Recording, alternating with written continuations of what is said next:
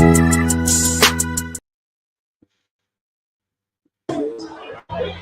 want to go to Jamaica.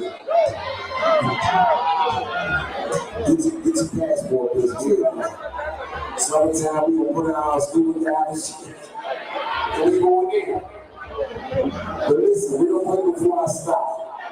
If you fuck with me, bitch, you got there to eat. Then you chili bird. I'm gonna tell you right now, bitch. You got to be able to eat a big one of them hand smokes.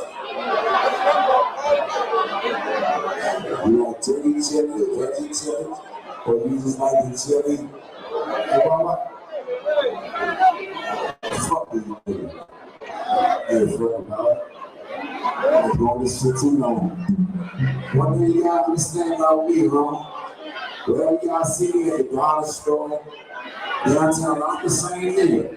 I ain't know my things with me, but guarantee you, that pistol ain't far away. God bless you.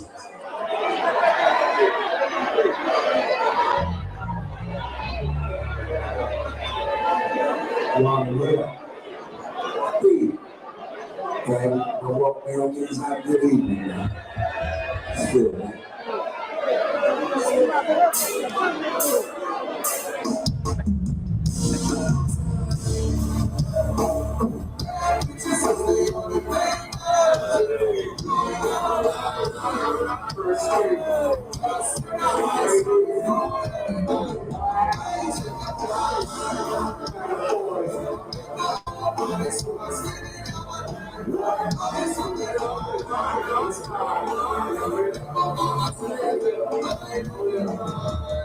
Tax season, this is their reason. 19 bitter with the reason. Now we be from, we ain't tell them out. Everything good, niggas running them out. All the work that we put in, taking these eliminated. They still get out of the shooter, trying to shit right to the prosecutor. You know the right. If we take a left, one road to the nigga right off the shelf. We don't play around, we'll put the block down. We're running now. On my water bill, they go a hill. Get the brother from the dollar bill. To the flow back. Bad boy smoking, press the back. We doing that. Alright.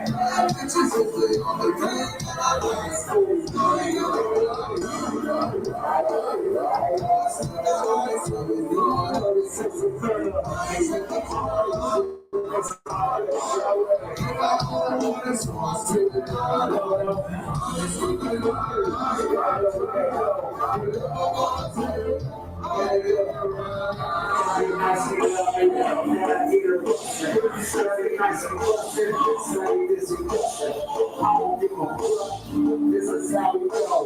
Thank God for everything's boy, two shots, everything is hot. Land over niggas, they stay on the block. This is fake block. What we gonna do? Boy, now we in that mama Oscar, you on too. Blowing these dolphins, take them like that. This is like a gift. This how we got. I'm being black. I'm in flowers. And what we got. This is how we do. All my real niggas down over the roof. You try to got it, you run. Some these niggas ain't on front. That cool crime. Good luck.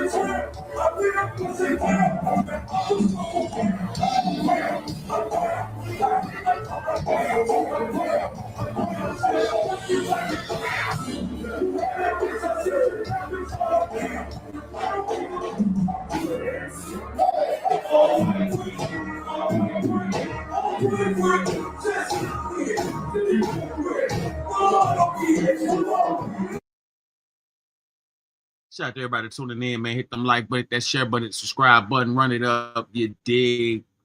Let's go. Shout out to everybody tuning in.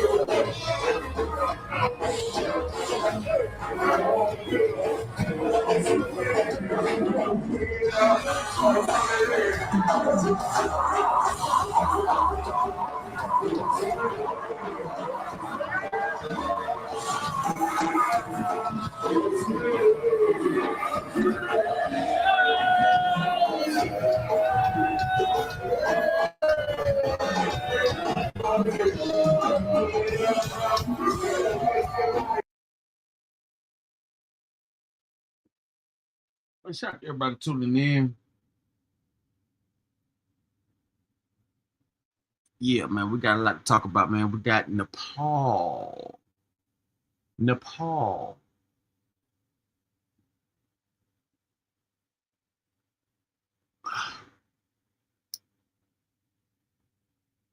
got person in custody in Kirk shooting.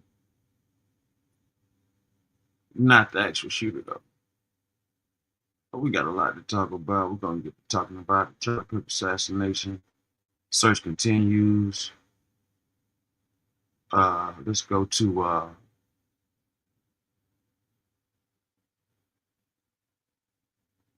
live now from Fox. Charlie Kirk shooting, 2 suspects arrested, manhunt underway. I'm sorry, 2 suspects released, manhunt on the way. We are back here for you on Live Now from Fox. I'm your host, Mike Page. Thanks again for joining us, continuing to bring you the breaking news coverage of Charlie Kirk murdered in Utah at his event. The Utah governor calling it a political assassination. We've heard already from President Trump. We'll play that out for you a little bit later, just in case if you're just joining us here on Live Now from Fox. But really, the big news since this shooting, though, is that the suspect's still on the loose. An active manhunt is going on right now in Utah. Before, they did have a person detained. They were questioning that person, but then we hear from FBI Director Kash Patel saying the subject in custody has been released after an interrogation by law enforcement. Our investigation continues, and we will continue to release information in interest of transparency. So I want to obviously continue to talk about this. Let's bring in our next guest to help break down what the investigation might look like right now in this hour. Scott Duffy, former FBI agent, thanks so much for joining us here on Live Now from Fox. And yeah, this is a story now where we think, okay, maybe we have someone detained, they're going to be the suspect, and now looks like it's back to square one. Yeah, good evening, Micah. Thanks for having me on. It is back to square one, and I tell you, it's somewhat of a roller coaster ride that I haven't seen. I would say not only in my career, my post career, with as much attention that is being put on people in custody, detained, questioned, and then released, and it's kind of leaving the public to believe, okay, all close, it's clear and safe to return. So I'm skeptical about anything that's released with regards to a person who's been detained. I just I don't like that. Yeah, and I mean, it's still so fluid right now where, okay, so what happens or when a shooting happens with a large event like this taking place at this campus in Utah, they have an idea that this person was on a roof. I mean, what are they looking at as far as security and everything else when it comes to videotapes around? Yeah, you and I no different than the rest of the world who are combing through all their social media videos, everything that's being put out with regards to the audience, this individual that I think we have all seen figure on a rooftop.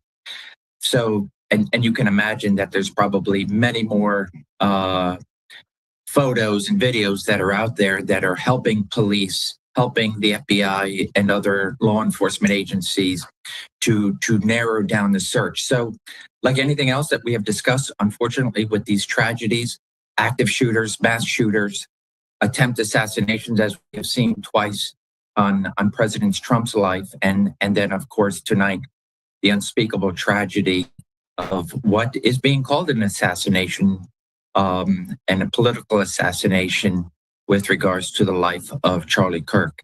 So right now, there was a dragnet when this first took place, as it should be.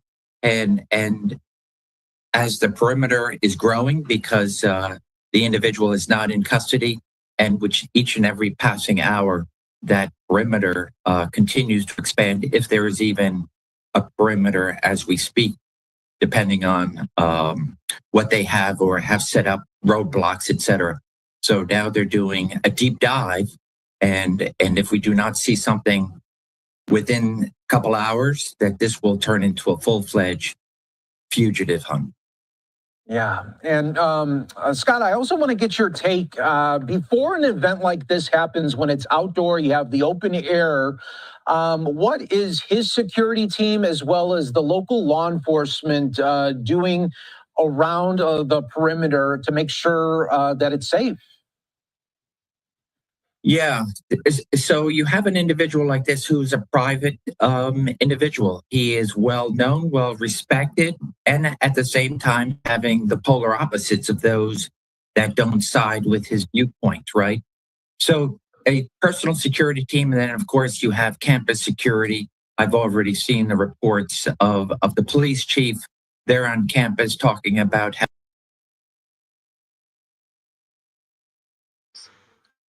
So as you can see, they have released all suspects that were detained in the shooting attempt. It's all part of the cover-up, suicide. Who knows? Several options of what happened, what really happened, why it happened. We're gonna dig deep into it. Keep it locked in. Subscribe to Live Now from Fox. Charlie Kirk shooting, 2 suspects released. Manhunt underway. how many were provided.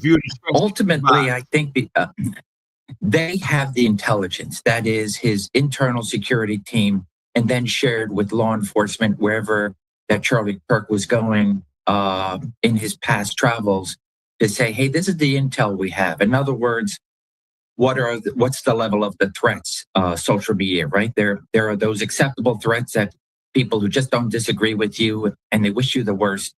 But you know through law enforcement analysis that it will never go beyond a word.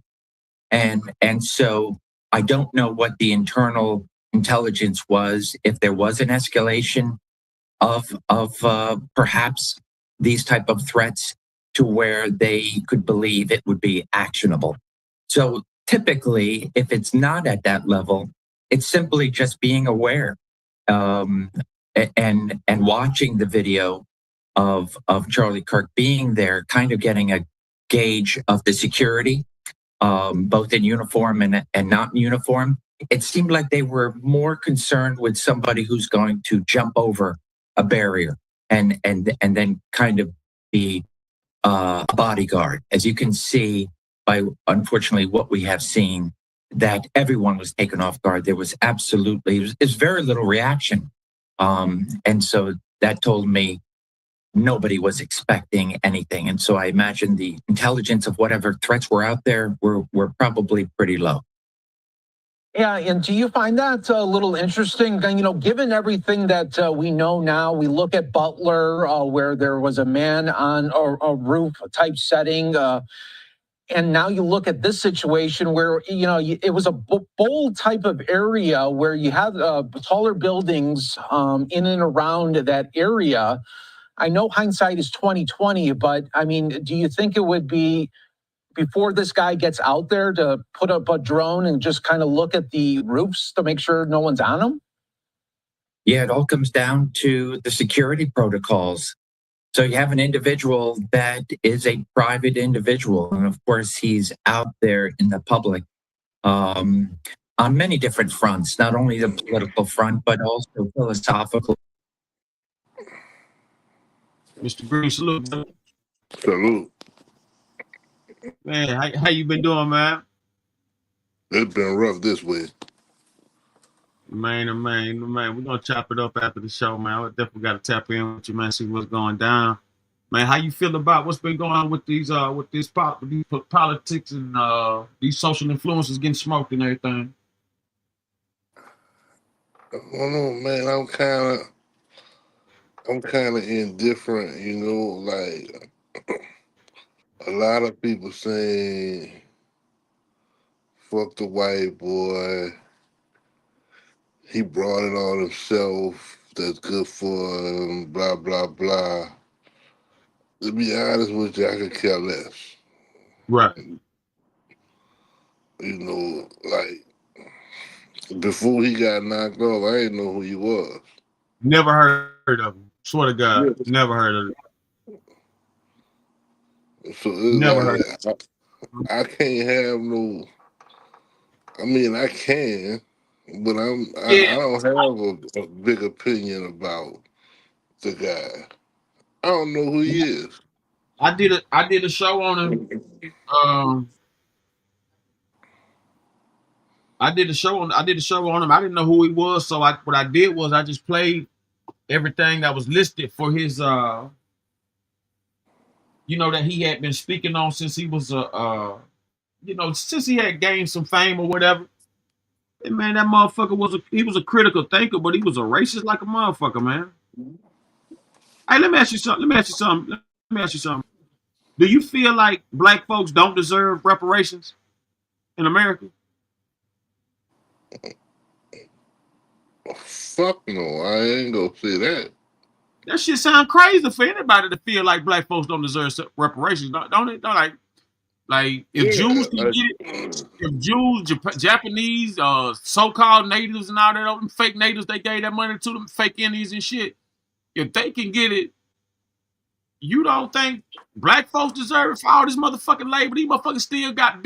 You go downtown in any major city, any city period, them buildings come off the slaves back. see, this is the reason.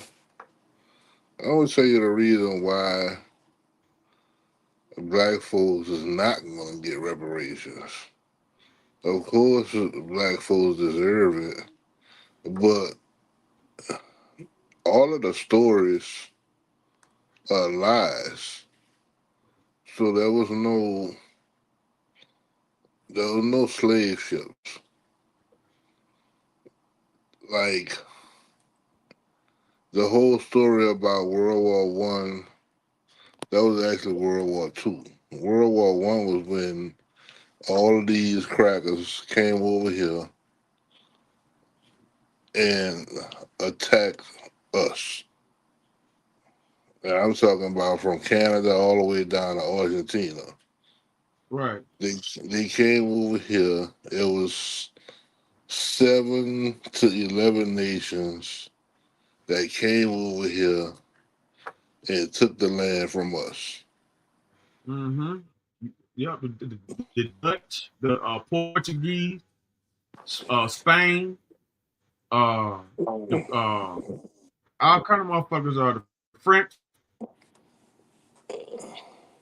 United Kingdom, Finland, the Asians, because that's all these $5 Indians are. The Asians, there's certain parts of Asia that came over here. Like that was World War One, when the world turned against the black people, the melanated people. Came over here and took shit. We was everywhere before anybody else was anywhere. That whole Right. situation about the uh the Native Americans, the story is true, but the characters was changed.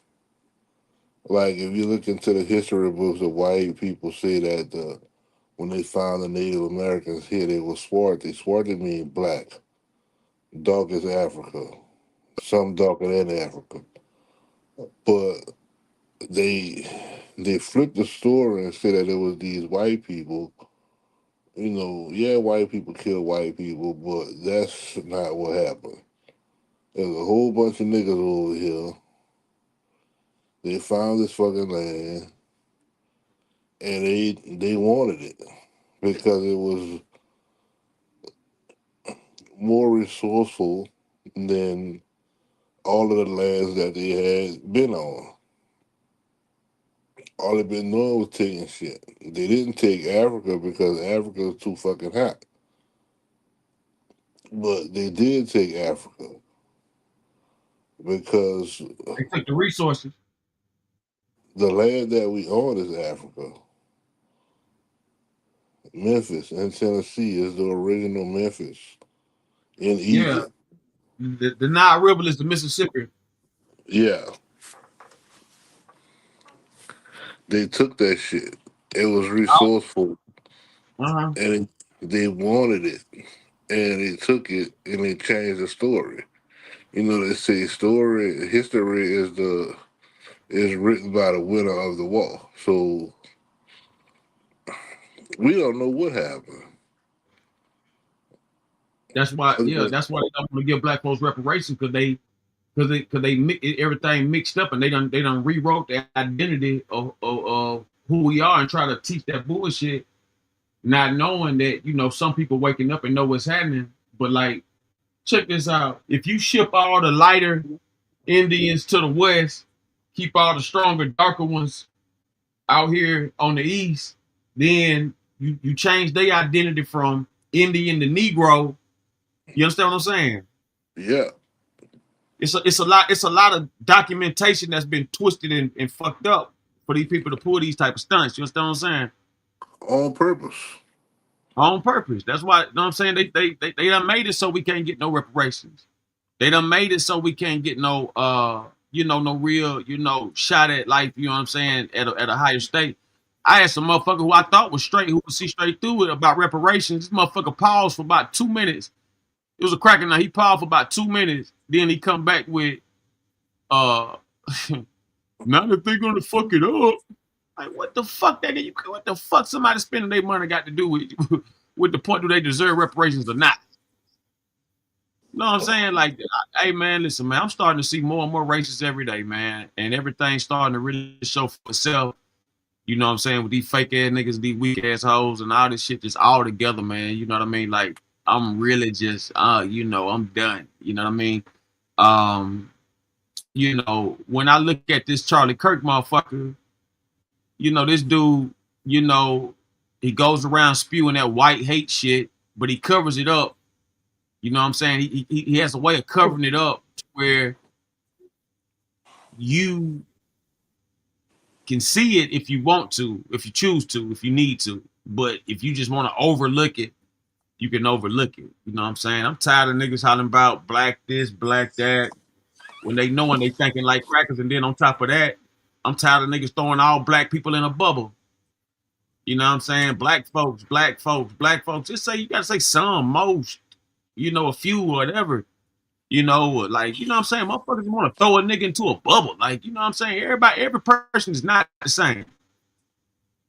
No But two see, people are the same. that's the whole brainwashing though, because they still have us calling ourselves black. The only way you get reparations is if you're able to claim your nationality. And we can't claim a nationality because black is not a nation. Africa is not a nation. So it's a lot. You can't go and say I'm a black person, give me my reparations. You have to claim a nationality. And we don't know what nation we're from. And we're not all from Morocco. See, that's the problem. They're trying to put everybody as the Moors. We can't all claim that because Mhm. Morocco is not the original place. Exactly. And then on top of that, too, you got to think about it. Motherfuckers be like, black folks, too, they hotel, they Israelites, yeah, we all that. You understand what I'm saying? Like, you know, every era got they, set of people and greatness that was done and stuff like that. But you know what I'm saying? Like, it's getting to be a bit much of a race history game. And let me tell the best lie. And I want to fool everybody into believing, you know what I'm saying, that, this ain't what it is, man. At the end of the day, we really got to recognize, man, that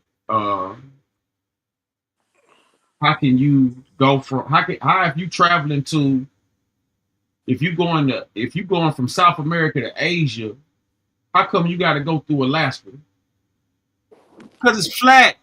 It's not, motherfuckers ain't shit round, man. This shit is a fucking flat. It's in a circle, maybe, possibly as an outer side, but this shit ain't, motherfucker ain't nothing like they saying, man. Got motherfuckers all fucked up, man. You know what I'm saying? Let me tell you something. I done been on the Sears Tower. Been to the Sears Tower, been high as you can get. High as I can. Looking, I can look to the east. I can see Michigan. Look to the west.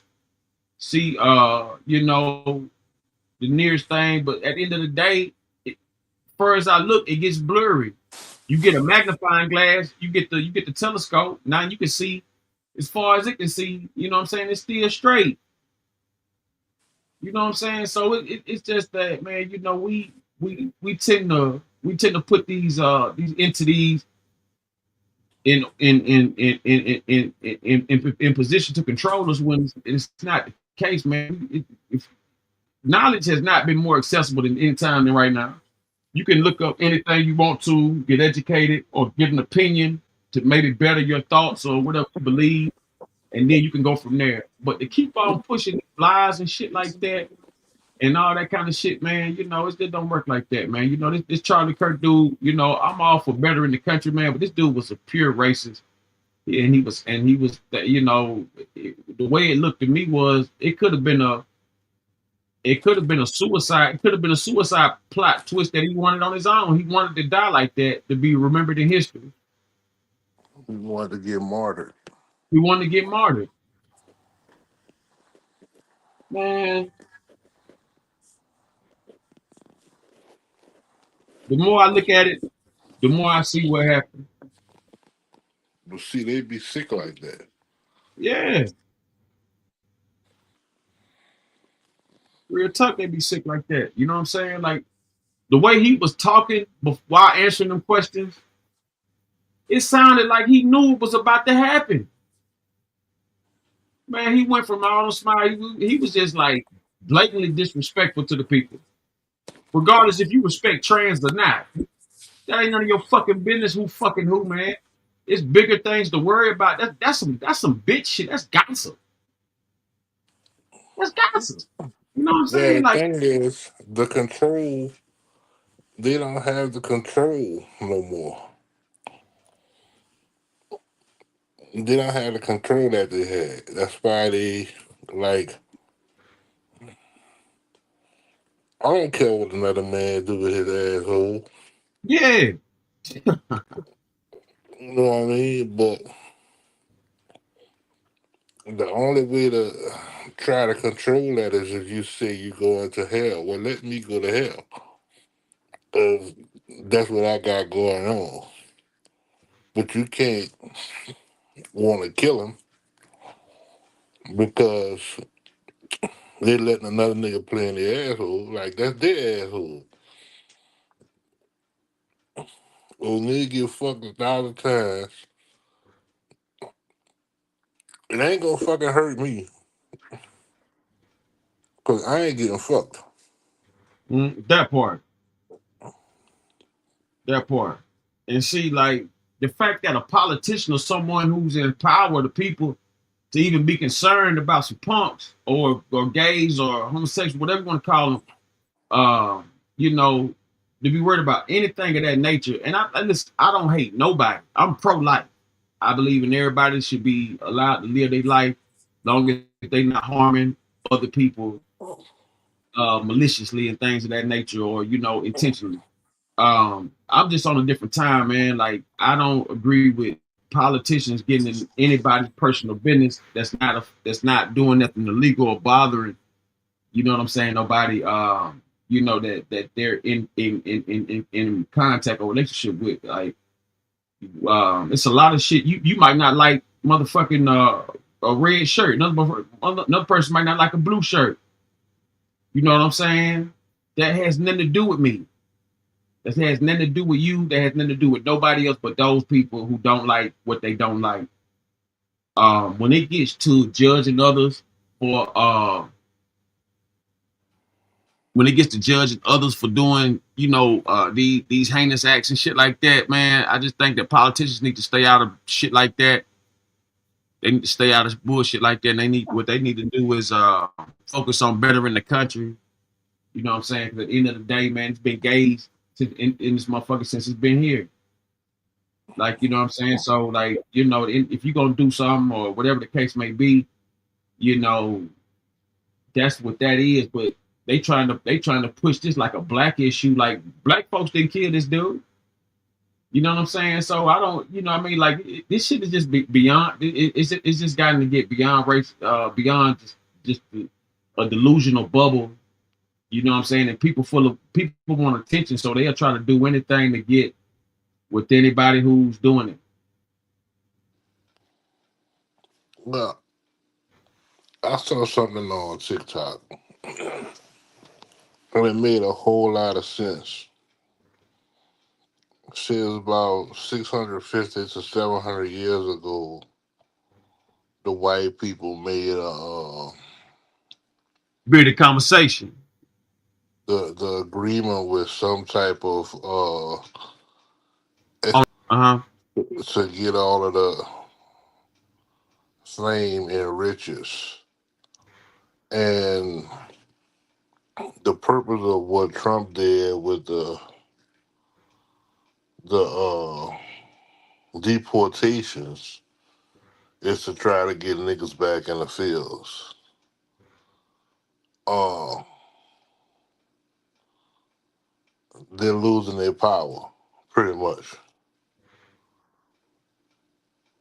And I don't know if it's gonna be 2050 or 2070, but everything is supposed to go back to the way that it was before they made this this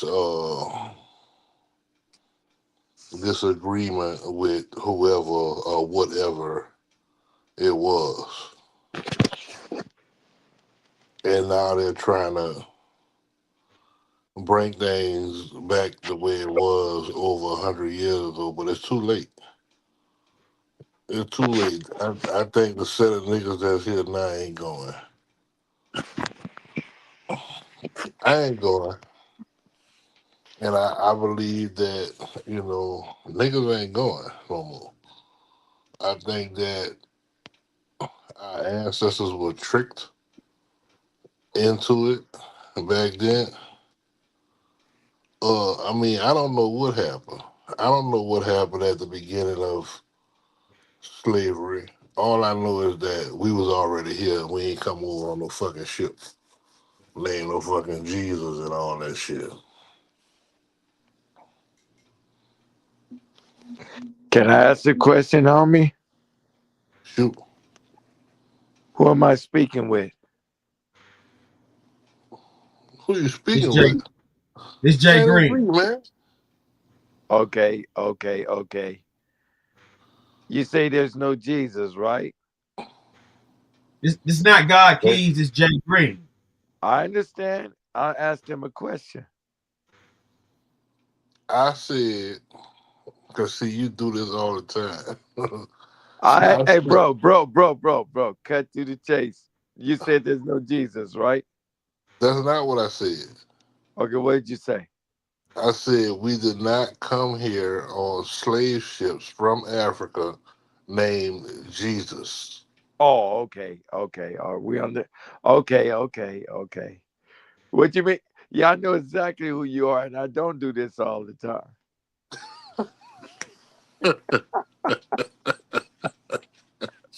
But let me ask you something. You ready? Shoot. Do God have a son? Oh, I don't believe in that. So I mean, you already know my answer. Hey, cut through the chase. Do God have a son? I don't believe in that. Answer the question. You didn't answer the question. What question? Do God have a son? I'm God. Okay. Give me. No, I ain't gonna say that. Now, this is the second person to tell you that, C-Mac. The second person to tell you that. I understand that. I understand that. Okay. If you God, okay, did you make the Sea of Galilee red last week, 10 days ago? Man, I'm God. You God. Did you Ronnie is make the God. homie? Did you make See, the sea red? no. Then how can you be God? The sea is red, partner. It used to be blue. When Jesus walked on it, it was blue. Now it's red. God.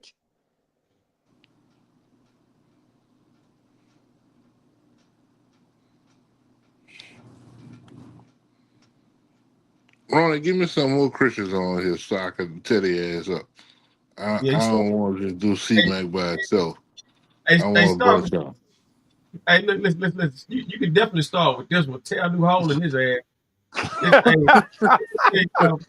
This motherfucker. Hey, listen. As much as I don't like that whole Charlie Kirk situation with dude, as far as him being a public speaking racist piece of shit, I would never ever turn him off. This motherfucker wanted to talk about some bitch named Ramika. What was her name? Ramika Jenkins? Ramika Jones or something? What was her name? Ramika Jones? I don't know, man. Some bitch named Ramika. Like, what the fuck, man? We up here talking major politics. Wait a minute. You want some more Christians? Give them the queen. Summer's the queen. Oh man, I don't listen. I'm gonna spare her tonight. Why? Why? Uh-uh. We only got them throwing men off we only putting men on the plank tonight, man. Okay. So No. so we Oh yeah, I'm gonna look you right though. I'm gonna sit on the line. Fuck it. Okay, so he say he want to attack the Christians. Come on with it, bro. He ain't attacking no Christians. He just debunking the bullshit. It ain't no attack. No, We're no, not, no, no. we're Bring it. Let me not, go through the phone. Let me go through the huh? phone to my Christians. Let me see what I got. Let me see who's Man, up. it's gonna be the same thing. It's gonna be the same thing. It's gonna be the same conversation because at the end of the day, He better be glad the pastor sleep. the pastor. Man, I ain't worried about the pastor, and I ain't worried about the queen. Okay. I ain't got no Okay. beef with Okay. Let me nobody. ask you this. Okay. Let But me you ask you this. can't talk that shit to me. Hey, how many drinks you had tonight? Zero. I don't drink. Okay. Hey, Jay Green. Listen, listen. Yeah. Put this motherfucker in his place. This is, and listen. We're gonna put this dude. We're gonna roast him properly tonight. I see he came in. Yeah, he came in misinformed. He didn't know the dress Man, what's code. this backdrop with this person in red? I've been wanting to ask you about that. What person in What red? back? Are you talking about the Holy Ghost? That's a woman? Hold on, let me see. You talking about that? Oh, oh, just Satan got him seeing stuff already. It's working. Green, that what you talking about? Oh, that's a woman in church catching the Holy Ghost. Yeah. Satan got him seeing stuff already. Yeah, you can't. One thing about it, you can't deny the spirit. You know what I'm saying? Nah, Yeah. you know. Oh So man. that's like, Hey. He say he all that. yeah. I was. Yeah, what happened was I was going to church on some lane. I had to, you know what I'm saying? I had to. Yeah, he say he all that, man. Mm-hmm. Okay, guys. So what's your plan? When the world gonna end? What's going on? I'm listening. Get your thoughts together. I'm ready. I've been drinking coffee.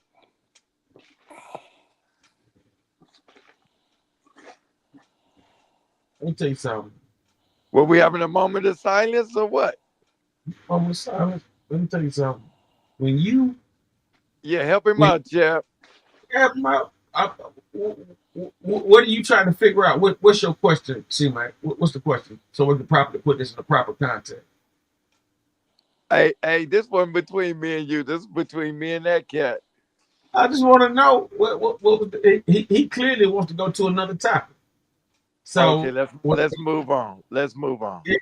Yeah, Okay, let's move on. yeah, Hey, because huh? we're in the name of God tonight. Yeah, like I was Cause saying, I I look don't at want that. lightning. Hey, I don't want lightning to come through the show. All right. Yeah, hey, the more I look at that Charlie Kirk video, it's not far fetched to think this was a public suicide script. So a no-name public speaking white racist who could never be president or true leader gets a martyr. Well, you know Mother, what? Well, you know what? That cat was everywhere. He was praising Jesus. Then he was a racist. I mean, I'm lost. He had too much going on. Well, I ain't going. Well, was he a racist? I'm not sure. Was he?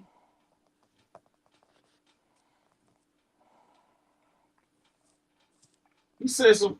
You was on the show last night. You heard some of that shit he was saying. Oh yeah.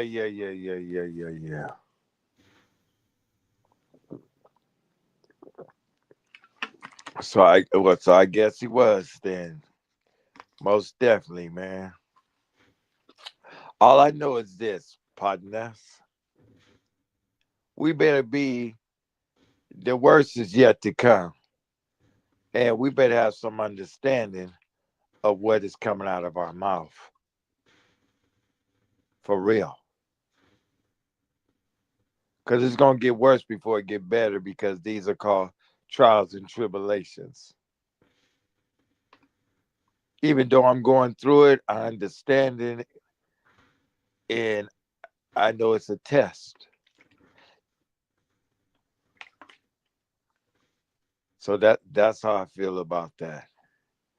As far as this character, man, unfortunately, you know, some that wasn't agreed upon, and it happened, but all in all, he got wife and kids.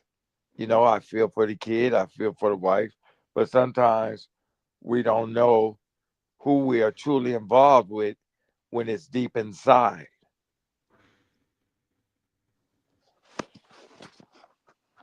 The outer shell is not enough sometimes.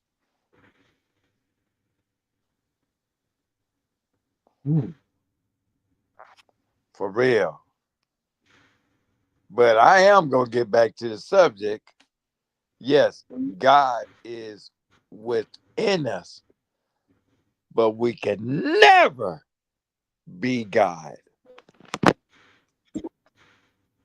Listen, listen. I don't know if you switching your neck saying that shit or whatever the hell. I don't know if you snapped your fingers when you said that or what. But I will know this: God is within. That's what Now, I just said. God, no, that's not what you just said. You still in a fairy tale. Let me ask you a question. Do you believe black folks deserve reparations in America? Huh? Do you believe You black people say? deserve? Do you believe native black Americans like us? Do you believe that we deserve reparations from America? Haven't everybody else got reparations? Answer the question. Yes, we deserve it. Do you know that a lot of natives are Mexicans and not natives? Hmm. That's a fact. That's why Okay, the so we got. Pachanga, wait a minute. That's why the Pachanga tribe right now is snitching on each other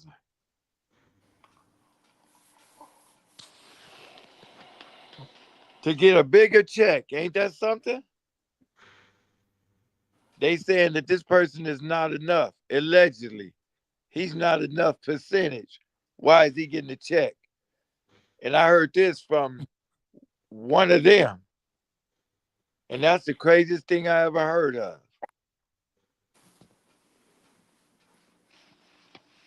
Allegedly, that's what's supposed to be going on. So hell yeah, we've been raped, robbed, spit on, pushed down in the molasses, dogs sicked on us, and we don't deserve. Come on, man. The Chinese got it. The natives got it. Hell yeah, we deserve it. Niggas ain't get it. We haven't gotten it yet. We deserve it. Hell yeah, we deserve it. Police shot us on the spot for nothing. You don't know the shit I've been through with the police for nothing.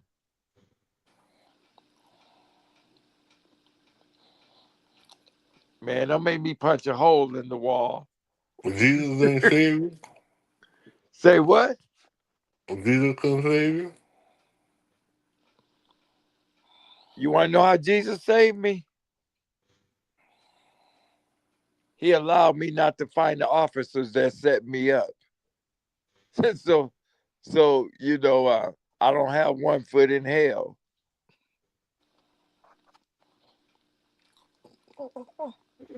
You actually got 2 feet in hell already. Nah, had I found those officers, trust me, that's where I would be.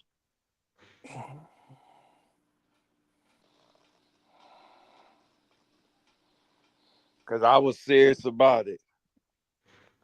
But what y'all used to say? Why they What's can't it? lie on you? They lied on Jesus. Oh, my mama told me that all the time. You are absolutely right. But they didn't plant dope on Jesus. You don't know what they did to Jesus. You wasn't here. Well, you tell me, you God.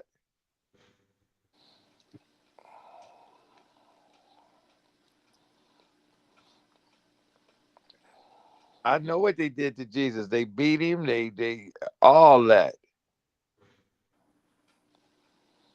You saw it? No, but it is written.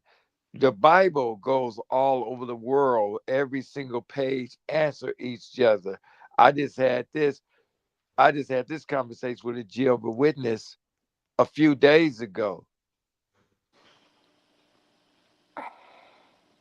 You believe in Mother Nature too? How can you deny Mother Nature?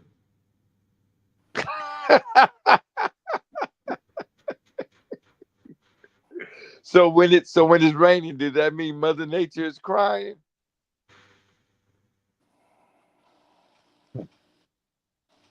Yeah, I thought so. What you mean no, it goes when if it rains when the sun is out, the devil beating his wife or some shit. No, we ain't talking about the devil beating his wife. I already know that. When the sun shines and it start raining, yeah, the devil is beating his wife. I heard that. You talking to a Louisiana boy by way of L.A. Crip.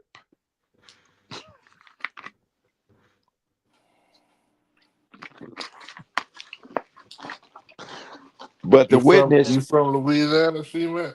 yes, What part? Shreveport, Halton, water moccasins, bayous, burn the trash, slop the hogs. You Cooper rolling 60s or you different kind of crip? Huh? I'm faux tray all day. Okay. I mean, I'm just asking. All I No, no, know no, no, when no. No, no, no, no, no, no, no, man. I'm from faux tray, man. The original, not the babies. I'm down there on the walker now. you just old as fuck. That's why I school these youngsters because I've been through it and did it. And that's what we all should be doing is schooling these youngsters. That's what you're supposed to do as an OG.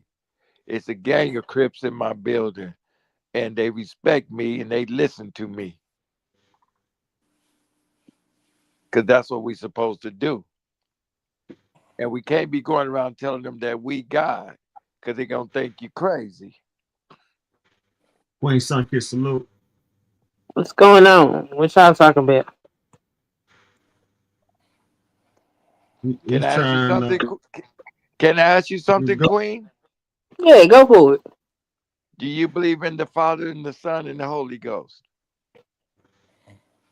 Yeah. Okay, we good. All right, we got God on the line.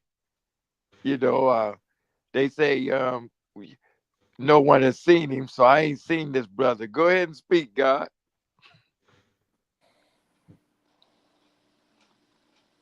Oh, who? Oh, somebody said they was God. Oh, he on the line. Jesus is on the main line. Tell him Yeah, what you want. yeah. I wish I could FaceTime God. Send me his phone number. Well, that's called prayer. No, God is on the line. He being quiet. But they say the Lord moves in mysterious ways, so I guess he finna make a move. Hmm. Yeah, that's a funny topic.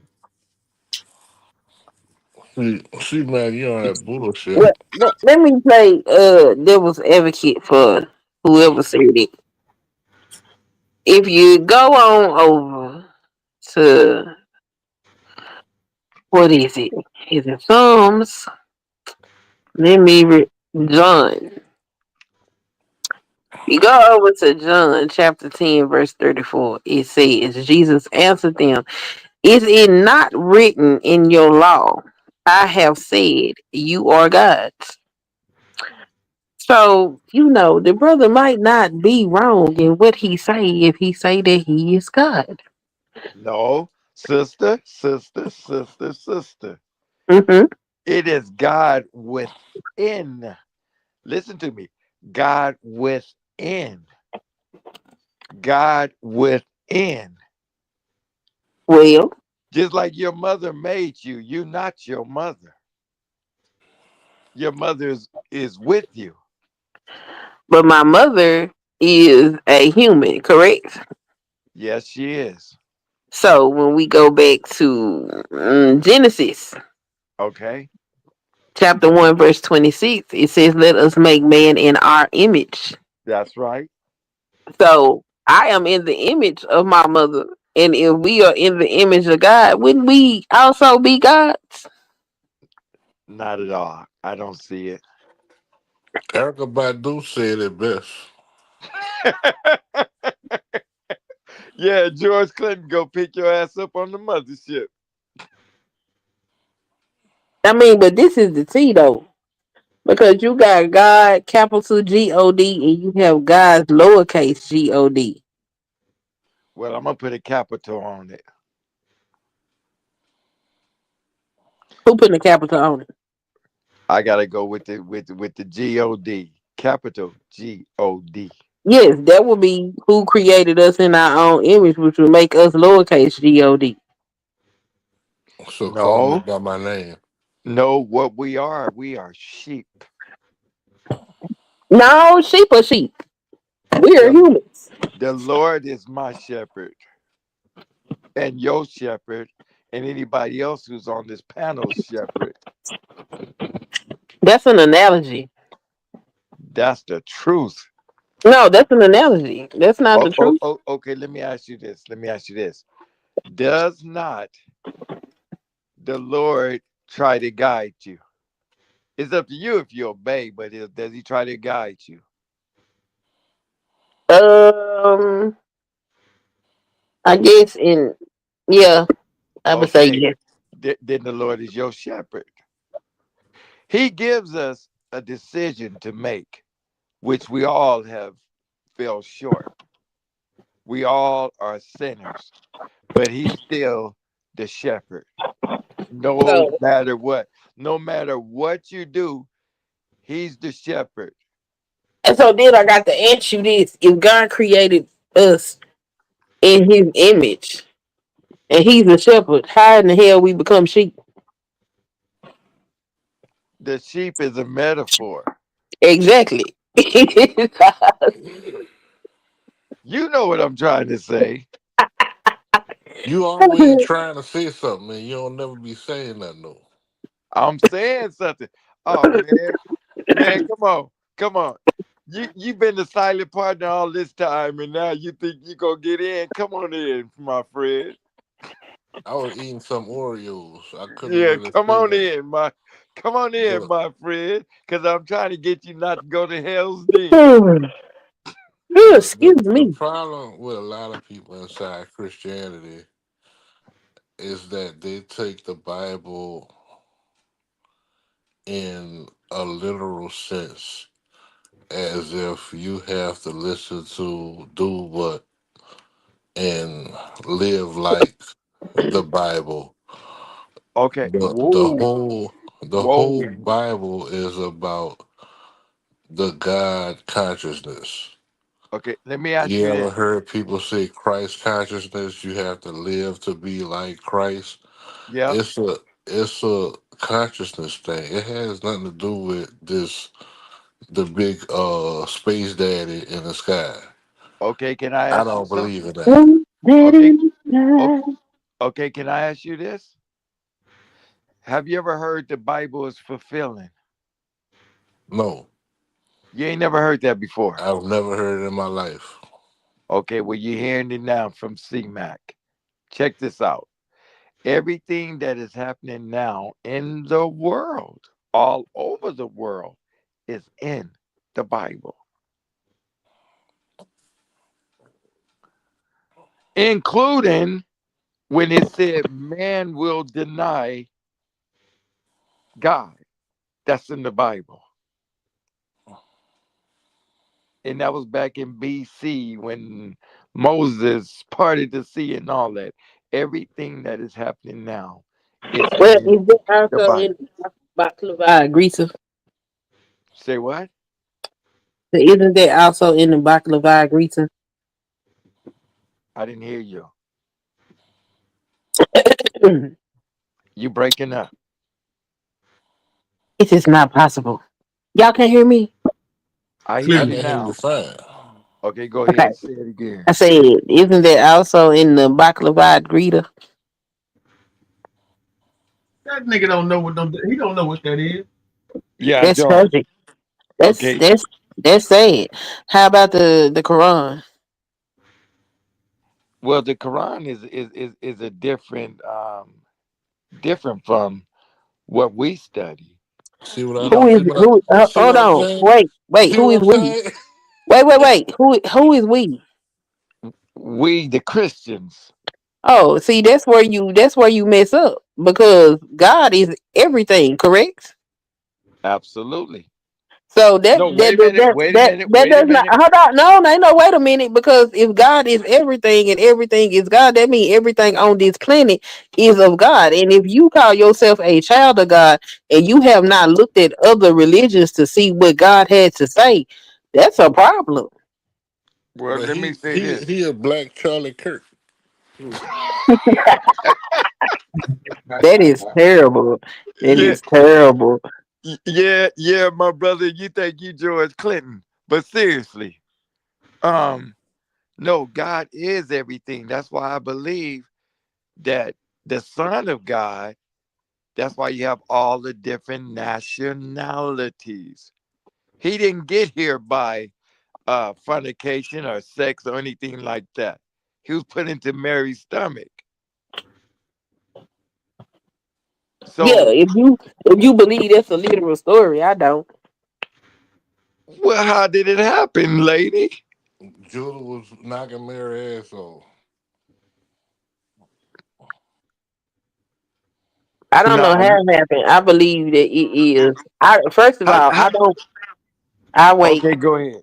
Go ahead. I Go don't ahead. believe that everything that is in the Bible is meant to be taken literally. The Bible is full of imagery, allegory, and all of those things. So, I mean, if you're gonna read the Bible, you need to be completely literate. Like you got to know something about literature and how it's written and all of those things. Oh, oh, Now, oh, oh, oh, there are oh, some. oh. Hold on. There are some concepts that dictate universal law. One of them is as above, so below.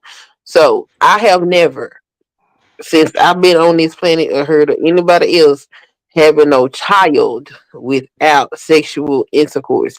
I ain't never seen a snake talk. None of that shit has ever existed. I have never seen a rib create a woman. I have only seen women give birth to men and women.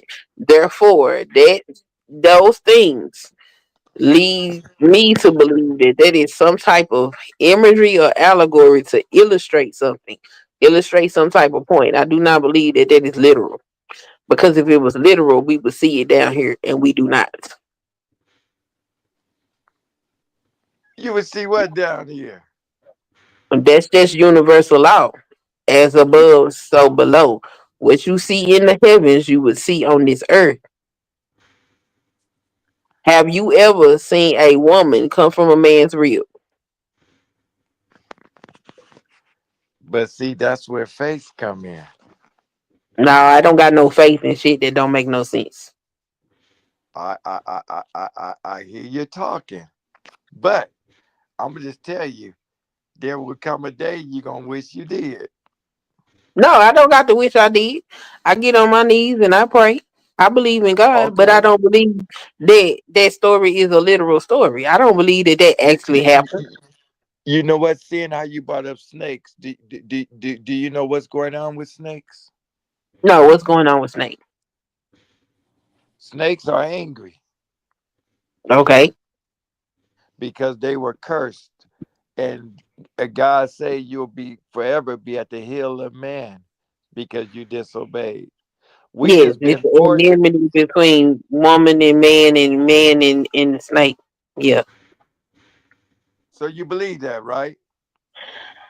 Not in the sense that it came in. We don't like snakes because of the way they look, because of the way that their eyes are shaped and the way that their head is made. They look predatory to us, which is something that's natural in the animal kingdom. but the snake is the one that the snake is the one that gave Eve the apple. Did you forget? I don't believe that the snake gave Eve an apple. I actually believe that that story is not about a literal apple. I believe that story is about sex. Huh? Mm-hmm. The See, story when is you, not about sex. The I don't story is know not how about you. sex. So, what makes you believe that that is the truth? Because I can tell you how I came to my conclusion. It's the truth because the Bible say so. Okay, so when you get a Bible, what you need to do is go back and study because the Bible has been translated several times. So you need to understand But Hebrew, but and but but most of us don't. And you also need to understand Aramaic, and most of us don't understand it either. So when you actually get into Bible study, one thing that can truly help you, since you don't speak those languages, is to get you a concordance. Now, when you get to a concordance and you start looking up some of these words that have been translated, well, they're not the same words. So when you see the word fruit in Genesis about that apple story, it's not an apple, it's not a fruit that's being discussed. what was it? It is sex that is being discussed. Nah. When you read the story and you read the story with the knowledge that the word that they are using for apple translates to like some type of lust or pleasure or something like that, and you continue to read the story, then you learn that Eve became pregnant and she conceived two children at the same time.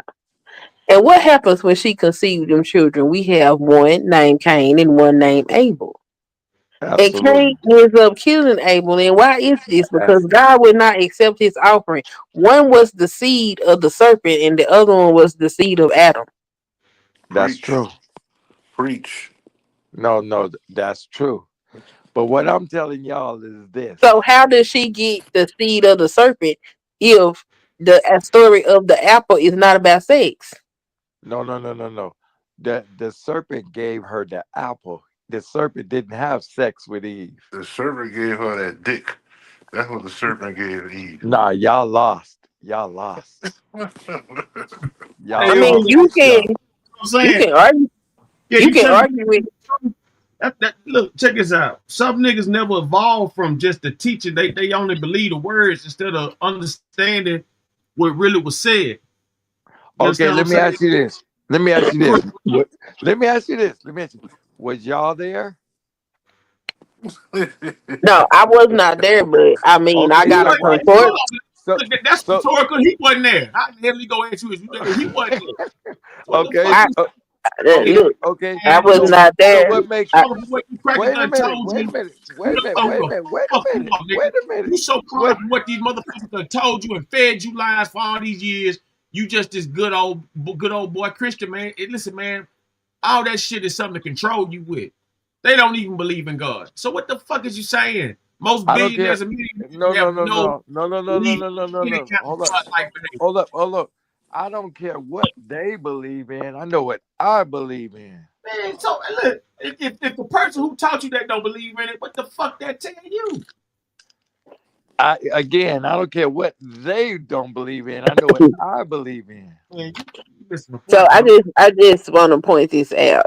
It is stuff that in Second Timothy 2:15 says, "Study to show thyself approved under God, a work that man needeth not be ashamed, rightly dividing the words of truth."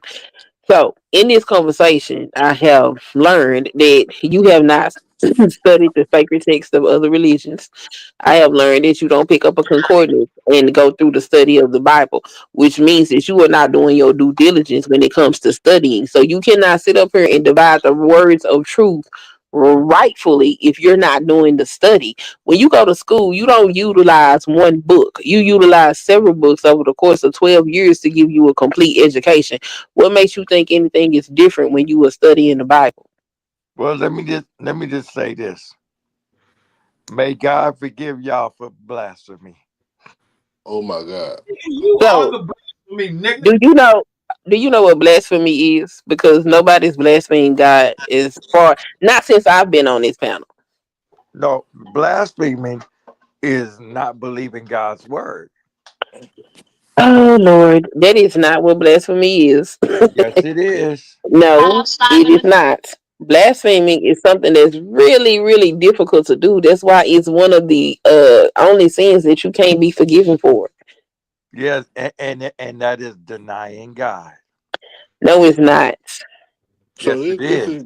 this is blasphemy right here. I don't believe in the space that in the sky. That's blasphemy. Blasphemy That's is the true. act or offense of speaking sacrilegiously Yeah, about God or the sacred space that things, in being the sky. profane. I haven't heard any profane conversation up here. What I But have heard you is, know, at least from my part, I've been trying to educate you on what I have learned because I've actually sat down with a concordance in my Bible and went through these things. That is why, because God gave us all these tools and things, and He also gave us common sense. You ain't seen a talking snake never in your life,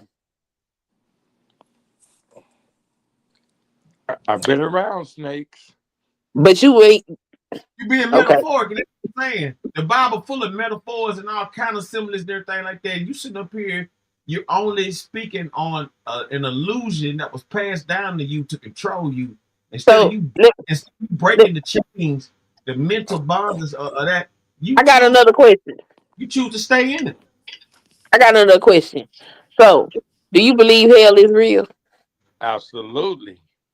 And since you believe hell is real, what do you believe hell is? You want to know about hell?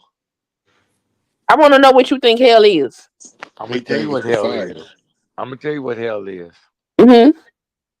The actual hell is cold and dark with demons taunting you and all. And then at the end of the world, there's the lake of fire. Mm-hmm. The lake of fire is where the devil and those that don't believe is going. That's what it's Okay. like. So let me give you a different perspective on what hell is. If you look up the term hell in the Bible and then you go and get a concordance and look at those words, hell is a landfill. Okay. Hell is a landfill in Jerusalem at a place that was called Gershwana. And that is where they dump their trash. And so when you get these imageries of when they tell you that hell is hot and it's on fire, it's because fires was always burning What there what because they were burning the trash. what And because they were burning trash, the larva from the worms and things was always generating because they had heat to keep them warm. And that's why they say worms that eat your body continuously and all of these things. So that's where they get the imagery of hell from. If you continue to look up these words, you find that the fires that they talk about inside of the Bible that's supposedly associated with hell are for consecration, which is purity. So when you keep going and reading these words, you find out that hell is actually a place of retraining. no, but you heard what I said. Hell is cold and dark. It's not hot. The lake of fire is hot.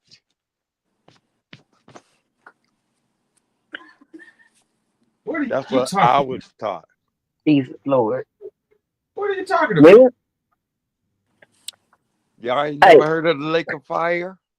The lake the of lake of fire is found in the book of Revelations. Thank you. So, what do you mean? What am I talking about then? Listen, she's talking about one thing and you take it to a whole nother level with the lake of fire. Now, what is hell in your mind? What is hell? I told you it's cold and dark. Cold and dark, but everybody else say hell is hot. So Hell what? is a place. Everybody else is wrong. Hell is a place of consecration. When you need to get the when you're building something and you need to get the impurities out of it, you have to put it through the fire. So hell is a place for the retraining of the mind and souls of the people that I missed it inside of this lifetime. If you look at the Jewish perspective of hell, they say Hell is being out of the presence of God. Well, if you been retrained, you are not in the presence of God. Hell is not this place where demons torment you or any of that. It's a place for you to learn who God is and get your mind right. That's what y'all think. You know what? Y'all You won't was be able to given come. this Let imagery me. of hell to put fear in you so they can program you to do all this weird shit. When Jesus came here, Jesus did not come here to adhere to the law. He came here to break it because it was training people in a certain manner. I'm telling you, if you get you a concordance and go read that Bible, it's going to change your life. Nah, because I know who God is. I experienced God. So, there's nothing that nobody on this panel could tell me anything about God unless you've been I'm through not what I've telling you been through. that God don't exist. I never said that. I believe God exists. I believe that a lot of nonsense that they have taught us is not true. I see what you're saying. What taught and feelings is two different things. So I'm not going on what I taught. I'm taught on I'm going through what I went through. That's what I'm speaking on. You went through So a when talking anybody snake, wait a minute, wait a minute. So when anybody come with some nonsense, that's what it is to me. Nonsense. but you went through a talking snake and you went through a woman being pulled out of a man's ribs and you saw No, a woman be no, born without having no, sex. no, no, no, no, no. See, if you was baptized in the swamp that my mother and her 8 sisters was baptized, and you would have got bitten because of the way you speaking and your How do you faith. know? How you know she wasn't baptized in a swamp or a river or a pool? With water moccasins swimming around her. She hasn't. Look, you just trying to intensify your point. What I'm saying is this right here. No, I'm just speaking the truth. I'm speaking the You just trying truth. to intensify your point, bro. Let I'm me say this speaking to the you. truth. Let me say this to you. How you know she wasn't? She from the south. How you know she wasn't baptized in a swamp or a river? Okay, let Or, me ask you. Were you baptized in the swamp with wait a minute, wait a minute. Let me ask her. Were you baptized in the swamp with water moccasins swimming around you like my mother? No, and I wouldn't get in no swamp with no water moccasins. Yeah, okay. Okay, does Good that question. answer your question, champ? What's the Listen, word, Sender? Peace and blessings to the panel. Uh yeah. oh. So, Does that answer your question, champ? She wasn't baptized like my mama with water uh, moccasins swimming around her. okay. Yeah, So and you don't know what would happen to me, so I don't even know That's why true. you. No, that's true. That's true. That's true. Hey, I wish the best for you, sister. May these words don't come back to haunt you. You know, Oh my lord. no, for real, for real. We all have fell short, and it's His choice. What happens with any of us? It's God's choice. Bottom line, would you I'm agree to sure that? that God is not going to shun me because I went to go study His word. Like, No, wait a minute. Wait a minute. We don't know what God is going to do. I can't speak for God. Neither can you. what do you mean? Then you just sit up here and say that's where faith come in? I have faith that the Lord is not going to punish me for studying His word and not just the Bible, because God didn't just create Christians; He created Hindus, He created Buddhists, He created Absolutely. Absolutely. Islamists. He created all of these people, Okay, and because absolutely. I can So go what it into let any masjid, any temple and sit up there and pray and worship with these people, and I have them guys people too. oh, absolutely. Let me ask you this. What are you considered? I'm just a child of God. I don't even consider myself Christian. Okay. Just a believer. No, I'm a child of God. But you're a believer. I mean, if that's your interpretation, yes. No, it's not my interpretation. Are you a believer? I believe in God, yes. Okay. Then we on the same page. Yeah, I'm not here to fight you. I'm just here to impart some things that I have learned along my journey. That's it. Yeah, but you going on what you learned and I'm going on what I learned. One of us is right. We'll find out in the end. What if both of y'all wrong? Uh oh. Uh oh. Hey. Oh, Bring it so now on. you, so Here we go. Here we go. so so so so now you're not God no more. So now who are you? Who not God? The brother. That's He not said, what I "What if we said. both wrong?" That's not what I said. I didn't say that I'm not God. I said, what if both of y'all are wrong? See, what you're doing is what a lot of preachers you're deflecting. And instead of you answering the question, you reshape and reform the question in your own head and then answer that. I just asked, what if both of y'all are wrong? Well, What happens then? I'm gonna just say this. I guess I we don't both go to hell. I don't think I'm wrong. See, he's not going to answer the question. He's not going to answer that question. You I know, don't He think. there's can't. another school of thought. There's You another know. school of thought Yeah, that's I honestly don't think he can answer the question. I just think he gets stuck trying to remember what he was told. And so when you try to get deeper into the bag, what he's trying to say, he don't know how to respond I because responded. never get. well, there's another school of thought that the ideas that you conceive in this lifetime you take with you when you cross over. And as long as you believe that the hell exists, you will live a hell existence until you decide in your consciousness to let it go. Oh, okay. So wait a minute. So you telling me hell don't exist? I just told you that I believe that hell is not this place of torment. I believe that it is a place of retraining. Okay, with all that being said, So you and telling me? the Wait a minute. lady, Oh no! Wait a minute. So you tell me jail is hell? That's it, huh? Jail? Yeah, What 'cause you you say, talking bro? about retraining. I mean, Jail doesn't rehabilitate people. Jail keep you locked up in a cage like an animal. So the lady, how can you call? But wait a minute. How can you call hell boot camp? So I'm gonna explain to you how I came to this conclusion yet again. I told you I got a concordance and I looked up the words that say hell and fire in the Bible and looked at the original translation. None of that spoke of fire like they translated in the Bible. A lot of this stuff in And these I just told you. And I just told you hell is not fire.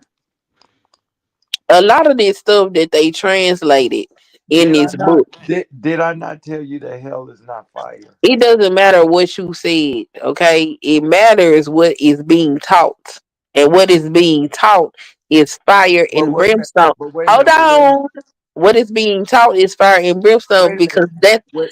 that's what is said in the book. And so that's what people are telling But wait a minute. But wait a minute. You said taught. You said taught.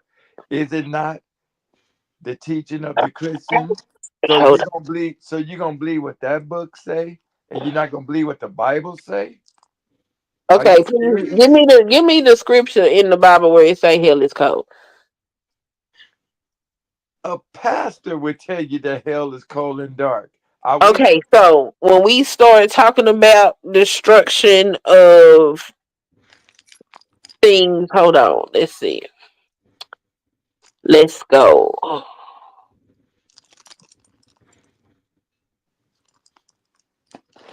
Because the Bible don't say that hell is cold.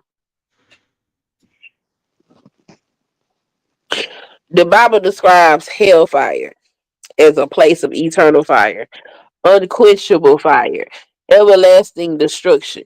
That's what the Bible describes it as. But when you go and get a concordance and you look up these words, those are not the words that the concordance say that those words mean. These people took these words and translated them so they can control people through fear mongering.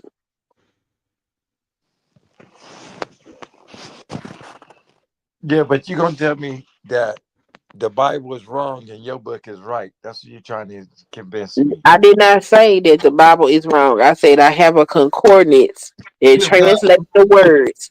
And when you translate the words and you put the words back into the passage, it changes the meaning of the passage, which would be the original meaning because those are the original texts that the passage was written in.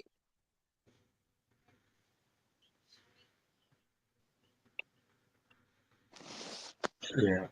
All right. Hey, Quick, what you were trying to get out? Um, the lady, excuse me, I'm eating as well. Um, the lady has referenced retraining and also has referenced moving on, passing on, or and I would ask onto what? Retrain for what?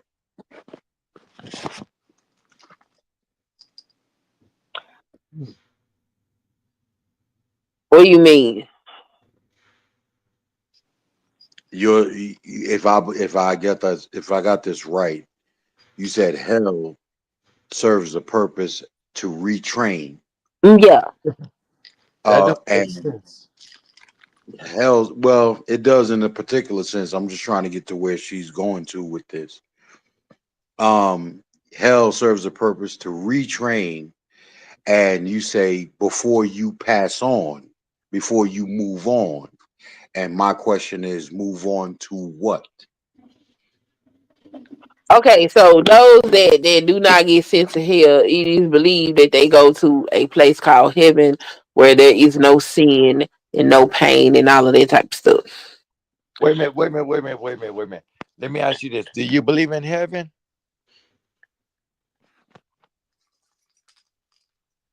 I don't know what happens when you die. I don't Do know. I ain't never died. do I believe in heaven? You probably do. Yes, I do. Yeah, I'm Okay, sure you do. okay. That was You real. you couldn't possibly believe in hell and not have heaven. Thank you.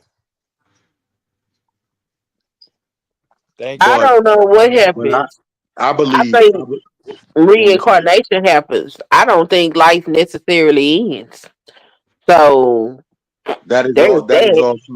that is also a theory. I wouldn't say I have adopted it as a belief system, but the story of Adam and Eve has not changed.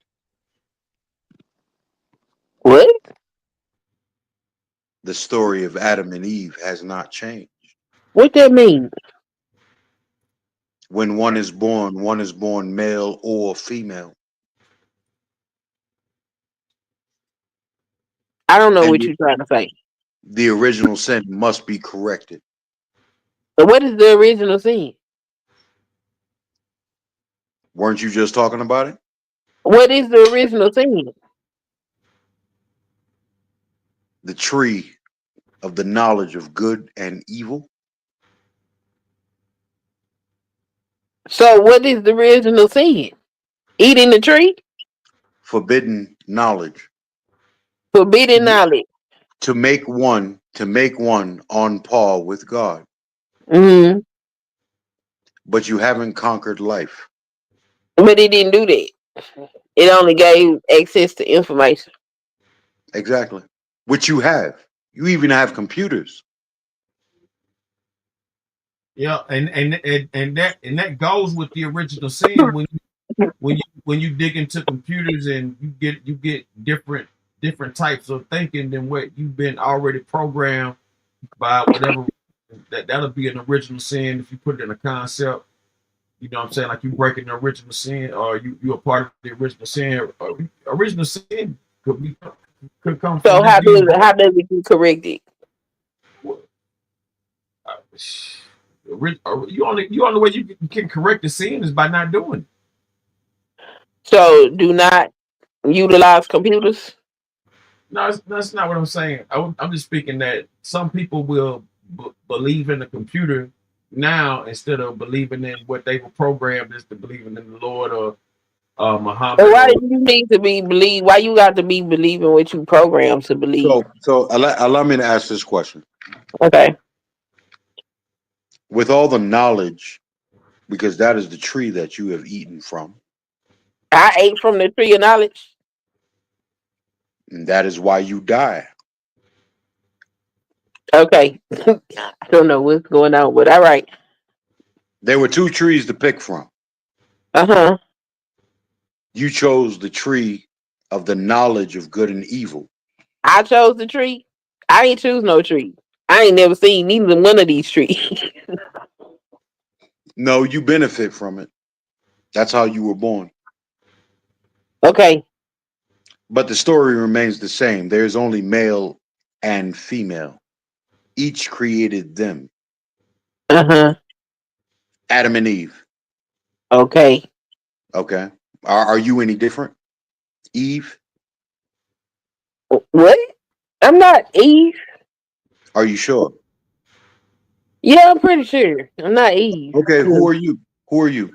I ain't had no. I ain't ate no fruit. I ain't seen no talking snake. Yeah, I ain't had none of that go on. So I'm Is not that Eve. is that short-sightedness, or do you know your place in time?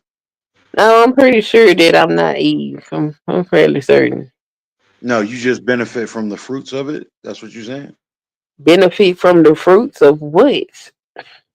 The tree of knowledge I live of in a good and world evil. that I was born into. I don't got nothing to do with what happened before I got here. Okay, I'm starting to recognize what's happening. Thank you. All right. Okay, what's happening? She don't believe half the shit she talking about. Oh, all right. Oh, Well, so this was a joke the whole time? I mean, Only he's entitled.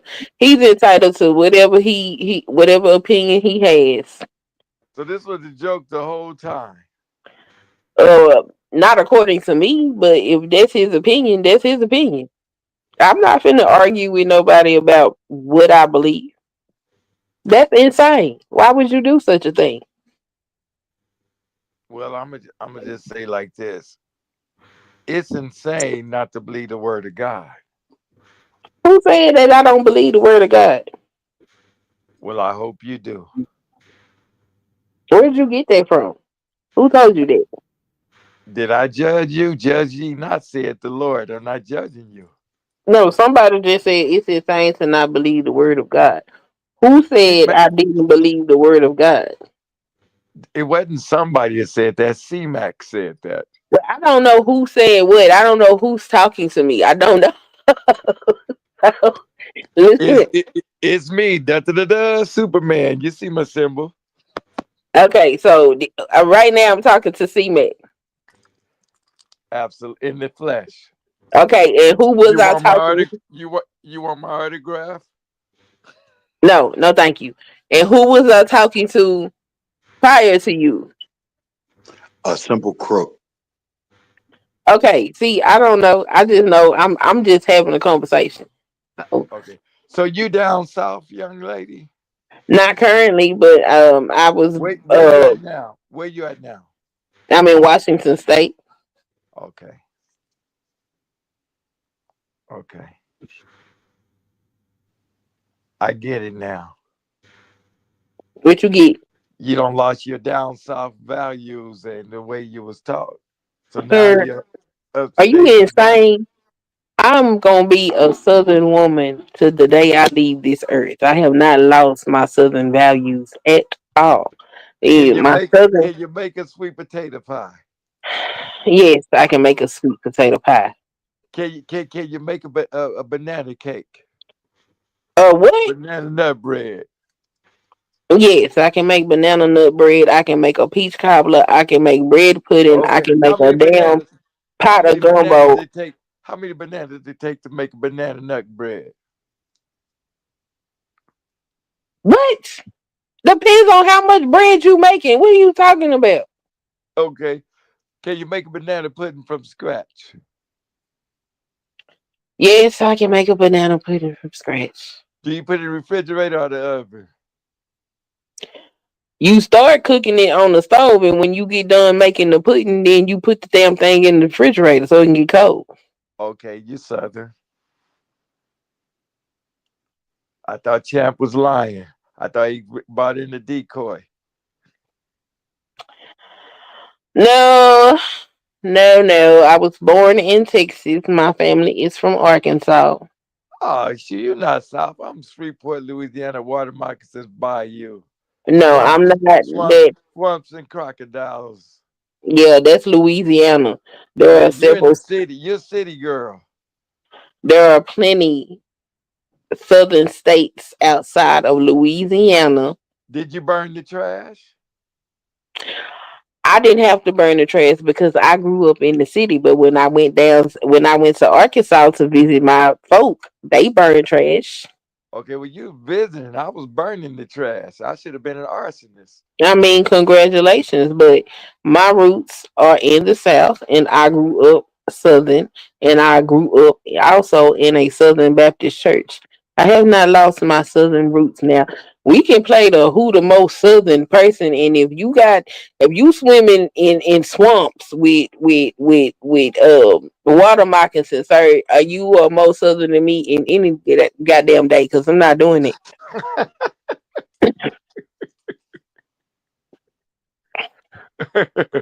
do, do you have them Louis? Do you have them Southern legs?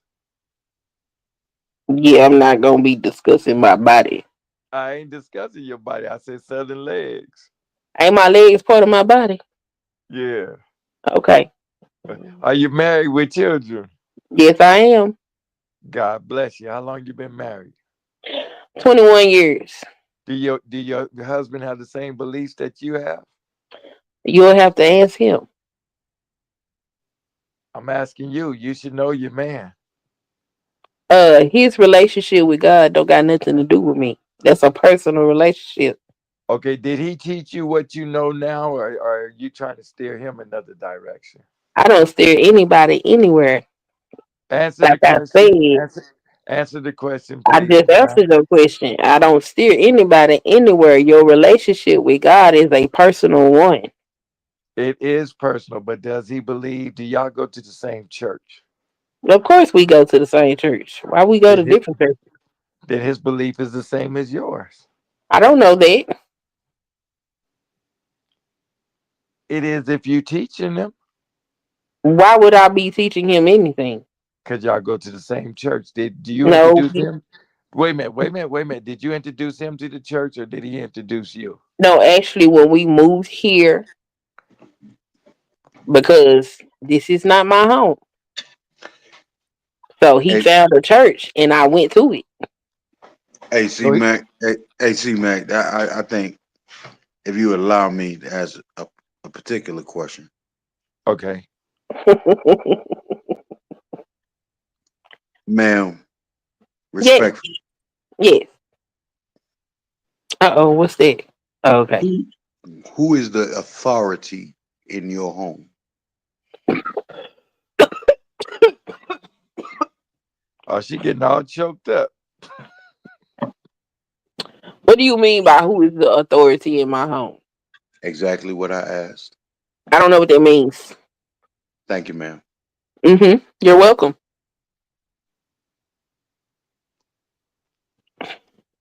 You have a beautiful soul, but you're confused, and I'm gonna pray for you. I'm not confused about anything.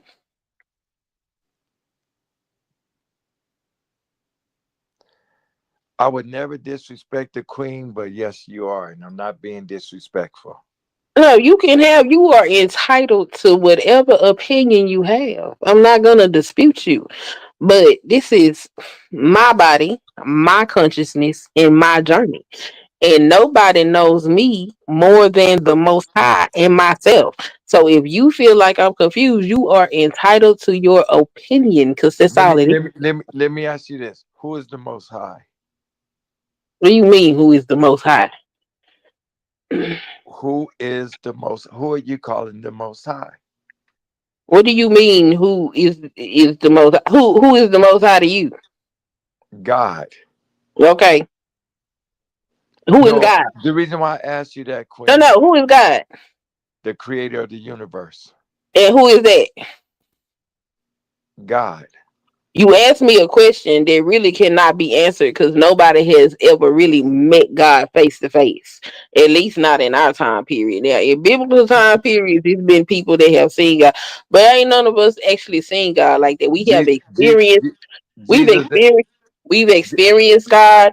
We may have had encounters that we attribute to be God, but none of us have a definitive 100% proof or record of God. So, like, to ask me something like that is disingenuous. But go ahead.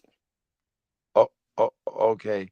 Someone has met God, Moses and Jesus, I and Mary. just said in biblical times. I already addressed that. If you was listening, Oh, I'm definitely listening. What horoscope are you, Queen? I am a Cancer.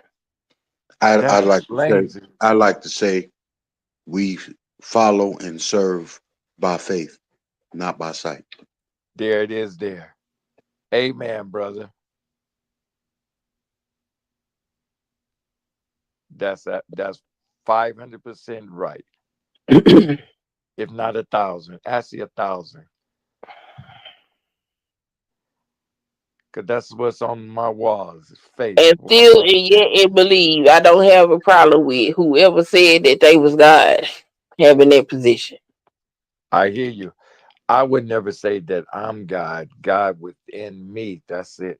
God is within all of us. Mm-hmm. I've had this conversation for years with people saying that they are God, and I just Just find because that somebody hard to say that believe. they are God does not mean that they mean that they are the creator of the universe. I think people are aware that they not that. Well, they're wording it the way they're not Well, wording it correctly. you gave birth. You help create a child. That child is a human being because you are a human being. God created us in His image. That will make us gods, just like God is. Okay, y'all could believe that. I'm not taking that credibility. Now, there is something inside of your mind that tells you that to say such a thing is not showing reverence to God.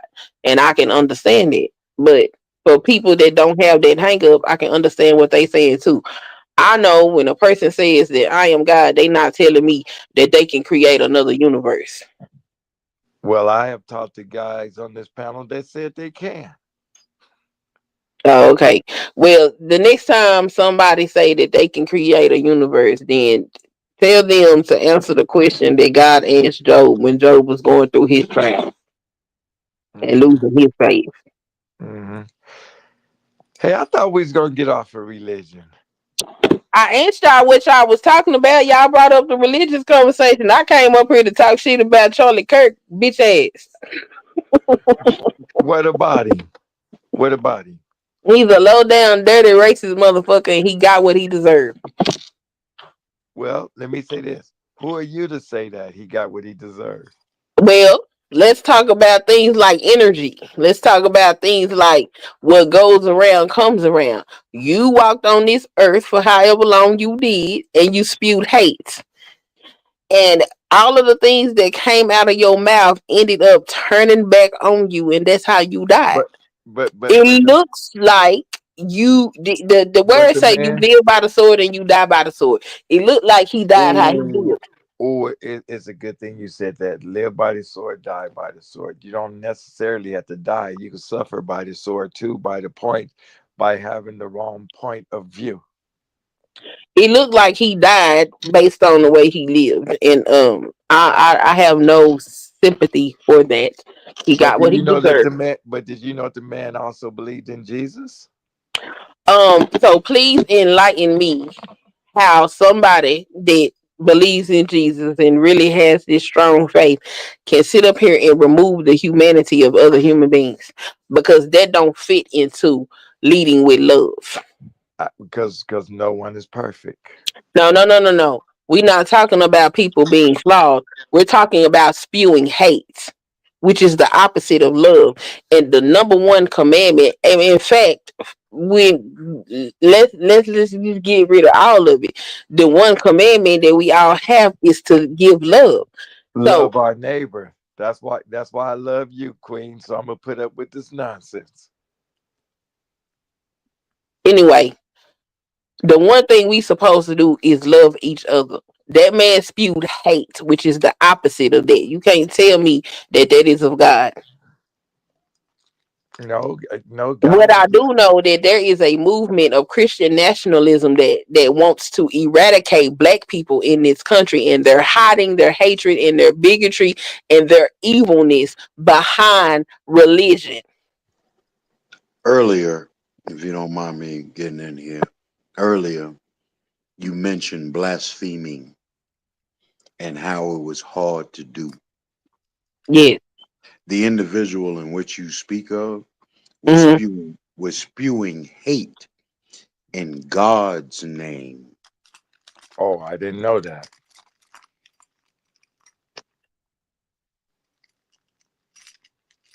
I did not know that. The man was hateful. The man made comments like there are some deaths that just should happen in order to defend gun rights. Well, one of those deaths was his. So be it. Okay.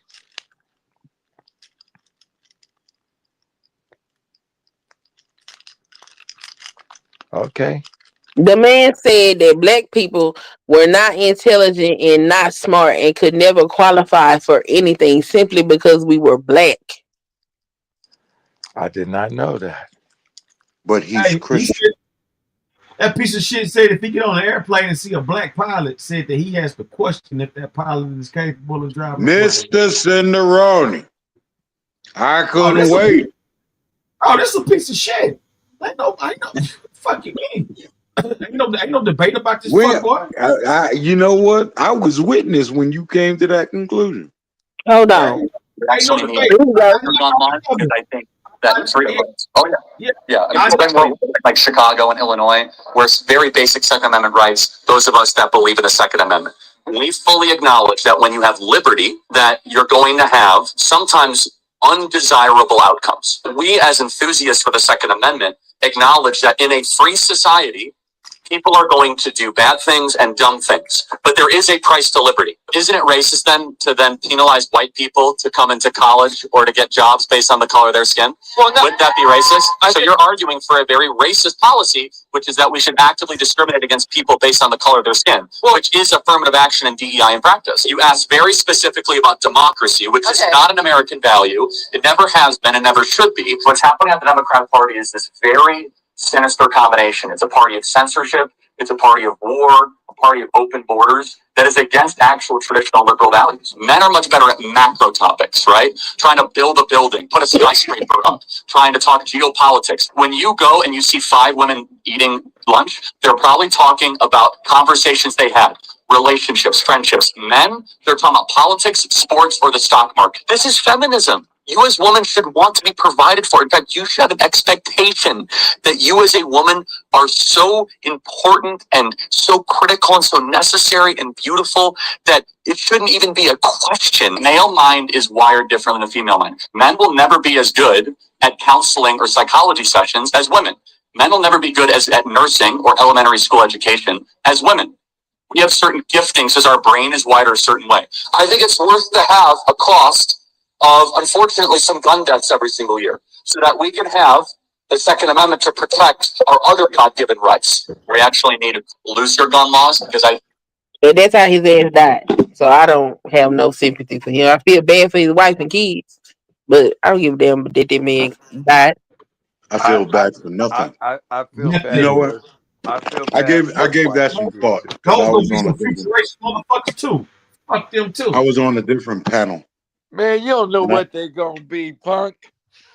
I was on a different panel before I came here, and I thought to myself, everyone is saying What is cookies so. with? Everyone is saying sorrow for the family. What cookies? I'm sorry. Oh, go ahead. I apologize. Let me mute. Everyone was saying sorrow for the family, but yet that young lady knew she was marrying a hateful bastard. Freaking racist. Not necessarily so. Come on, brother. What's Come got on, nothing brother. to do with Okay, I'm gonna give you prime example. They just arrested Julio Cesar Chavez's son. That's his son, right? Julio Cesar Chavez didn't have a clue what his son was doing. Whether she knew he was racist or Did not, did did did Julio Cesar Chavez have an intimate relationship and have children with his father? Huh? I asked a hold question. on, I hold asked a on, question. I hold asked a No, on. he question. did not. Okay. Okay, but the wife of this Oh man did. damn. This is what I got to say to that. Whether she knew he was a hateful bastard or not, she did not marry that man and have children intending on being a single mother because he was murdered. And so for that, I have sympathy for her, regardless of what the fuck she decided to marry. Those children are going to have to grow up, and they so young they probably won't even remember they dead. And for that, I have empathy for that. Do you understand the sentiment, the sins of the father? Will fall on the children. Yep, exactly. That's not true. And so, therefore, that leads back to the question I asked you initially that you could not or would not answer. Who is the authority in your home? What do you mean by authority? The word defines itself. Well, let me go look up the definition since you can't explain it. I never said I can't, But you won't. So let me look up the definition so I can understand what you're trying to ask me. and that would be best.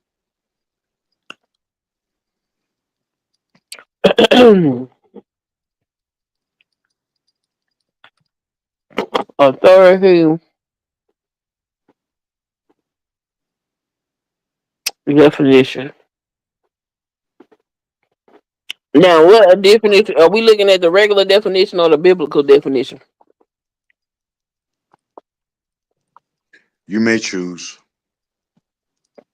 So I'm just do the regular definition. The power or right to give orders, make decisions, and enforce obedience. That's right. So most decisions in this household, or as far as how the household moves, are made by my husband. So that's who has the authority. Okay, so your question is answered The question now becomes why couldn't you answer that? because you didn't tell me what you meant by authority. This girl is sharp. Deceitful, but sharp. Deceitful. I ain't telling no lies up here.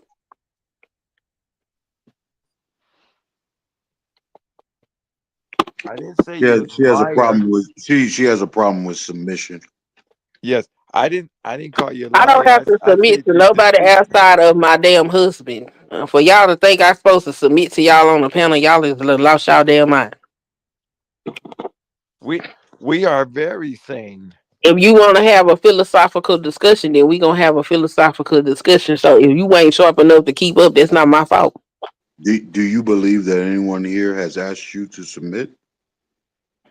These are the words that came out your mouth, sir.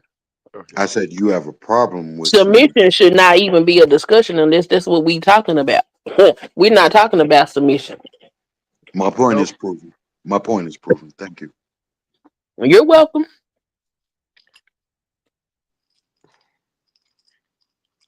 No, we weren't talking about submission. I mean, we all can have people submit. I mean, my name is C-Mac. I just want to know what y'all was talking about. Cause it's almost 2 o'clock in the morning for me. I was trying to see who was having a good discussion. Cause if ain't nobody having a good discussion, I'm gonna go over here and make my video about Charlie Kirk white supremacy and what's wrong with you niggas. What are you doing up at 2 a.m.? Your husband sleep or a truck driver? What's going on? My husband was watching the football game. Right now? No, he was watching the football game. Who is his team? We Cowboys fans, but he watched all the football during Oh, football season. you gonna hate me. I'm a 49er. What I'm gonna hate you for? I ain't Cause worried about no 49ers. we kick I your ass every single time. Y'all are not on y'all not significant. We The beat y'all. Washington We beat the y'all all Washington the time. Commanders are significant. The Eagles are significant and the Giants are significant. Y'all not significant. We don't worry about y'all. When have y'all ever beat us? I We wanna not worried. We not concerned about y'all. Y'all not one of the teams we care about. but we beat y'all every single time. We don't care. Y'all not one of the teams we care about. I told you who we care about. I got a friend around the corner. His wife is a Niner and he's a Cowboy. Every time we beat y'all, I say, put your wife on the phone. Well, I'm happy you have that camaraderie. Yeah. You're a very sharp individual, almost South girl. Well, I try not to be stupid. Well, Who wants a stupid woman around? let me say this, Queen. Don't ever compare yourself to that word. Don't disrespect me or yourself. There's some silly ass women around here. Yeah, but you're not one of them, so keep that word out your mouth. No, I am not. So keep And I that work word out hard at your not mouth. being Keep keep one of that them. word keep that word out of your vocabulary when it's concerning you. Because once her beauty fades and she can't birth children anymore and she ain't got a lick of damn sense in her head, what is she good for?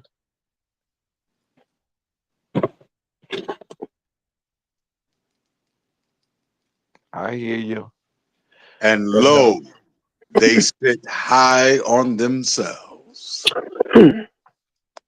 I don't know what they mean. But let me tell you, you must be a parable speaker, cause baby, I don't know what the hell you talking about. I wish I did though, cause I would love to have a conversation. Oh my goodness.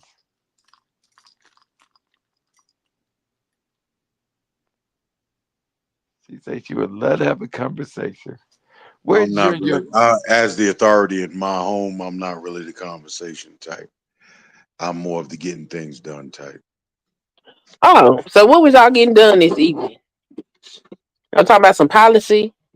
I just finished my dinner. The family is asleep. So what are you trying to get done on a panel? Because usually panels are for discussions. That's what I'm here for. Now you just said that you're not the conversation type, so clearly you're not here for a discussion. I generally talk to men, other men. We, as men, Oh, I'm not welcome. There we no, go. no, ma'am, no, Okay, ma'am. there I we never go. said that, and We got actually, it. Hey, I hey, hey, appreciate. hey, hey, hey, I love talking to women. I'm not LGBTQ. Yeah, no, no, that's what that. I mean, if given Hey, if hey, given hey, half hey, a hey, chance, hey, hey, hey, hey. slow No, down. wait a See, minute, wait a minute. we Let me say we ain't this. going Let me that say way this. with it. We ain't going that way with it. Don't. No, let We me ain't say going that this. way with Let me just say this. I counsel other people's wives all the time. it. I'm sure you do, nigga. I'm sure you do.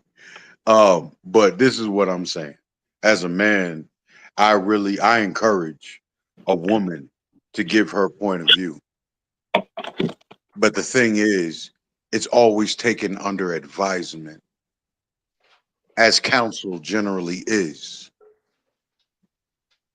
That's why the woman is considered wisdom, not knowledge.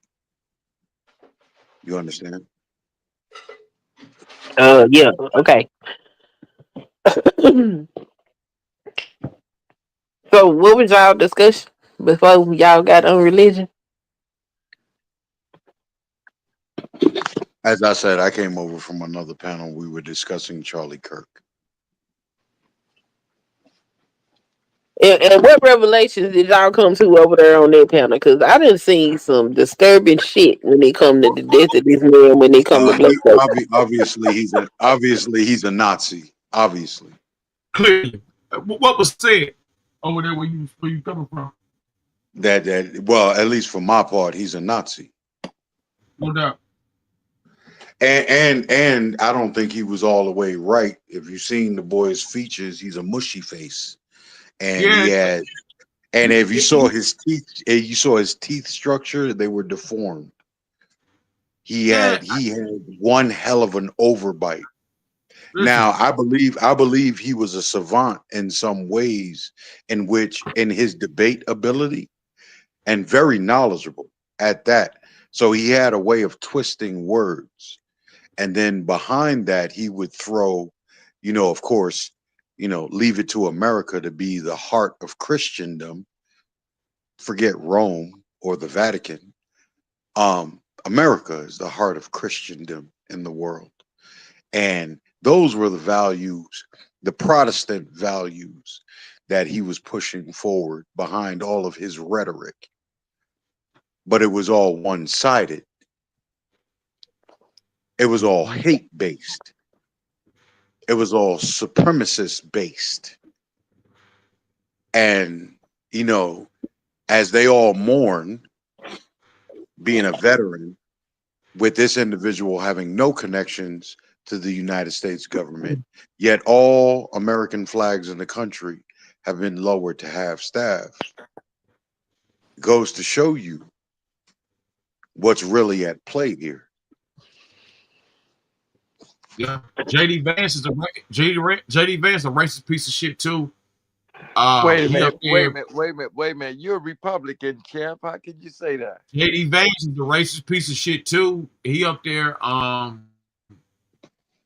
JD Vance is a little Front and boy center with out of his depth. the casket of this race. JD Vance is a little boy who had a crackhead mama who is out of his depth. All Yeah, right, y'all. I'm finna go. clearly, My husband wanna clearly. go to bed. I don't even. Hey, I don't know good nothing. night. Good night, Good, Dallas. good I don't know night. nothing about him either. He just snuck drunk. Good night, man.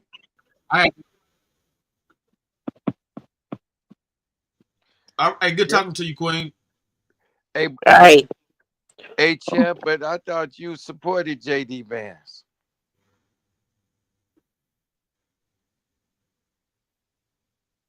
Yeah. I thought He you supported JD Vance. he basically, he's out there front and center with this dude, his casket and all this old bullshit, man. I've never heard or seen. Hey, I champ, don't know you're how the fuck he avoiding the would think question. that. Like, just Because because I like Trump has nothing to do with JD Vance. they None together, whatsoever. champ. They together. No, not at all. I don't know who JD Vance is. That's what I'm trying to tell you. I have no nothing. I know nothing about JD Vance at all. I just know he snuck in through Trump. I don't know. I find that hard to believe, champ, I ain't avoid a motherfucker. I told you. After you too. Mike Pence, no, You after Mike Pence, Trump needed a do Listen, boy. I no. Let me say I this, first champ. got. Let me say this, Hello? champ. They Let ain't me tell together. you, Vice champ. president and president. Them Let two me say different this, people. champ. Let me say this, champ. You too far. Two different people. You too far What I advanced did in was, history. I got my first whiff of JD Vance when that shit happened in Ohio outside that where those people got where those Russians were.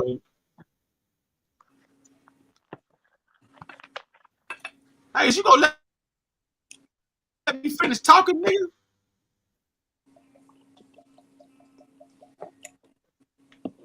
We listening, champ. The panel was yours.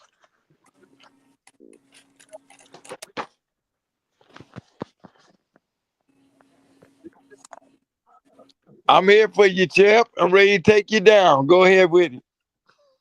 Sender, it sounded like your mic was kind of choppy. You might want to make some adjustments. What up, C-Mac? What it do, Can you man? get it out? Because I can't hear you, No. baby. Maintaining, rotating. Yeah, champ got the stage. We waiting on him. Can anybody hear him? Yeah. Yes, sir. Champ got the stage. Come on, Champ.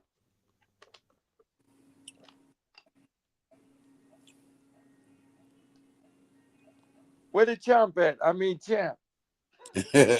Hey, brother, who was that talking, making all that sense? Who was that? Hey, that was the Champ. No, that was somebody else. It was a new voice I never heard before. Female or male? Male. Oh, that's the that's that. I ain't nobody special, brother. Just one of you. No, you was making sense. Hello? Yes, sir. Yes, sir. We are here. Man, that's God, man. Where Roni at? Uh, He might be making some adjustments. Hey, Roni, can you hear me? If you can hear me, check it out. It's kind of like this.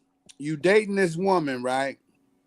And all her friends is sex workers. But you just refuse to believe that she is a sex worker too. But all her friends are sex workers. All of them.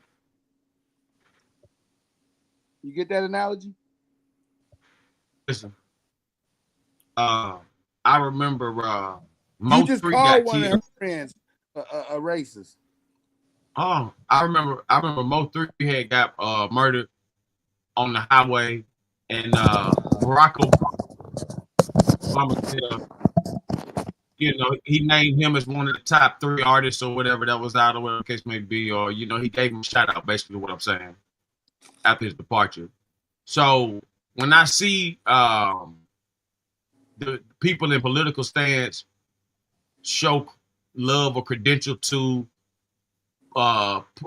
social influencers and things of that nature, I just look at it as marketing or capitalizing on a situation just like everybody else do. When I think about this dude Charlie Kirk, when I think about JD, I didn't get a chance to even know what JD Vance was about up until the Ohio situation where a couple got jumped, but the couple started the altercation with the crowd. Basically, some Russians got out of pocket with some black people on the streets, and they asked for the fight. They got the fight. It didn't go in their favor, so they made a big deal about it. JD Vance started talking about thugs and this and that, not knowing the full background of the situation. So he said some out of pocket things to me. Now, him saying what he said, that goes to show on me that he stands with that type of shit that Charlie Kirk represents. Maybe that's the influence Charlie Kirk had on JD to get Trump to do a shout out or whatever the case may be. Who knows? Who knows? The Trump ain't got nothing to do with none of that, huh? Who knows? Who Trump ain't got knows? nothing to do with that. Everybody around him is racist, but he ain't got Listen, nothing to do with it. listen. I look at it like this: Charlie Kirk is the one who everybody assuming Trump is. And that's how I look at it. Okay, so Everything, how many racist friends you got that you hang out with, that you shit, employ? man. How many Nigga, racist friends you employ? I know a lot of niggas who don't like niggas. I don't know what the fuck you mean. Yeah, I know you one of them, but I'm saying, how many white racists do you have in your employ? How many? I just talked to one today. Matter of fact, I just found out he was a racist. And you got them, you employ them? Oh no. Okay, how many Listen, do you have in your employ? it was somewhat, but Would you hire? Okay, say you had a business. Would you hire all white racists?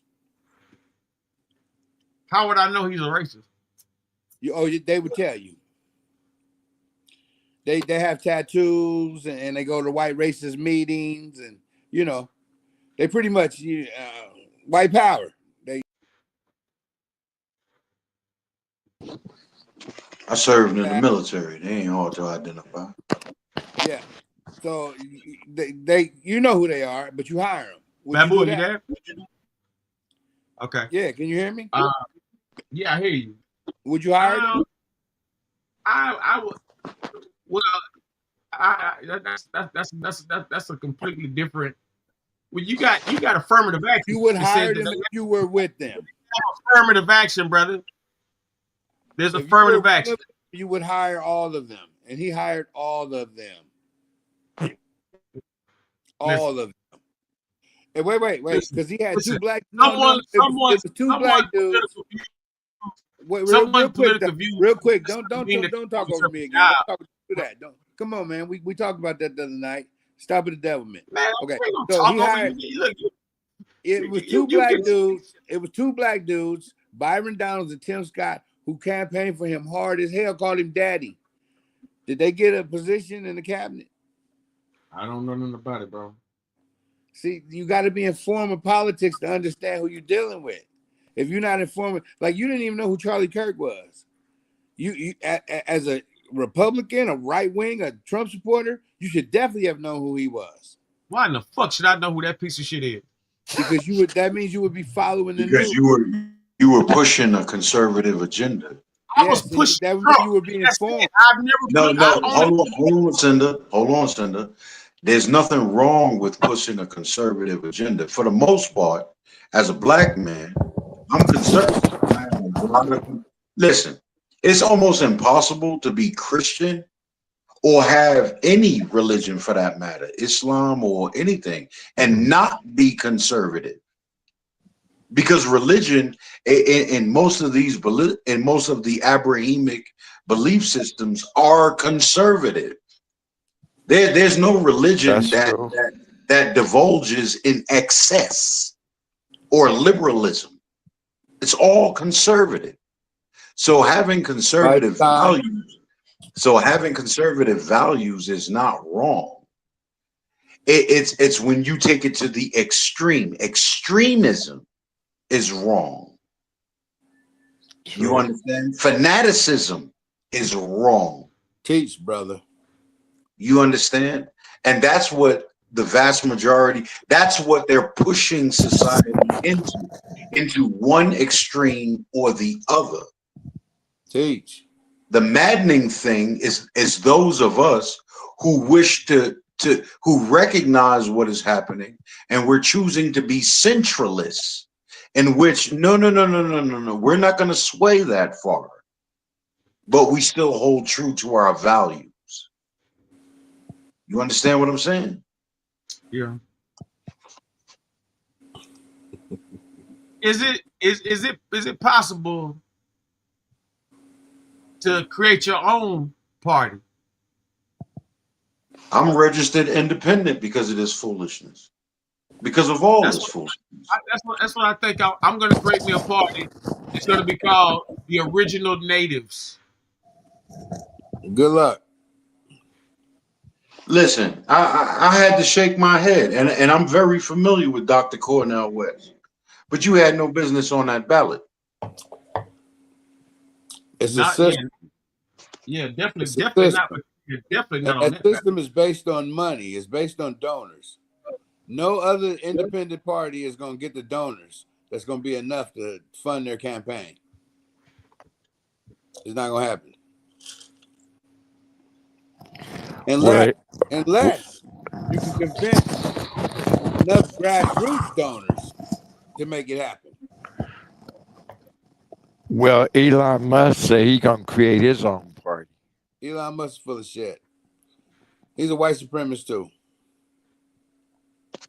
And that's Peter Thiel, J.D. Vance, Trump, they all on the white supremacist tip. Eugenics. They all believe in eugenics. And America seems to be in a perpetual state of denial. Yes. Well, that's the cognitive dissonance. They have to. Because in order to admit it, that would admit their own inferiority. And they're never going to do that.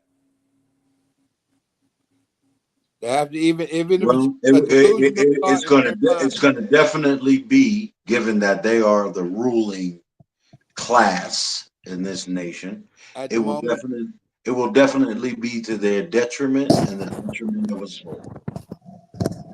Yeah. Well, if you hang around, if you stay here. Well, I mean, listen, even expatriate plans are dependent on the American dollar? I know you familiar with Ibrahim Traore. I've heard the name. He's changing the face of Africa. Yeah. It's going back to the prophecy of Bob Marley saying, "Africa unite," because the children want to go home. I hear that, but they're under the thumb of China. You need to look into Ibrahim Traore. You need to look at. I know of who you speak of, and the Sahel connection. Okay, I understand of what you speak of, and no matter how long this rock floats through space, Africa, until it unifies, and I It mean is unifying. It is unifying. I see the attempts. It's not but an attempt. That's what I'm saying. You need to peep all right, Ibrahim brother. All Traore. right. Ibrahim is the truth. I'm a realist. I don't hope. Too. The colonists have made several attempts to assassinate this man. Assassination has nothing to do with unification. No. The last time they tried, all of Africa, all the nations came together and said, if you attack this man again, you're attacking all of us. That's the unification. They're taking down the then border. who have they nominated as their sole leader? There is no sole leader. Then there is no unification. There's unification because they all following Abraham. Following one's need for a purpose does not make one. They're putting him on the pedestal for being the truth bearer. Then they need to kick. They don't need to just kick white folks out. They need to stop taking Chinese money. Yeah. Hey, Russia. That's hey, Charlie was saying something about that too. He was hating on the Asians, saying that Asians went through so much back in the Jim Crow and all kind of things of that nature. But then he comes right back and says that now they are the most wealthiest people in America. They're the smallest but the wealthiest people in America. He said Asians have the most money. And he was making a lot. He was saying second only to the Jews. Second only to the Jews in America. Well, I will say this according to my African friends, China owns a lot, and they putting up a lot of stuff over in Africa. It's interesting that we should be on this conversation. I was just talking to my friend a few days ago who is from Africa, and he said China is underbidding them in their own country. What country are you talking about? Oh, in Nigeria. Yeah. Nigeria is very corrupt. But he say China is building so much over there, and far as everything, the stores and everything else, so they're underbidding them. Yeah. Here's a concept I don't think most people understand. Okay. You make these agreements with these superpowers, and they don't care anything about your people. They want the natural resources of your land. Okay. You make these agreements with these people, and then once you get tired of it and you want your own freedom and things of that nature, hold on. You want your own freedom, and it is your right to have your own freedom. It is your right because it is your land, but you've made these agreements, and you do not have the weapons to repel your opposition. Name an African nation that controls a nuke. Burkina Faso. Are you serious? They got Russian nukes. Is it strapped to the back of what? A Humvee? No, they got them from Russia. Strapped to the back of a Nissan. Like I'm saying. Word. I'm like, what are you saying? Brother, you need to really look into Ibrahim Traore. He is different. And yeah, I know about African leaders. I follow Africa. Trust me. I know how corrupt they get and how they sell their people out. The president of Kenya, the president of Nigeria, but you also know about Muammar Gaddafi. I'm sure you know about him. Until Africa drops the idealism of tribalism, there will never be one Africa. That's why they're tearing down the borders. You know about Julius Malema in South Africa, the EFF? Malema is familiar, yes. Yeah. I'm telling you, you need to see what these leaders are saying. It's different. What they're saying and what Bro, they're doing, I've and been what, following Africa since brother, I've dealt with people of my color long enough to know. Learned from the colonizer. Yes. What they say and what they do rarely match. Well, I'll tell you what Abraham has done. He's not only kicked out France, the UK, and America from the military presence as well as the minerals. He has eradicated them from the country. Period. Dot. Now they're producing their own raw minerals. They're building dams. They're building cities. He took 30% of the prime minister's income and gave it to the regular workers. He is the truth, brother. Are they selling the minerals to other African nations for them to build the same, or they have started a union with Mali and Chad, the Sahel nations, and they're all working together. He even showed Nigeria how to make more money off of their minerals. Well, if that is true, if that is true, and it holds, just look them up. Just look them up. Just look up Abraham. I don't want to look them up. I don't want to look them up because what I care about is results and not information. Well, you'll see the results when you look them up. That you know how long that will take? Quite sure longer than your lifetime, longer than your lifetime and mine. See what he's done in these 3 years, I guarantee you would be more than impressed. And to see the opposition that he's had. If you see what Israel called and said to him, and he shut that down. What Trump said to him, shut that down. He ain't playing. He ain't playing. It took years. They're not going to tell you in America what's happening right there. You got to look at African news. I hear you, man. And I hear the optimism. They want us to be separated. And I hear the optimism and all that other good stuff. Bro, but, you remember just for the Arab nations to come together, it took hundreds of years. We're not Arabs. We're different people. Ah, man. Okay. We're different people. We have always been different people. That's why the whole world follows us and whatever we do. Even in our lowly states, the things that we come up with creatively, they follow us. Right or wrong. What's the #1 genre of music right now, worldwide? Who created that? Hip hop. Yeah, who created it? We did. Who created that? We did. Okay. And what is your say-so in African politics? I don't have any say-so in African politics. Name a Black American with a say-so in African politics. Stokely Carmichael? All right, man. No? Am I wrong? You're wrong. Okay. You've been wrong, nigga.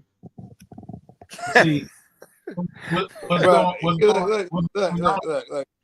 Bro, you don't read shit, so stop. Man, you don't know shit. Man, listen, man, you know German. You supposed to be a Muslim. You supposed to know Arabic and all that.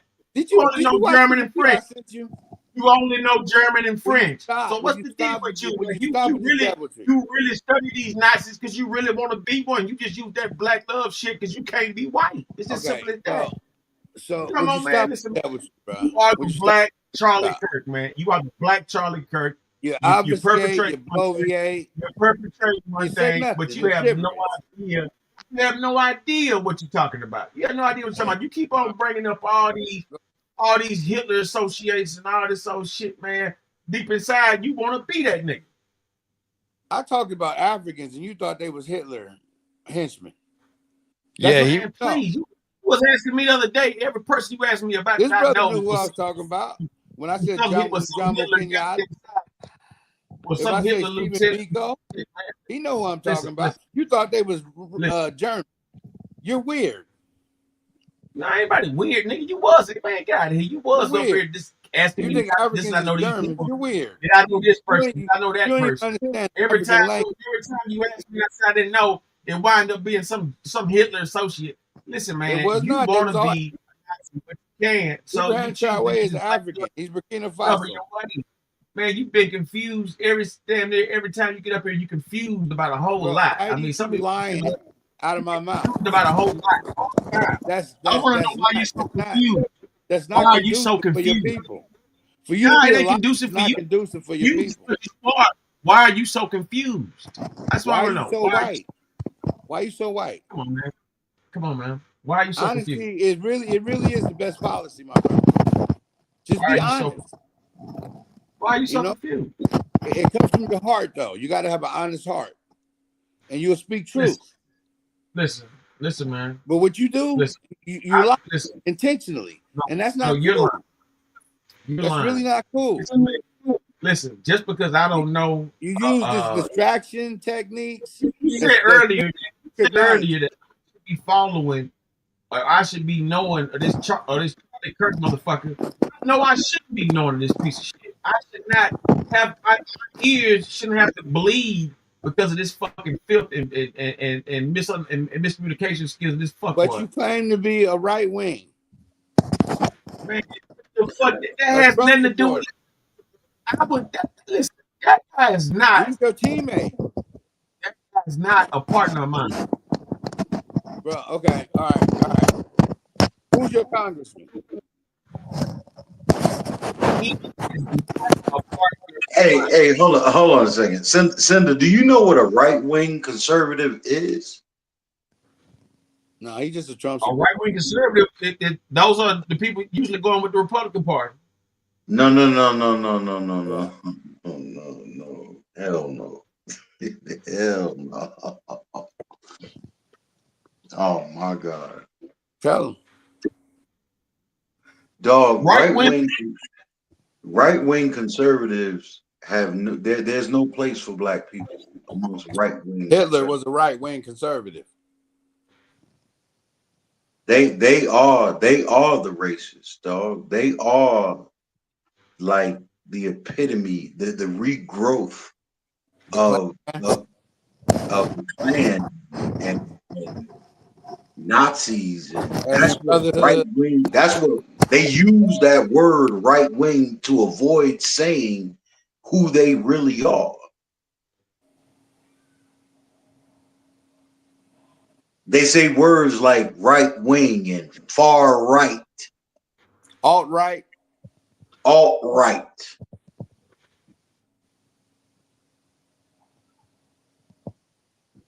and they all hella wrong. They just happen to be attached to the Republican Party.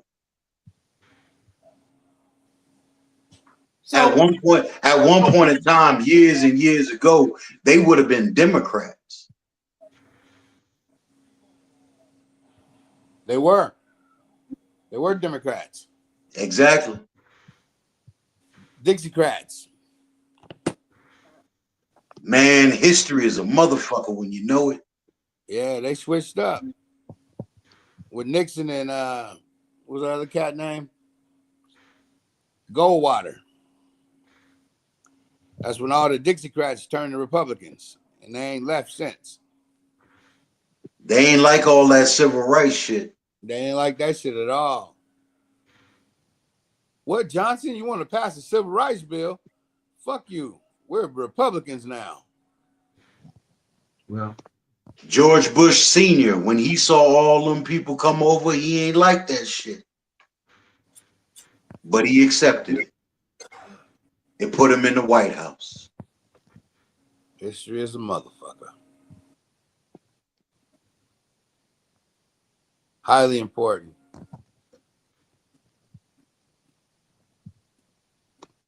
When you know your history, brother, they can't lie to you. yeah, you're right about that. So If you're a car mechanic, but you ain't never learned You don't necessarily have to be a right wing to be a Republican now. Okay. The You see what Republican I'm Party saying? is MAGA now. Trump owns the party. No, no, no, that's a fact. You don't have to be right wing to be a Yeah, Republican, you don't have to. but trying to stay true to conservative values, you're gonna be overshadowed and outspoken at every opportunity A because pre-Trump Republican. that's not the ruling faction of the party.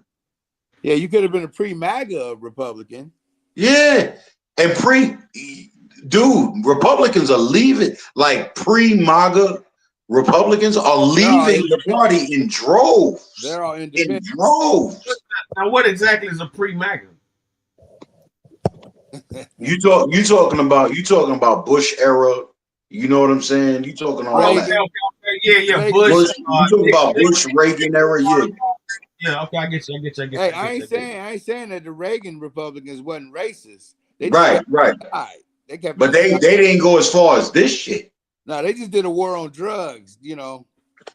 Put us in secret prisons. Yeah, you know, they launched their programs Put against crack in it. the neighborhood. Stuff like that. But they wasn't all out in your face like, nigga, I hate you. But they war would have failed if our community would have said, "Man, get this shit out of here." Nah.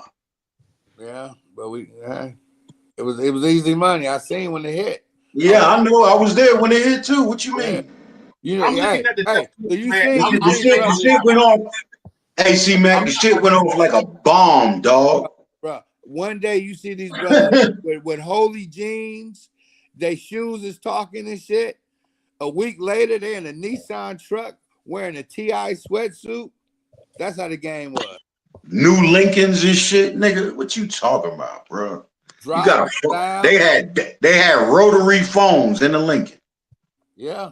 The hell you mean? And them big ass cell phones. Come on, cat. Come on, cat. Had to hang up when it beep after a minute. See, after Nam, it was the horse. You know what I'm saying? Yeah. And Frank then Lucas. and then when crack hit, man, it was like you woke up one day and it was man, get the fuck out. Freeway Rick. Get the fuck out. I seen neighborhoods get destroyed, man, within a matter of months. Hardworking people, a lot of people in my neighborhood, they worked like at Lockheed, you know what I'm saying? They was doing well, you know what I mean? Gone. Somebody renting their car. They in the house, don't go to work no more. It was crazy. Everybody family had a hit. Everybody family had a hit. Yeah. At least one. It was crazy, man. Nobody saw that coming. They thought it was a fun thing. They didn't see it coming. They didn't know they was going to be that addicted to that. Some people didn't get addicted at all, but a lot of people who did, sure enough, did. And that was by design by your government, Republicans. Yeah, I know exactly what it was. I wasn't talking to you. I know you know. I know exactly what it was. You know what was interesting as me growing up as a kid over there on in Pueblo Bishop 53rd and 53rd and what was that, Hooper or Central 53rd and what was not Central, that was damn, what was that, Compton. Yeah, Compton. What was interesting over there on Pueblo Bishop, right across Alameda, they would lead the trains overnight. And overnight, those trains, I could never understand that. They would leave weapons on those trains because they wanted us to take each other out. Why can't you understand that? That's white supremacy. The last thing Charlie Kirk said was gang violence, as in black on black crime. Yeah, but I do remember that those trains were loaded with crates of guns. They did the same thing in Chicago. They would just drop them off. Brother, I still can't understand when people get to talking about, and I don't care who it is, white, black, in between. When the conversation of firearms in America come up, while no one seems to want to point the finger at the manufacturers. Because they got the lobbyists. You know, nobody here, nobody we know. I ain't known a person that ever worked in a firearm factory in my life. No. But you know what's funny? I know a lot of white people who make their own bullets. Yeah. Come on, man. It ain't nothing but a press. What you I talking thought about? that was a trip. Like the first dude show, hey, come here. Show you Man, something. you set up a little workbench in the garage. What you talking Bruh, about? that's exactly where it was. And it's the garage. He was like, I got 9mm, I got 45s. Yeah, man. You just make your own bullets? All I you do is didn't know you you could do that. weigh out your grains, man. Get your casings in your brass, man, and Yes. press and just press, full metal, He whatever you showed want to me. do. Pressed it right Come on, down in there. man. I was like, Come on, damn. man. Come on, man. And we ain't even gonna talk about there ain't no regulation on that shit because them niggas be making their own special ammo. Bruh, he had you know them tool boxes with the Yeah, pull outs, the roller tool. Man, he right, had right. a whole toolbox full with different sized bullets. Yeah. I was All they like, do is go to the all they do. what you See, getting ready for? if you go to the range, all they do is stand around and collect the brass that come out your weapon.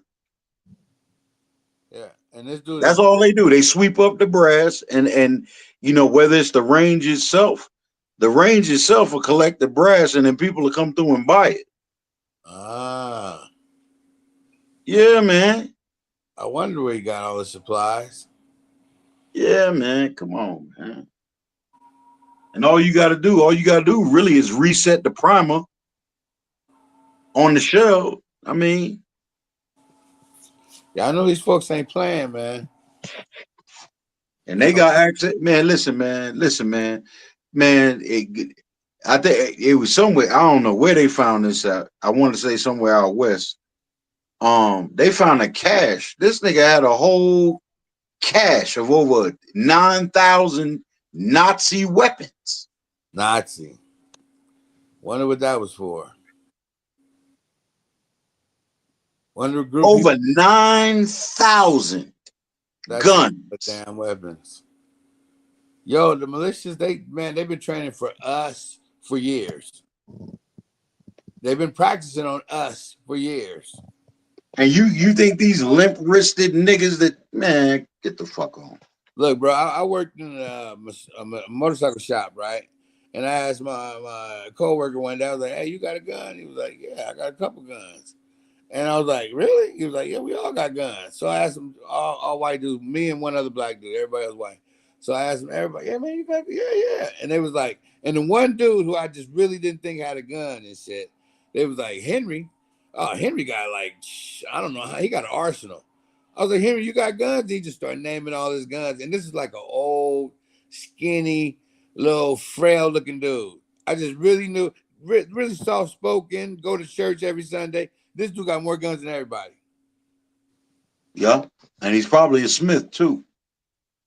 I never when he told me to come over, he was like, come over. He probably a Smith. Yeah, he's probably a Smith, which means he knows how to alter them and all that shit.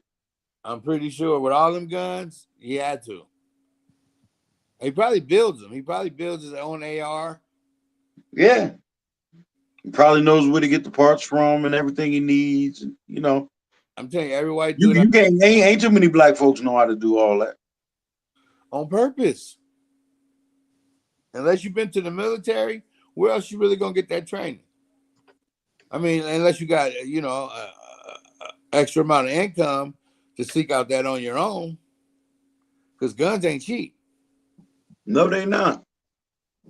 Trust And me. the insurance on them ain't cheap neither.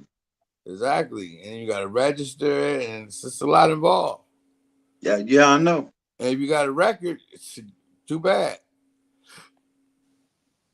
Well, somebody brought up an interesting idea because I've been seeing it floating around lately. They wanna pass legislation to reinstate the gun rights of felons. It's And not for. yeah, I know it's not for everybody. There's a lot of No. criteria. I'm not saying it's not for everybody. I'm saying if they're doing it, it's not because we're felons. Well, I look at it as the idea that was presented was they want to make sure everybody's eligible for the purge. Yes, there you go, bruh. I'm going. Purge, civil war, whatever you want to call it, you know. It's coming. It's coming. They've been waiting for this forever, man. Oh man, this has been their day dream. This has been their wet dream. What you mean? Yeah. Yeah. But we the savages. But we the savages. Oh no. I was trying to ask my man, I was like, what people have done more bloodthirsty violence than any other people on the planet? And he didn't want to answer me. I mean, Hey, man, who are listen, the man. I got children. I got children in this world. You understand what I'm talking about? It wasn't that I wasn't going. It wasn't that I didn't want to answer him. You didn't want to. You couldn't respect the fucking response. Bottom line, you Okay, asked me a question. because I said, what you got? You got Genghis Khan. You got the Zulus. I mean, again, I'm saying again. it's a lot of You people who blow done conquered and pillaged on other people, man. I mean, tap dancing. Blow. Stop with the deviltry. All right, let me ask you this one: 99% of serial killers are of what race? Man, I don't even. Man, that shit answers itself. What you talking about? No, I'm asking 90 Roni. Just to see if he will 99% answer. of serial killers. What the fuck are you saying? See, you see, you can't do it. I don't know what's happened to you, but you can't. Lying. I'm not just about to tell a lie that you want to throw it on the man. Get out of here, man. Ridiculous. Bro, that's an easy answer. Everyone knows. 99% of serial killers are why you want me to say some shit like that? You crazy. You, see, you do know. You do You know. lying. That's a lie. I'm lying. Okay. All right. Okay. Let's say 90. You know Let's say how 99. Do you know how I'll high give you 90%. 99% rate is, man? Let's just say 90%. How about that? Hey, Sender, can I ask you a question respectfully? Yes. Respectfully, brother. Yeah. You got a white woman in your bed right now?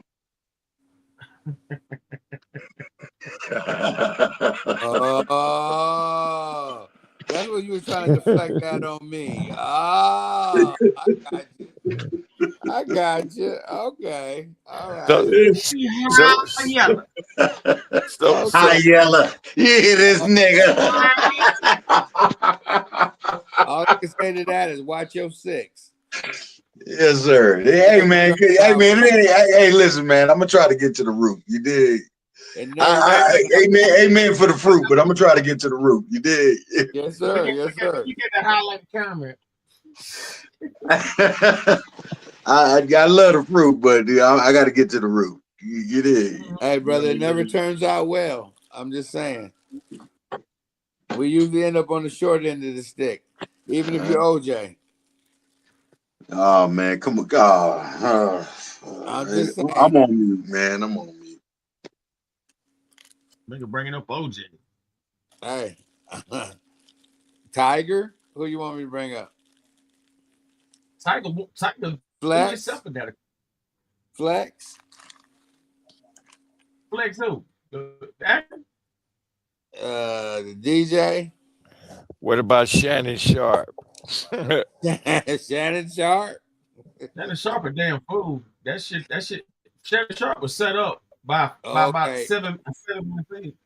So you his lawyer, the judge, everybody was in on that shit. Shannon Sharp got set up. Okay. Shannon Sharp got set up. You got it, Ice-T. Yeah, Shannon Sharp got set up. They all did. Hey, listen, Ice-T flourishing with his. That's a Kobe. She was Latino. Not in the hotel. Oh, that was a train. Yeah, but you see what happened though. That was a train. Everybody turned out good, bro. Half the team was on that train. All right. I'm always trying to bring you home, brother. I'm always try that. I'm never gonna give up on you. All I'm saying is just come correct when you're doing all that, man. You sitting up here talking about a 99% motherfucking social. I said 90. I said 90. Let's drop it down. Come on, man. Listen, man, you got realistic ratios. I can see if you might have said maybe 60, 70, you know, that type of deal. Wow, but damn, really? You think 60 or 70? Serial killers. I said 60, serial 70. killers. I would say out of the 100, I would say probably about anywhere between 55 to 75 Name me two percent. Mexicans. Name me two Mexicans. It's a gang of Mexicans. Can they kill it online, man? Name They kill it. two. Name two. I don't Name know they two. fucking name, nigga. What the fuck wrong with you? Like names? Name I two don't black. know. I'm not Name two studying black. these fuck boys. Name two black ones. But I bet you can name 10 white ones right now off the head. I bet you can. That don't mean 90% of them are fucking white, man. But they I are. can definitely agree more than half. But to be so outrageous with 90% is ridiculous. That's ridiculous. I'm not that type of guy, man. Like I'm pro-life. I'm for everybody's life, bro. I'm not just gonna be one side. Your man already called it, so there you go. There you go. I'm not about to be just one-sided just because it suits your, racial ego. Okay. Go ahead. Yeah. I'm not gonna do that. Sorry, Bunny Charlie. hop, brother. Bunny hop, my brother. Bunny hop. Bunny hop. Bunny hop till your heart stop. Hell no. I told your ass before. I don't tap dance. I don't tap dance. I bang head bounce, moonwalk, typewriter, Harlem don't nothing Shake. taste like chocolate. Don't nothing smell like. Do my step.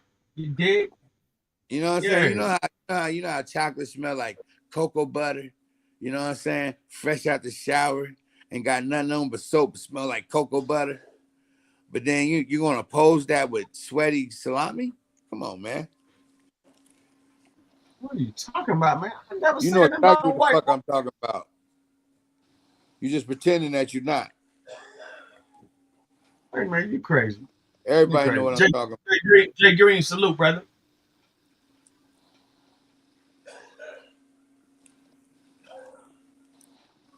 I guess he's not okay, but yeah, man.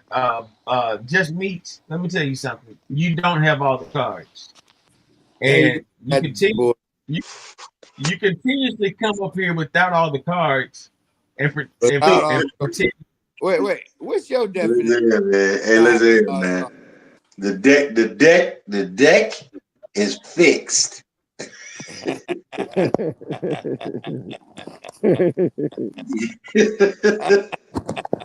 You kiss my ass with them cards, yeah?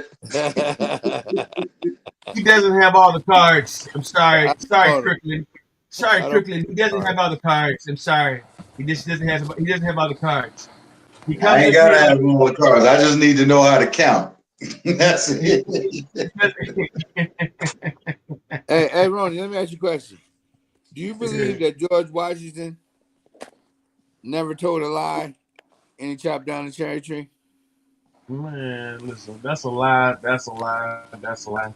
I'm And he just blamed asking. that. Believe that. He blamed that. Did he blame the Cherokee You on a believe in some slave or crazy something? shit. So I gotta ask you. I don't believe in shit, man. Listen, man. I like my president choice. That's that. Other than that, man, that You shit that's believe going on Trump right now. doesn't lie. You believe that Trump tells the I truth. said that. I asked you a question last night, motherfucker. What president ain't told a lie? All of them. All of them. So what are you talking Especially the about? white. Why you trying? So why you trying to make like his shit so much worse Because than none anybody of them else? lie like Trump. Don't none of them lie like Trump except George Washington. Fuck He was the out of only here! one Y'all who lied. gotta stop this shit, man. You gotta cut it out. I don't know how you can't see that. I don't know what's wrong with you. He lies right in front of your face and then tell you another lie. Okay, for instance, he said, I don't draw pictures. Then they show pictures of him drawing buildings. Well, I don't draw women. Now they just put out the picture of him drawing the women. That's what I'm talking about. And you believe him over the fucking picture. That's crazy. Man, these are all your fucking hypothetical made up thoughts, nigga. None of that shit. You see what I'm saying? You ain't told me. You can't even bro. tell me. All you do is say he lies You so in love. well. He does this, all this bullshit. You have You in proven love. nothing. You all theory. You're all I didn't theory. have You to. proven. The New York Times did. The New York Times put the shit out. They proved it. I ain't had to.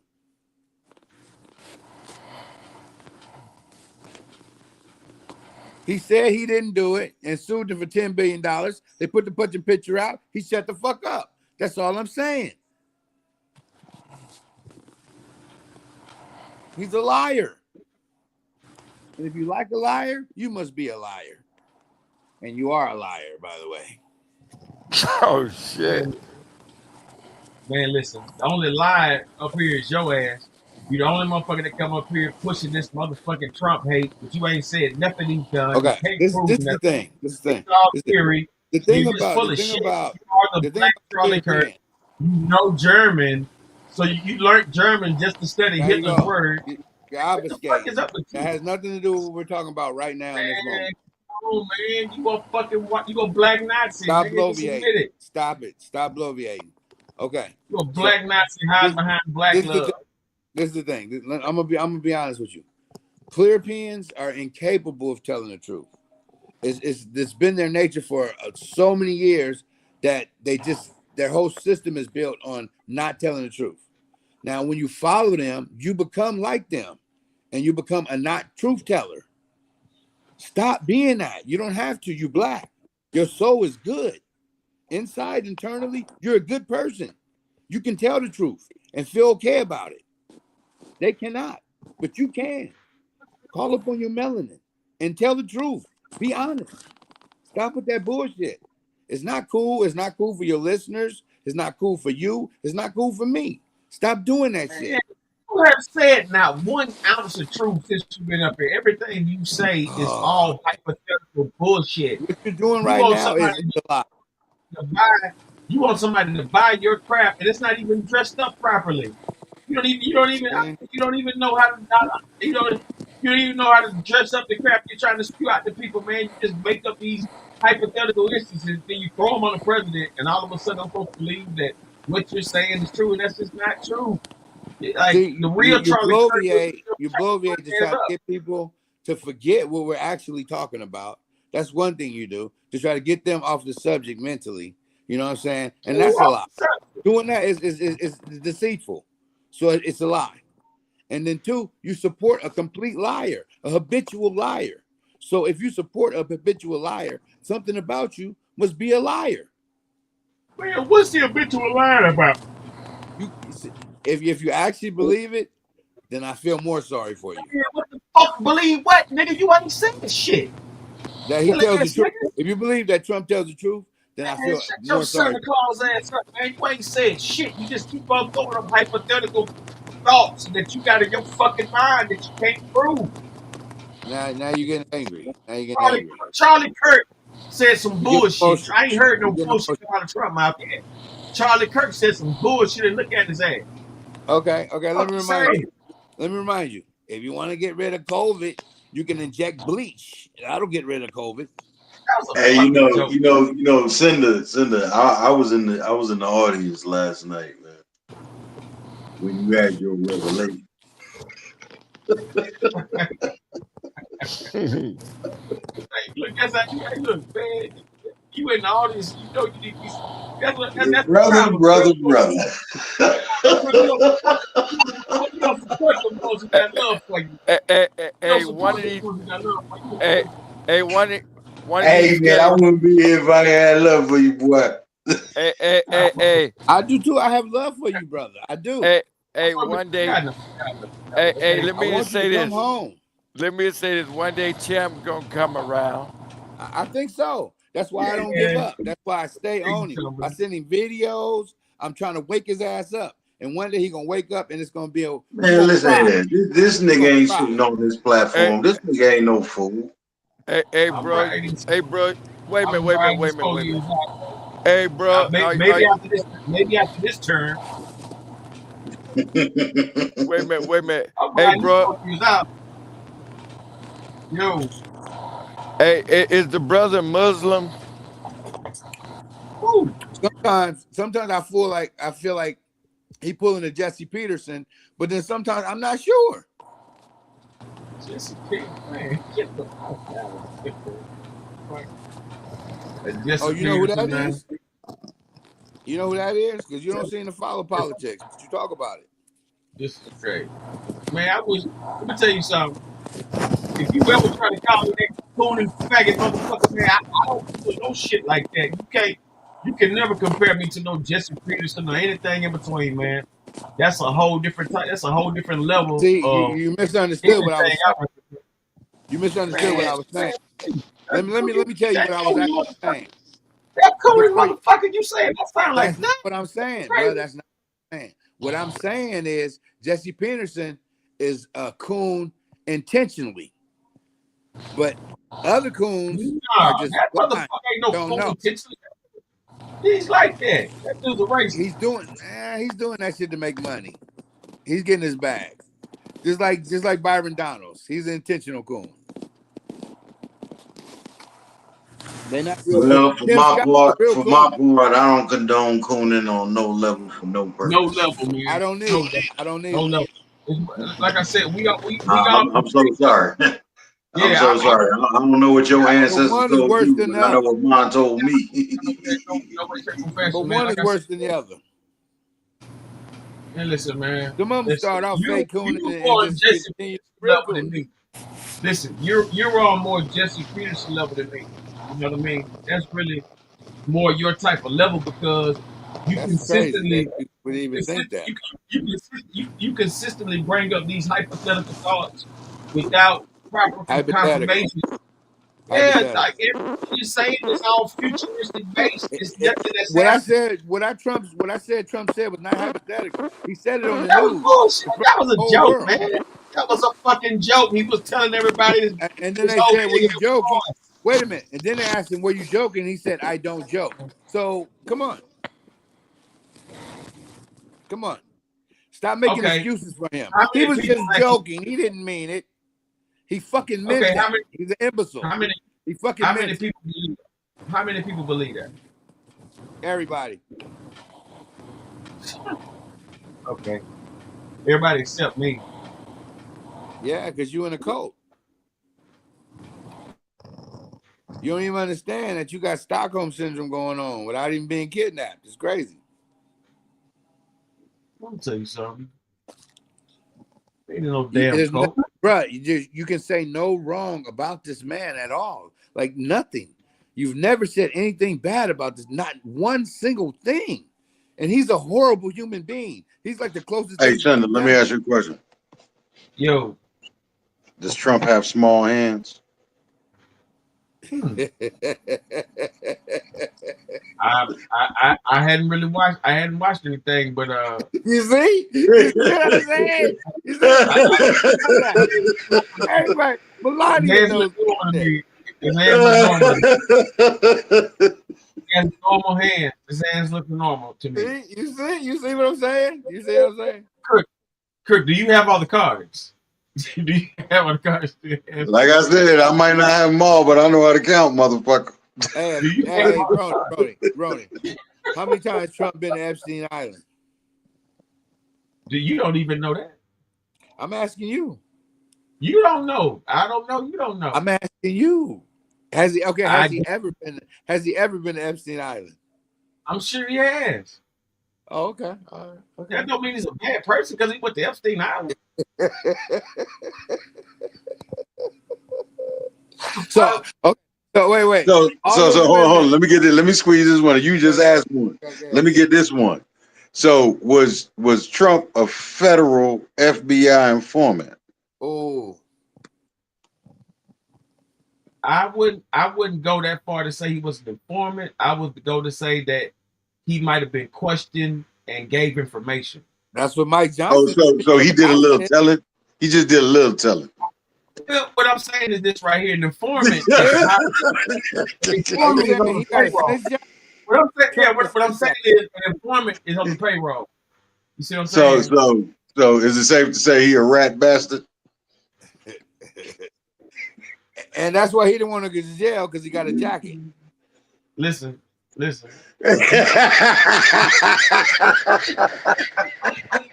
You know a nigga finna tell you some bullshit when they tell you listen. I've heard Exactly. I've heard instances of him cooperating with the FBI. I've heard that. I've never heard him say he did. I've Snitch. heard it. Okay, well, listen. You got a Are you snitch president. was Trump selling keys? Was Trump doing anything illegal? Probably. What was he doing? I He mean, didn't tell nobody. him He being is a like gangster. that snitch label only goes when you out here in the streets and doing street Only activity. black people, huh? That's snitches only attached to black people. No, I'm not saying that at all. I'm just speaking on the aspect of a snitch. When a motherfucker's cooperating, You can't snitching snitch and on nothing but drugs. You can't snitch on nothing but drugs. No, that's not what I'm saying. What I'm saying is this right here. I'm saying this right here.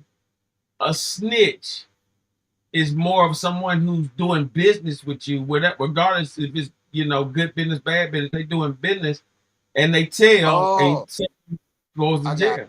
I got it. So what you're saying is he was actually doing pedophilia with Epstein. No. Fuck no. I'm not saying that. How was he able to snitch on him? I'm not gonna let you business. They was doing business, selling girls to each other. You're wrong for that. You're wrong. That what you saying? You're wrong. No, you're wrong. My bad. You're I'm wrong. I'm just asking questions. Like Candace don't want to say, I'm just asking questions. You're wrong, brother. I'm just asking questions. No, you're wrong. So what business was he doing with Epstein that he could snitch on him about? Well, who knows what business he's doing with Epstein? Because the Epstein. Well, what business was Epstein doing? The question. I might spike your drink since you. Nah, hell nah. Hello. Oh Lord, you're killing me. What the fuck? Yeah, Mike Muter. Everybody, listen. Let's get some order back in here. We're not gonna ever sit up here and say this dude's a pedophile or anything like that. That's just too far. Too far. See, now you being extreme. Do they have a left extremist? Or they call what do you call an extreme left? What do you call an extreme left? Protective of daddy. What do you call an extreme left? What do you call somebody protective of daddy? What do you call an extreme left? Get off my that's the word we can't use on the internet. He ain't touched nobody. This guy's a left extremist. Y'all call him like that. Stop. Leave daddy alone. You a left extremist. Listen, Leave man. Daddy alone. Listen, I'm not gonna let you put that much type. I'm not. No. It's one thing to have a different opinion, but let's not put the kids in nothing like that. That's wrong. You're wrong for that. Right. They already said he did. All kind of women said he did. At least 25 women said he did it. They all lying. What touched it? 25 women said he touched a little girl. What are you talking about? You're wrong. Yes. You're wrong. Some of them witnesses, you didn't hear what they said about him? Oh, you don't watch news. That's right. Or if you do, you probably watch Fox with it. They ain't gonna show it. They ain't never gonna show it. Never, ever. Ever, never. Ever. They make Trump look like a god on that channel. It's crazy. I watch all the channels. So when I watch on Fox, man, it's crazy how they promote Trump. It's straight propaganda channel. Trump is the greatest. And they lie for him all the time. It's amazing. And I watch it thinking, wow, people are hearing this shit and believing it to be true. That's Joy crazy. Reid needed to be out of there. Bottom line. Joy Reid tells the truth. Joy Reid tells, and you know what? Joy Reid is a historian. Don't fuck with Joy Reid. She know what the fuck she's talking about. Joy Reid don't know a damn thing. Up there putting that goddamn nigga. You know more than Joy Reid, huh? Just like see, that's some of the delusional shit. You think you know more than Joy Reid? Like you think you could beat up Mike Tyson? That's delusional. Beat up Joy Reid? What the hell? I don't want to fight no damn Joy Reid. Mike Tyson, nigga. Listen to what I said. You said you could beat up Mike Tyson. I told you in the proper training. I told you proper training and an excessive amount of muscle mass. You train for the rest of your life. I will whoop his ass. I would knock you the fuck out. I'm sorry. I beat the shit out of Mike Tyson. See, that's delusional. Just like the earth is flat. That's delusional. See, you half-ass talking to that Trump conversation. Is a truth teller. That's delusional. I believe that's not delusional. You delusional. You whoop your ass. All that is. You get your ass whooped by a fat boy. Less than 90% of white people are serial. Less than 90% of serial killers are white. That's delusional. That's not delusional. It's very delusional. You fucking crazy. You fucking crazy. You crazy. At You're pro-life, meaning you love everybody. Again, that's delusional. You just come up with shit, bro. Stop being dishonest. Stop being with them. They don't love you. They never gonna love you. We love you. We love you. We love you. We love you. But we love you though. extreme leftists, and your point of views are no longer conducive to the growth of the African American Bro, society. we love you. We love you. I love You you. are I love behind you. time. You're my brother. I love You you. are behind time. You are Stop being behind like time.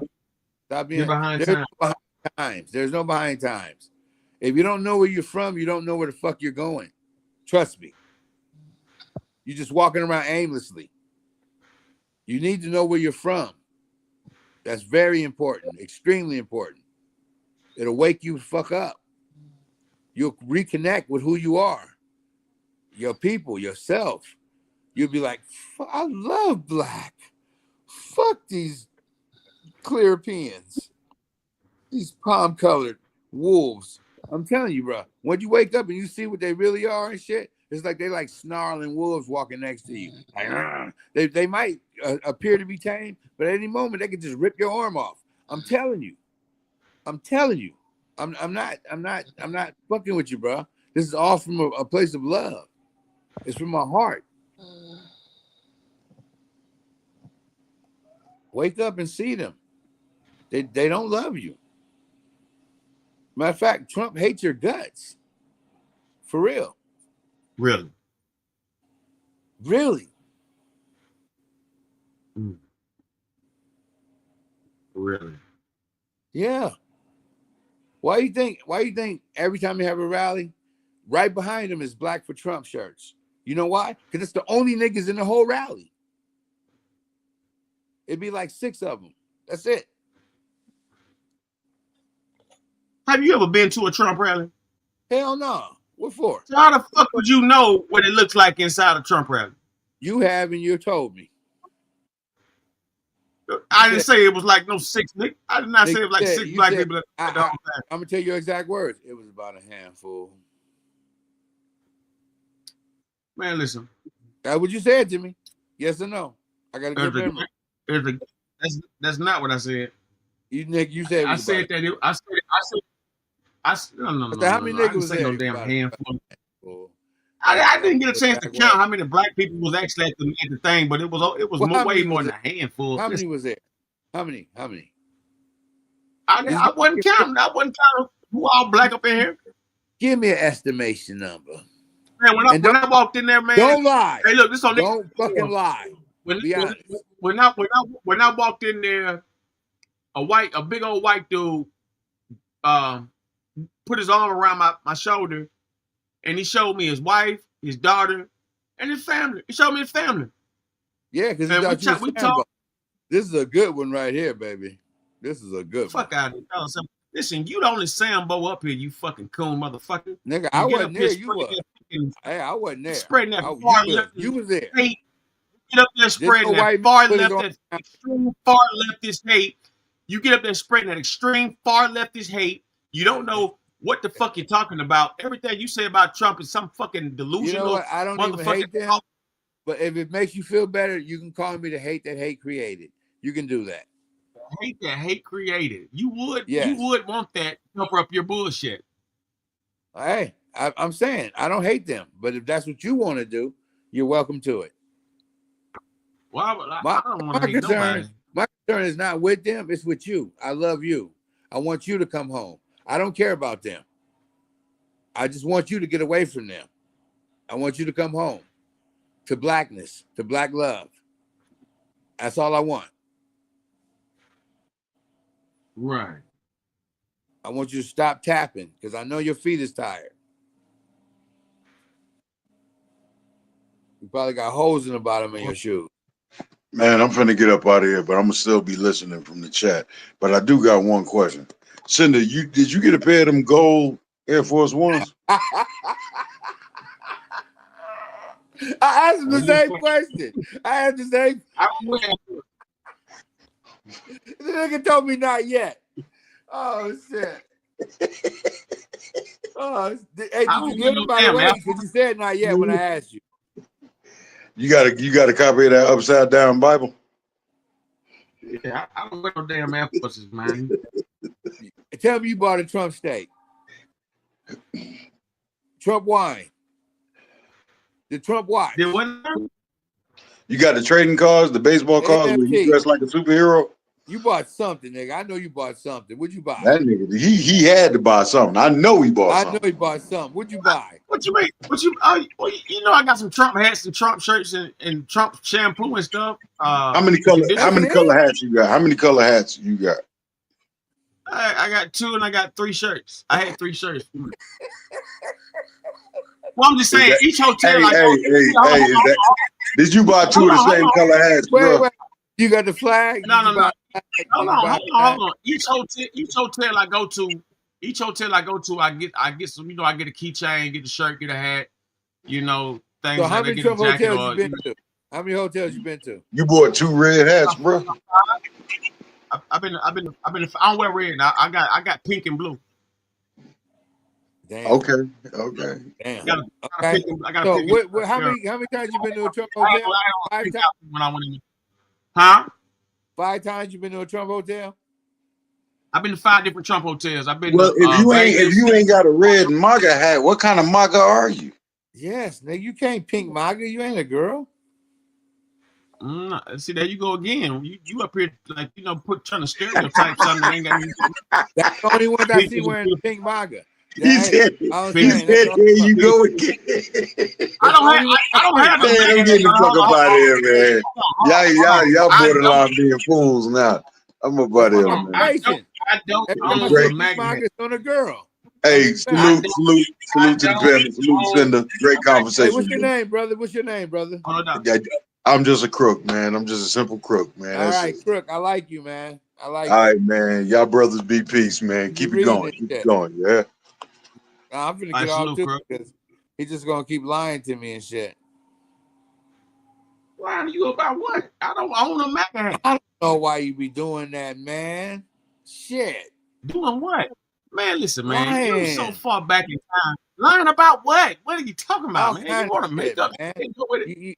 You use these white deceitful tactics when I'm not even trying to debate with you, but like you engage in debate with me and use these white tactics, man. They're deceitful. You know what I mean? You bring up shit that ain't have nothing to do with what we talking about, and then you try to confuse people by bloviating. That's just not cool, brother. You know what I'm saying? Just be straight up with me. You know? Black love. Damn. Listen, you are so far from the truth and out of your fucking mind. You don't know which way's up. You One get day up I'm here, gonna you get push to you. these One day I'm gonna you reach push you. these false illusional agendas I as have if not it's figured the out truth how. standpoint. It's not the case. Nothing you've been saying has been facts, man. It's all I, hypothetical I know. bullshit. As of yet, I've Bottom not line. reached you, but one day I will. I'm not giving up on you. I'm not. Yeah, okay. I'm Right, not. You right, come right, home to blackness. You coming right, home like right, a swing right. low, swing Yeah, that's chariot, what I'm saying. Everything that's what I'm coming talking about. for to carry Ronnie home. Everything about you is fucking 150 years ago, man. It's nothing up to date, man. Bro, It's I go way 2025. past It's 150 2025 years. and you still playing. Bro, I go past 150 years. See, 150 years is slavery. You know what I'm saying? But you got to know who we was before slavery. You know what I'm saying? You got to go back to Egypt. You got to go from Egypt back to Nubia. You know what I'm saying? You got to see who we was in Nubia, son. You know what I mean? Timbuktu, the great African civilizations. We wasn't just some fucking tree dwellers. You know what I'm saying? We didn't run around going ooga booga and wearing loincloths. We had civilizations. They covered all that shit up so you would think less of yourself and think greater of them. When all this shit is really an illusion. All this shit is stolen from other people. They have no culture. You know what I'm saying? Everything they have, they stole from somebody else. They're really not that smart. Really. But you can't put all white people in the same box though. But Thank you. but you're right. Wait, But hold you're up. right. They do. But listen, you're right. They did. They burned the book burnings, and there's a lot of stuff that they try to eliminate the history because they're trying to rewrite everything, to get you to conform. I get what you're saying, but you can't put all white people in the same box though. I got some white friends, and I don't mean it the way white people say it. I really got white friends, but my white friends are allies. They understand what I understand. Not saying that that's why they're my friend. Well, actually, that is why they're my friends. But I didn't put that into their heads. They came on that up on their own with critical thinking. Yeah, well, yeah. The truth is, there was a lot of book burnings that they burned. You know what I mean? It's a To lot more than where we could be from, where we could see our ancestry and things like that, because they don't want us to know. You know what I mean? Where we come from, and where the original, because they want to be able to mold in, what they want to mold, and have us conform to what they want us to conform to. I understand what you're saying, yeah, but like I yeah, told there's Ron, a lot in history that societally, they did try to they've eliminated where we're truly come from, because then they do the organized religion and the Christianity and all that stuff. I get it. and like I told Roni, societally, they're incapable of being honest. This system was not built on honesty. It was built on deception. The Right. whole religion that they gave to us was a religion of deception. Yeah, and and that's like the politics and all the, the government and all that stuff, but you can't. Deception. Yeah, you can't, but you can't put us all in the same. The Like I thing is, said, I I don't. got white What friends who are bothers me not is that like they that. look at all of us the same way. You know what I mean? I We're have not white all friends in who that. are not like that. Yeah. I have white friends who are not like that. But it's very few. Very, very few. Yeah, I hear what you're saying, but I And hear what you're saying. it's very hard to break out of that mold being born in America. Right. Or any Well, you don't know what you don't know unless you see, or you're going to exactly get my taught point. different. Exactly my point. America teaches you, starting with white Jesus, that white is better. So even brown people fall under that spell. But there's hundreds of years of generational. You know what I mean? Like this is started way back. You know what I mean? There's a Oh lot yeah, of things that even like the harmonic vibration of things, has been screwed with, because they've translated a lot of things that were in original scripts. Like Sanskrit and things like that. When they translate it into English, it takes the true meaning of what originally was supposed it to. started The 4,000 message years was ago. supposed to You're, deliver. you're Yeah. exactly right. And since those 4,000 years, they've done nothing but colonize. Right. And I hear what you're saying. I think maybe it's What's just happening your right now in delivery. I think your Gaza? delivery of what you're trying to say. I think it's hard to understand. You know what I mean? Because the way you were kind of delivering the message. Because I was trying to figure out, what is he talking about. You know? You mean to deliver it to Roni? No, you were like, just like kind of the way you were speaking about it. Like it was kind of hard to try to catch what you were trying to put down. Okay, well, if I was talking to somebody white, I would speak differently than I am to somebody black because Right. I hear you. that's my I game. hear you. So we're gonna talk with a different vernacular. Yeah, I hear That's you. we've been doing that since slavery. Yeah. You know, we had to fool the master and thinking we were talking about something else. Yeah. We Yeah. were talking Yeah. about knocking him in the head and getting away. Feel me? Yeah. Yeah. I hear you. So I'm just if trying to be honest with you you. have questions, I'll be Yeah. glad to answer any question you have with Yeah. honesty. Oh, I always come with everything with an open mind, and I ask questions. I don't have a problem with that. SendaRoni knows that.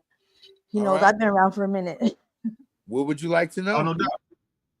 I know a lot. I've been around. I've been around, and I've been around. I've learned a lot. I've learned Oh, a so you whole lot. just basically standing up for yourself. So I'm just having a conversation. I'm not standing up for myself. I just No, wanted when to, you said not all white people was bad. like you said, you talk a different way. You know what I mean? And so I Right. just was trying to understand. So I was just kind of relaying what I was hearing, and just make Okay. sure that I was All right. hearing what I was hearing. That's it. Okay. All right. All right.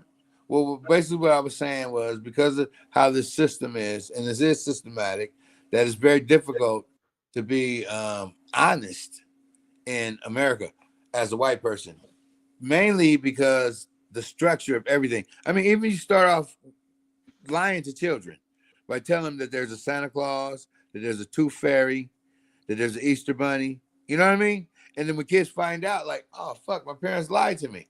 Then lying is not. And then you say a little white lie is not bad. It is. It's still a lie. A little white lie is just as bad as any other lie. But it okays it. And then you start with the religion, which is I don't even. I'm not even gonna go there with the religion, but it's not truthful either. And then you have like the other religions where there's supposed to be the right hand man who speaks to God, but he's diddling little boys. Right, right. I Feel me? hear you. Yeah, no, I hear you. I was on the phone, so that's why I couldn't And then you have respond. this But other yeah, it's religion. true. They give There's you this other they religion give you a false sense of what we are or what our history's like or where we come from because they don't want us to know because that's then all hidden. Yes, we would that's all be hidden. because then we would be independently thinking. You know what I mean? God forbid we think on our own. Well, they have to give you a history that glorifies their accomplishments. Right? They're Like rewriting um, history. Yeah. and television is it's Hmm. called programs for a Yeah. reason because it's Hmm. programming. So in television, just let's take cowboys and Indians. When we were kids, nobody wanted to be an Indian. Everyone wanted to be a cowboy. Why? Because the Indians always lost in the movies. And the Indians were shown as savages and they were scalpers, and it was exactly the opposite. It was actually the white guys who were the scalpers, Right. like George Washington and all them. Those was Hmm. all Indian scalps that they wore. Yeah. Hmm. And you got $2 for a regular scalp, $5 for an Apache scalp. Yep.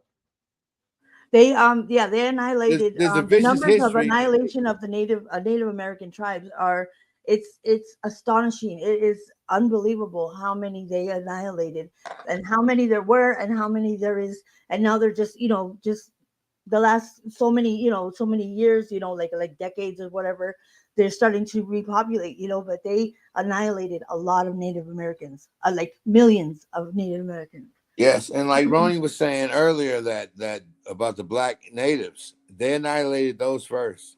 They killed most of the black tribes first. Yeah. There were black tribes that were very black. The Taino, I forget the ones in Florida that was like 7 foot tall. They were black. They annihilated all of them. They didn't want us to They were know. a threat. They felt they were a threat, I bet. Yeah, and they didn't want us to know that some of us was already here. Yeah, exactly. Hmm. Some of them they took into slavery, but a lot of them they annihilated. But you have to know the history to understand what happened and why it happened. Right. Everything was commerce. It was all commerce.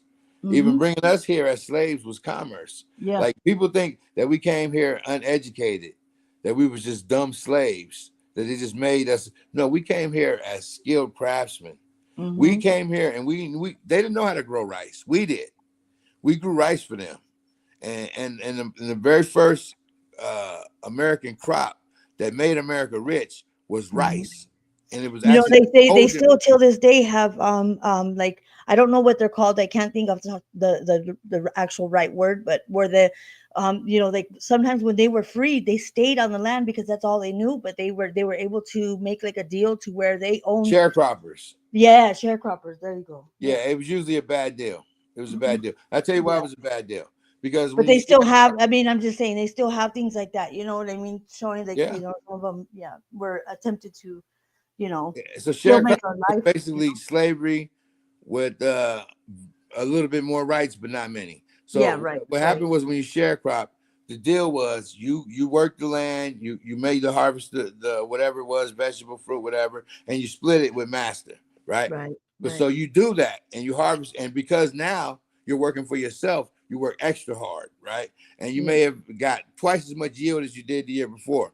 But when you went to master, you said, okay, let's split that down the middle. I want my chunk. What he would say was, well, you needed a place to live. I had to charge you rent. Right, right, You right, right. needed clothes. Taxing, I got to take put that. that tax on there. Yeah. I gave you food. I Mhm. got to take out for that. Matter of Yeah. fact, you owe me money. You got to stay another year. Yeah. That's how they did us. Yeah. Yeah. They put more. They want to add. They want to add to it. Yeah. I Yeah. get it. Hmm. They've never been honest with us. They made 363 treaties with Native Americans and broke every single one. Hmm. Every single treaty. Yep. That's sheer dishonesty. That's what I'm saying. Individually, word.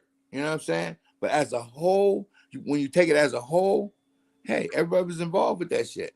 Yeah. Even if they didn't have their hand right on it, they still benefited from the practice.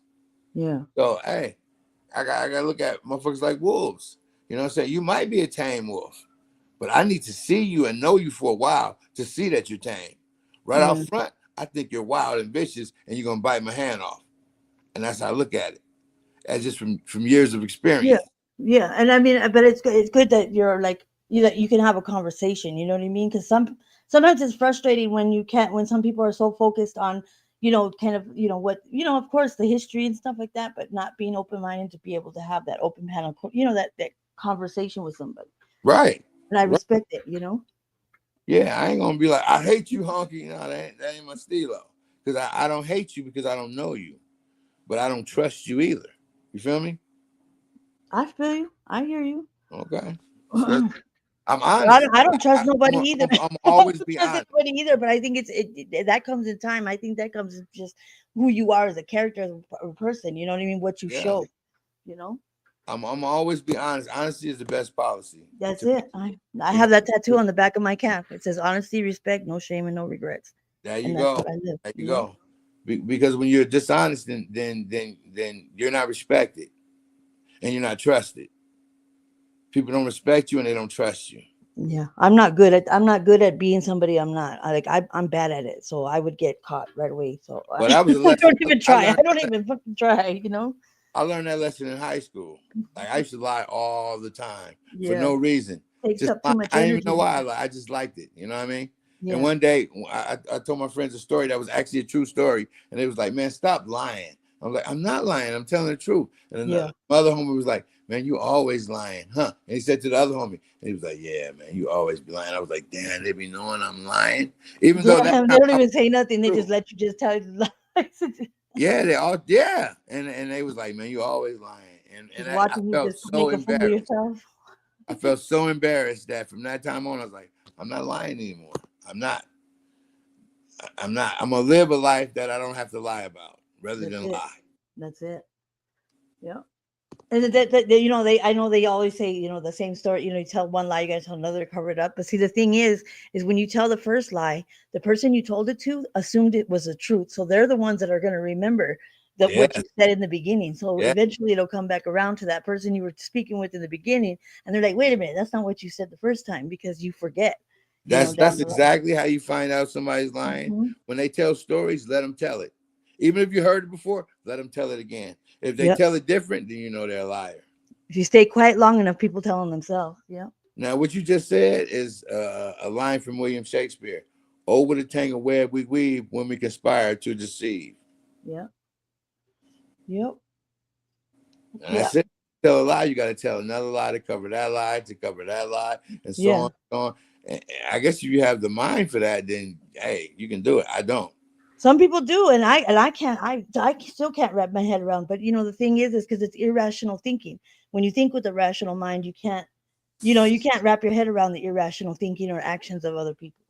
Yeah, I had a friend who lied about every. I couldn't figure out why he did that. Even though I did that when I was younger. I mean, he's a grown ass man. I'm like, why do you do that? Like, I don't get it. Like, he just lied all the time for no reason. Stuff Yeah. he didn't have to lie about, he lied about. Yeah.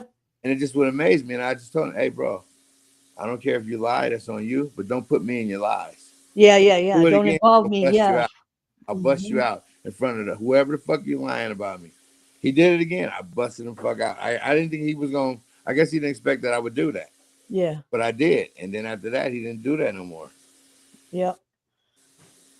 My daughter, my oldest daughter, she's 30 now, but when she was little, I don't know why, but she's a Scorpio though, but Scorpios are storytellers, and she started telling stories when she was really young. But I told her straight up, I said, as she got a little older, I said, I'm gonna call you out. Don't let me catch you lying to people. You know what I mean? And telling them something that ain't true, because I'm gonna call you out right in front of them, and don't act like I didn't tell you. Because I'm gonna tell you right now, I will call you out, because it's not But right to we lie. give permission, though. We give children permission. Yeah.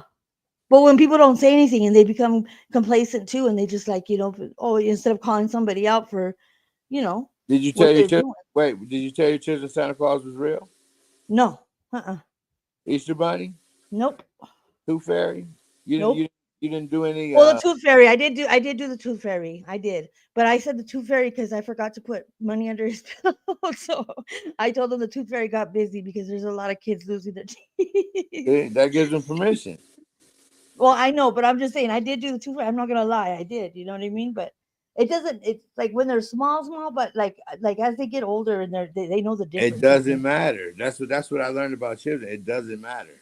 Yeah, I know. You have to be honest with them from the time they're small. Yeah, I And get it. they'll be honest people. Yeah. Oh, my kids are very honest. My kids telling themselves all the time because I tell them, I said, because I respect people telling the truth and that people that are honest and bullshit. You know what I mean? I'd rather you be honest with me. I might not like what you had to say, but I'd rather you Right. be honest. You know? Sometimes the truth hurts like a motherfucker, but Yeah. you got to man up and take it. But my oldest son, my 11-year-old, told my little one because they're 4 years apart, right? And I remember, and I didn't. Sometimes you don't know if like your parenting, like you don't think about it every day, but you know, you're like, I wonder if what I'm teaching them is really sticking, you know?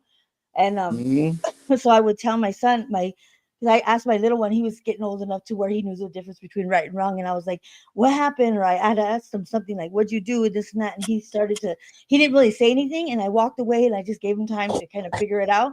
And my older son was telling him, he goes, just be honest. She won't get mad. Just be honest. Because I show them through my actions that I don't get upset. You know, if they're honest with me, we can Right. work through it. There you You know? go. Yeah, when So you I show them reward a through my kid for being actions. honest, they're more likely to be honest. Right. But if they be Exactly. honest with you and then you whoop that ass, Yeah. Yeah, they're never exactly. gonna They're be going to be honest afraid to tell again. you the truth, though. You know, if you if you tell them I'm not going to get mad and then you get upset, Yeah, why are they going to want to tell you the truth? It doesn't make no sense. exactly. That's being dishonest right there by saying I'm not gonna get mad and then you fucking get mad. Exactly. That's it. You just made yourself into a liar.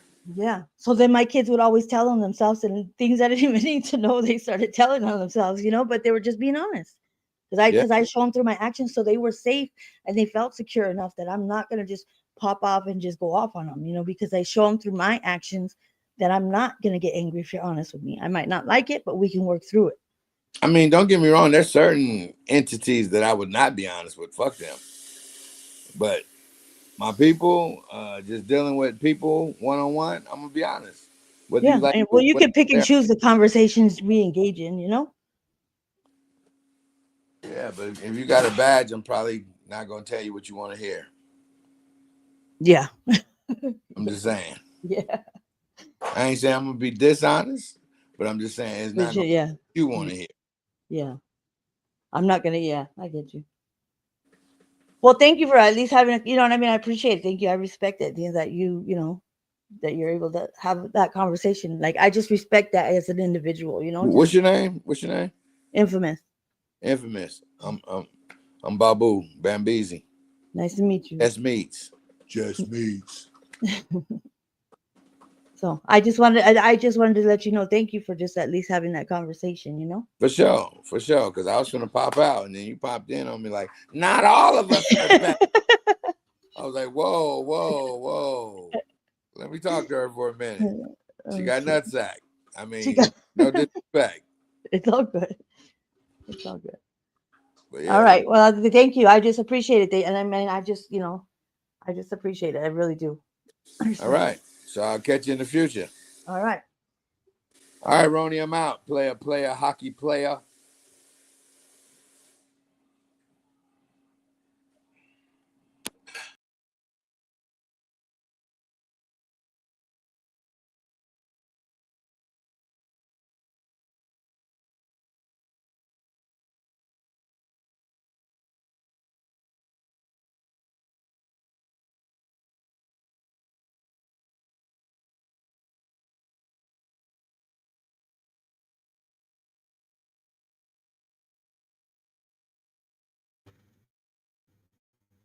Just meet.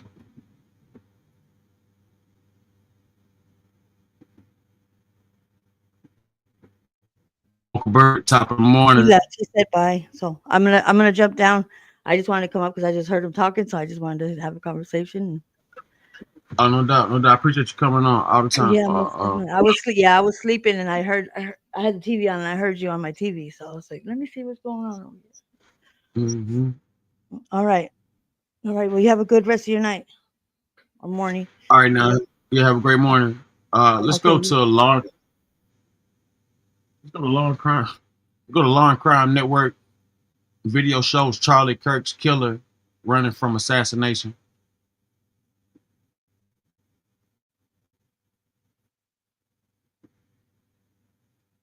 Breaking news, new video showing the moment that law enforcement say the shooter who killed Charlie Kirk got away. We also have new images from the FBI of the shooter showing distinctive features on the clothing he was wearing, like this shirt with an American flag and eagle on it. Also, where law enforcement said the shooter left critical pieces of evidence as the manhunt for this killer continues into a second night. This is a breaking news edition of On the Case presented by Law and Crime. I'm Chris Stewart.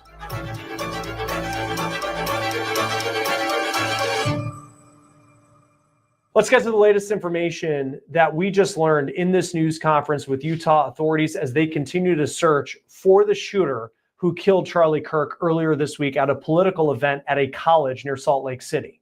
Kirk, at this event, the 31-year-old conservative influencer, was shot in the neck. It appears he bled out very quickly on stage. That video that was circulating on social media, it is just too graphic to show you here. Kirk was then rushed to the hospital where he was pronounced dead. Now, this is one of the new pieces of information that we just saw for the first time in this news conference. It is video showing the moment that the gunman escaped, jumping off of a campus building. And this is the building that law enforcement say the shooter fired with a rifle from about 200 yards away and hit Charlie Kirk. I'm going to break down this video for you in just a moment. I will show you what Bo Mason, the head of Utah's Department of Public Safety, had to say about it in just a moment. But I do want you to get a good look at these pictures as well, because these are new tonight. These are enhanced. These show the shooter on campus at Utah Valley University, and law enforcement is very clear. They want the public to see these and recognize the distinctive features on them, like that shirt with the American flag on it with an eagle. Also, the shooter was wearing a hat. They say it is a triangle logo on that hat, and he was wearing Converse shoes with white soles. Now, Charlie Kirk,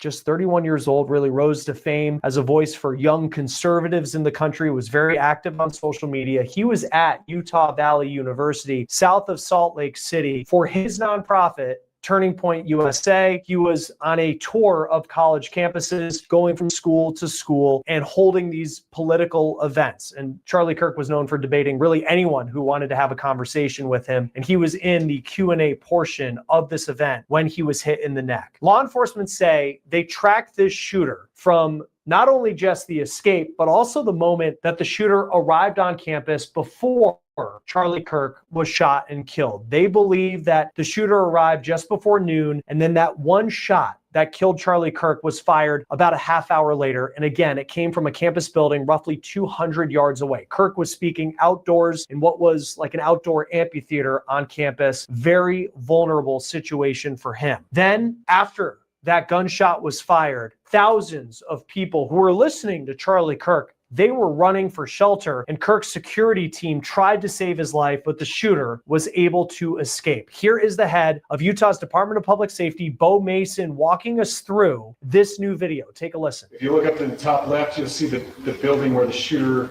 was chromed out in the top left corner. We'll go ahead and play that video, and I'll narrate as we walk through that. So here you see that the suspect ran behind that upper building. He's going to come out on the right, move to this far right corner. As he does, he's going to climb off the edge and then drop down to the ground. As he did that, he left some palm impressions. There's some smudges, some places we're looking to collect DNA. There's a shoe imprint where we believe the suspect is clearly identified as wearing Converse tennis shoes. Again, we'll replay that so you can get another view of that. It's important to note his black t-shirt, his black pants, and there appears to be some white on the soles of those Converse tennis shoes. Today, Mason also described the shooter as someone who would blend in on a college campus, and you can see that in these pictures. The shooter was wearing a backpack with sunglasses and a hat. Also, it appears this shooter is of the age of college students. It's, again, unclear who this person is, and that is what law enforcement is trying to figure out. Authorities emphasize that, again, the features are very important to look at. The logo on the shirt, the Converse shoes. They do believe that the shooter left an imprint of his forearm on that building that he dropped off of. Here's what Mason said about these new pictures. Listen to this. It's important to note his black t-shirt, his black pants, and appears to be some white on the soles of those Converse tennis shoes. Those are all identifiable items that we're looking for. In the stills that are going to follow this, you're going to see a very distinctive T-shirt with an American flag and appears to have an eagle on it. There's also a baseball cap with a triangle on it and a pair of sunglasses. All distinctive, all things that we would ask the public to look for and try to identify if they know someone who has those items, who has been seen wearing those items. We're looking for all that information. As you can Law see, enforcement say they believe. as you can see that they've identified photos and visuals of a rooftop individual. My thing is, where was this surveillance while this was going on? This is not making sense here. That they have the gun that was used in this attack. Subscribe, Law and Crime Network. The video shows Charlie Kirk's killer running from assassination. It was a bolt-action rifle, a high-powered rifle that was left in the wooded area that the shooter escaped to after jumping off of the building. That gun is currently with the FBI's crime lab. They're trying to pull information off of it. It's unclear who, if anybody, that gun was registered to. Utah Valley University is a school of about 45,000 students. It's 45 minutes south of Salt Lake City in Orem, Utah. And again, just the place that Charlie Kirk was speaking, this outdoor auditorium, a very, very vulnerable place. Earlier today, law enforcement was asked about the security measures for this event, and they wouldn't really say much about it, saying that that would be a conversation for a later time, as there is, of course, a major manhunt going on right now. But tonight, Utah Valley University did say that all school protocols when it comes to security were followed during Kirk's event. This is going to be a key part of this story after the manhunt is complete. Now, Utah is a state that has the death penalty. And tonight, its governor, Spencer Cox, made it clear that if and when this shooter is taken into custody, that is the punishment that this shooter will face. More than anything, we are going to catch this person. Last thing I will just say is we've been working with our attorneys, getting everything that we need, affidavits ready, so that we can pursue the death penalty in this case. And that will happen here in the state of Utah. The governor also said that the thousands of tips that the FBI has received in a little more than 24 hours since Kirk was killed is the largest volume it has received for a single event since the Boston Marathon bombing in 2013. The FBI is offering a reward of up to $100,000 for information that will help in bringing the shooter to justice, and anyone with information that can help in this case should call the FBI, the number 1-800-CALL-FBI. They also now have a website online as a place that you can send digital tips and information. Here's the full news conference that happened a little earlier tonight so you can hear it for yourself. We are going to share a portion of a video and that we have of the suspect, as well as some new stills. Those have already been released, but we want to make sure that they get as much attention as possible so that we can get help from the public in tracking down this evil human being. So we're going to cue up the video right now, show that. I've asked Commissioner Bo Mason if he would narrate to you what is happening in this video. Thank you, Governor. Bo Mason, Commissioner for the Utah Department of Public Safety. If you look up to the top left, you'll see the building where the shooter was chromed out in the top left corner. We'll go ahead and play that video and I'll narrate as we walk through that. So here you see that the suspect ran behind that upper building. He's going to come out on the right, moves to this far right corner. As he does, he's going to climb off the edge and then drop down to the ground. As he did that, he left some palm impressions. There's some smudges, some places we're looking to collect DNA. There's a shoe imprint where we believe the suspect is clearly identified as wearing Converse tennis shoes. Again, we'll replay that again so you can get another view of that. It's important to note his black t-shirt, his black pants, and there appears to be some white on the soles of those Converse tennis shoes. Those are all identifiable items that we're looking for. In the stills that are going to follow this, you're going to see a very distinctive t-shirt with an American flag and appears to have an eagle on it. There's also a baseball cap with a triangle on it and a pair of sunglasses. All distinctive, all things that we would ask the public to look for and try to identify if they know someone who has those items, who has been seen wearing those items. We're looking for all that information. Here you see the suspect after dropping off the building. He moved around across this grassy area, around the parking lot. We're going to pan to the right.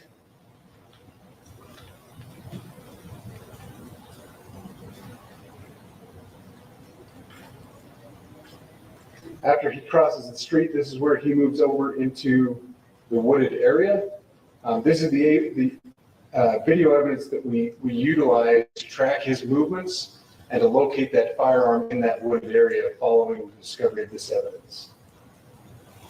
You want to go to the stills? So here's the still photographs I mentioned. These have been enhanced. So these are slightly different than what we introduced earlier. Please pay close attention to the t-shirt. Like I said, very distinctive with that American flag and that eagle. The hat with the triangle and the sunglasses. You go to the next picture, please.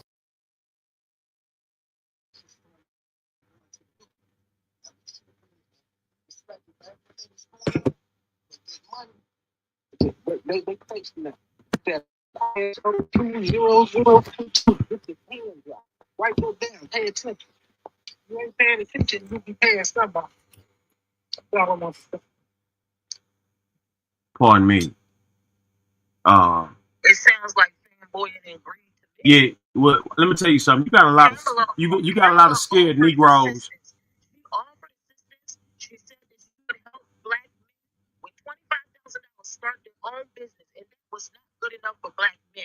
They sat here and said on the comment that she made without playing. Hey man, hey, we talking about Charlie Kirk or what we doing? The same video over and over of Paula saying she's not going to do anything for black people, but they did not finish the entire video. They only waited for that one particular part. And of course, no vice president or president. Come on, man. Hey, listen, man. What are we talking about? What are we talking about? Oh, what are we talking about? We gonna stick to the script. Are we gonna stick to the script, or we gonna get off topic? Like, what are you doing? Wholeheartedly say she's going to do something specifically for black people. That's why she's not here now, because she started telling what she was going to do for black people, and it wasn't good enough for y'all fucking niggas. It's still not good enough for y'all, because y'all continue to blame the for shit that the Republicans are sitting there doing in their faces. Are you done? Wake the fuck up. Are you done? I'm not done. I still have more to say, but I'll let you breathe. Yeah, thank you. Yeah, so this I just heard of this Charlie Kirk dude. Maybe like soon as he got assassinated, it was all over the social media platforms and everything like that. I didn't know who he was or had any idea. First time ever hearing of him. So I did a show on my YouTube channel, and I played all his clips. It was my first time hearing them. Played all the clips that they had to show of him speaking out against what he believes in, and so on and so forth. Charlie Kirk was a racist piece of shit. He wasn't a politician. He was up here at these college college campuses, speaking to little kids, speaking to younger minds that he could control and manipulate. If anybody who thinks that Charlie Kirk was a patriot or anything that represents what we need right now in this country and not see the racism in this piece of shit motherfucker, then you got a problem. JD Vance is a racist piece of shit too. Anybody who is making a really, really big deal. Now I understand politicians got to do their thing for, the people and get their clout and everything like that on the news and all that, get all that good entertainment out of it.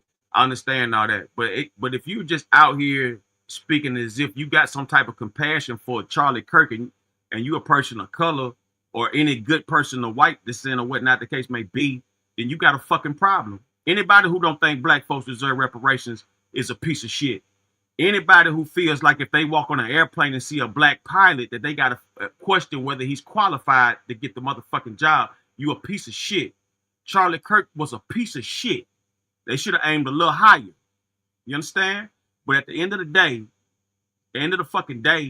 freedom of speech is freedom of speech. Why in the fuck is you talking so freedomly and you ain't got no security? That shit he's supposed to be behind a glass fucking bulletproof motherfucking window. He's supposed to have 20, 50 people in front of him. He's not supposed to be by himself, set up like that, doing the shit he's doing. He was a fucking brutally honest, maggot, faggot motherfucker, down low, bitch made motherfucker, racist motherfucker. And that's just simple as that. And all these motherfuckers, all this fake love, tears, all this some fake shit. If you a black person doing all that, something's really fucking wrong with you. It's somewhere in the midst of this, you've been lied to, you've been brainwashed, you've been suckered. There's no way someone could have this much compassion for a motherfucker we don't even fucking know. I'm telling you, I've never heard of this motherfucker ever. And I voted, you understand what I'm saying, for the president. So I don't know who the fuck this guy is. Don't know who the fuck he is. I don't really know who J.D. Vance is. I know J.D. Vance snuck in through Trump. That's all I know. Other than that, man, I don't know these crazy fucking cracker motherfuckers. And we can't sit up there and blame Trump for everything that his fucking fanatics do. We can't do that. Just can't do that. Everybody got their freedom of speech. But when you get to speaking down on trans and all these people laying this and that, man, people who ain't got nothing to do with you, a man laying with another man is not your motherfucking business.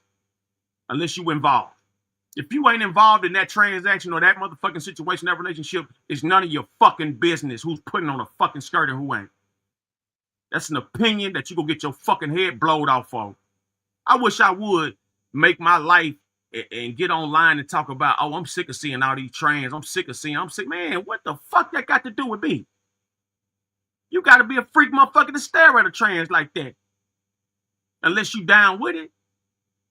So all this old bullshit, man, people are people, man. You cannot deny who is who and what's what. If we sit up here and get to point the finger about this and point the finger about that, we'll never be able to grow as a country. How in the fuck is we ready for ET when you can't even stand a man with a skirt on?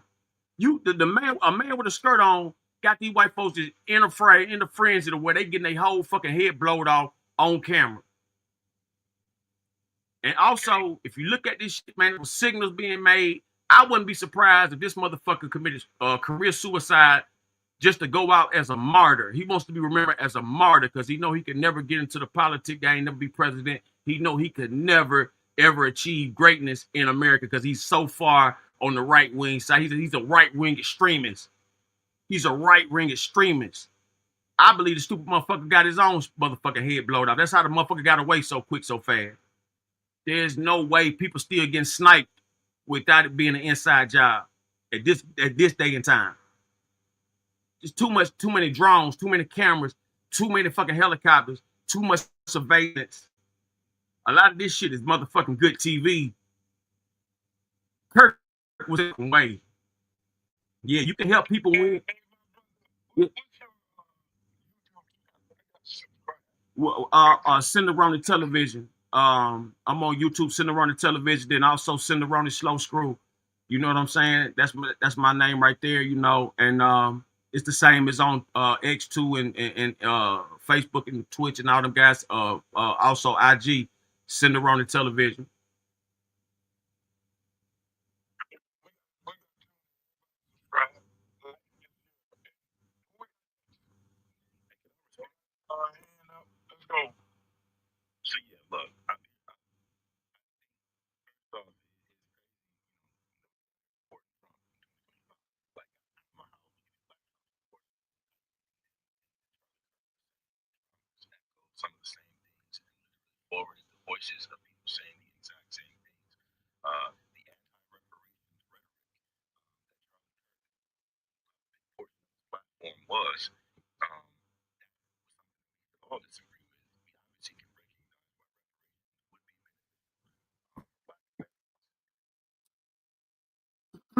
We're at Trump rallies, and at the Trump rally, you got different people, different Republican senators getting up, prominent Republican leaders saying that we're not owed anything, and that Democrats are pro-crime and all of those kinds of things, and that reparations want to steal money from white people. So when those kind of things are said at Trump rallies, so then I don't know how you can be mad at Charlie Kirk for saying that and then still vote for Trump, knowing that Trump endorsed that same mentality.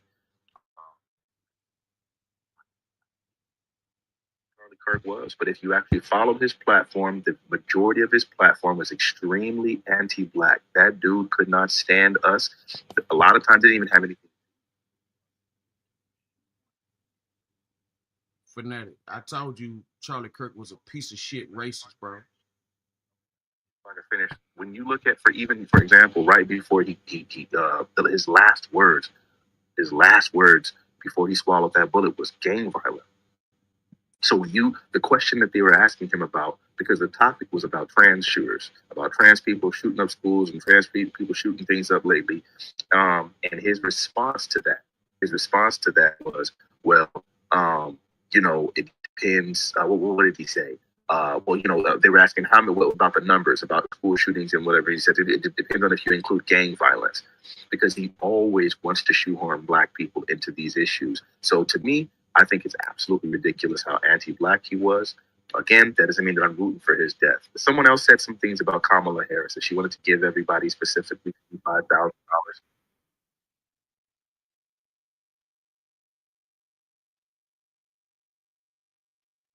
$5,000. What she was doing was the same type of rising tide lifts all boats that have been common within the Democrat Party, so that they don't actually take care of us, because guaranteed the majority of people that were going to get that money were not going to be black people. Just like we can look at the PPP loans.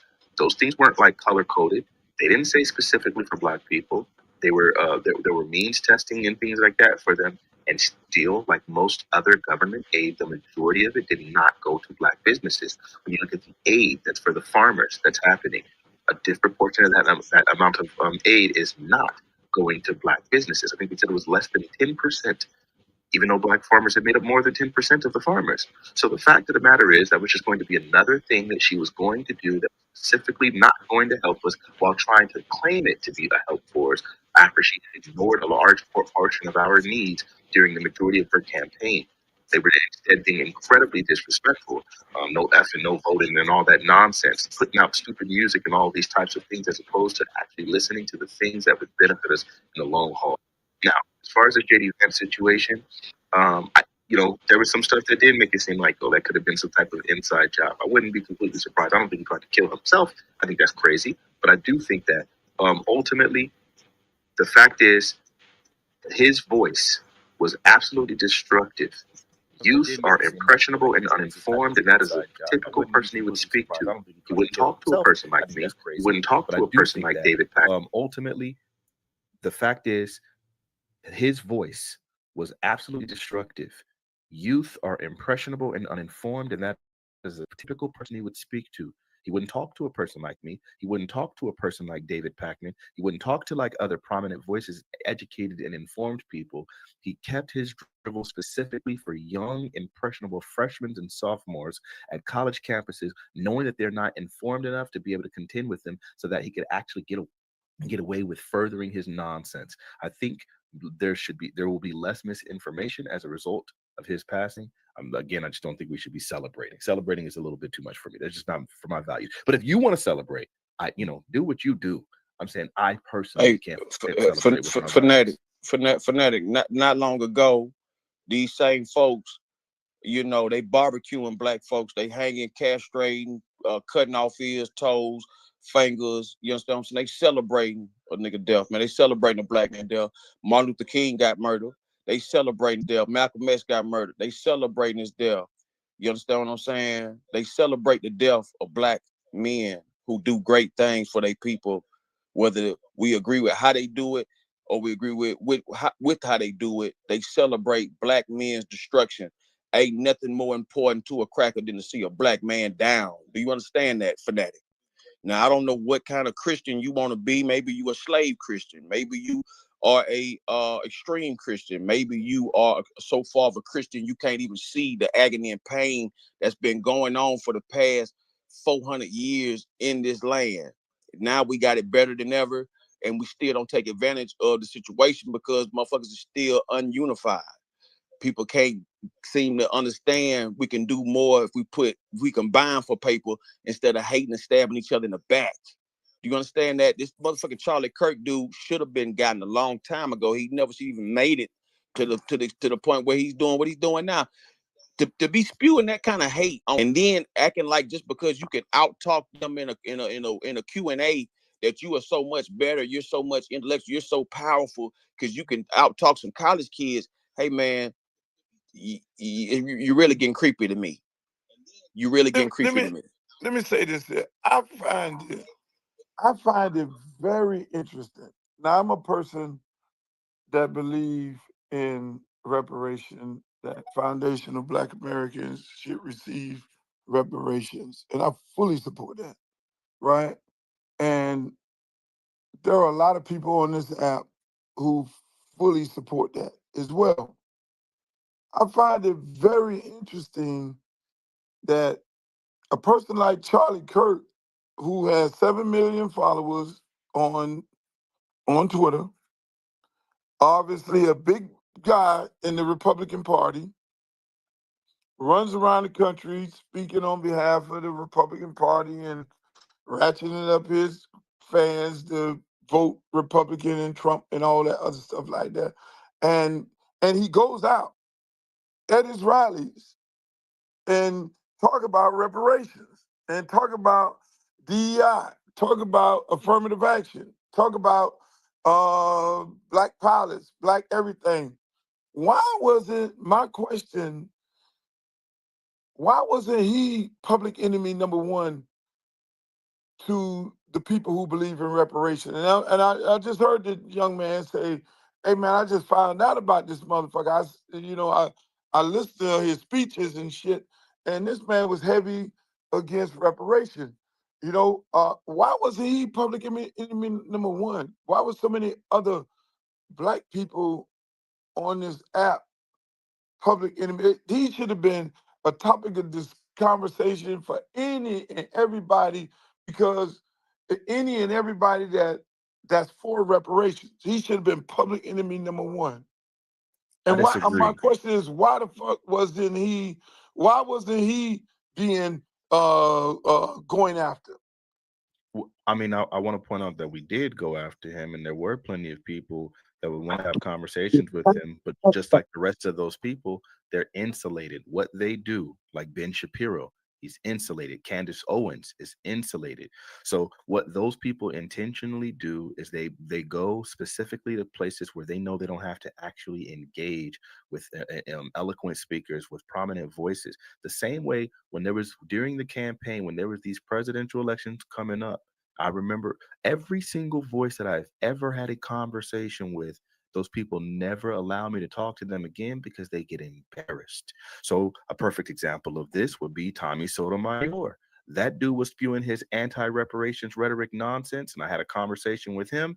Dude blocked me, refused to promote the video, accused me of doing something wrong by literally simply tagging him in the video that I posted of the conversation that him and I had together, and he blocked me. And at that point, we'll never have another conversation. Why? Because he was embarrassed. Because the fact of the matter is, I'm more informed than he was.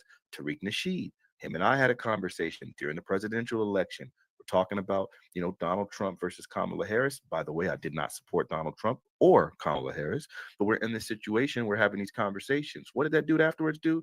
Tried to label me a Democrat shill, even though I've never, ever voted for a single Democrat in my life. I can point to all of my anti-Biden rhetoric. I have all the history and the facts for that. What did that dude do? The next space, oh yeah, you're a Democrat shield. He'll never speak to me again. I understand. You're embarrassed because somebody actually came up with the receipts, with the facts, with the information, and you can't outspeak them. So once Republicans or once people who are spreading misinformation, once they realize that they're grifting and they recognize that the truth will always outshine their talking points, what they do is they insulate themselves to prevent you from having these conversations. I would have died to have a conversation. Not died, no, I would have lived. But I'm saying I would have thoroughly enjoyed having a conversation with Charlie Kirk. I remember having how hard it was to have the conversation with Gothics. I remember how hard it was to have that conversation with Jesse Lee Peterson. Jesse Lee Peterson, another person, got extremely embarrassed.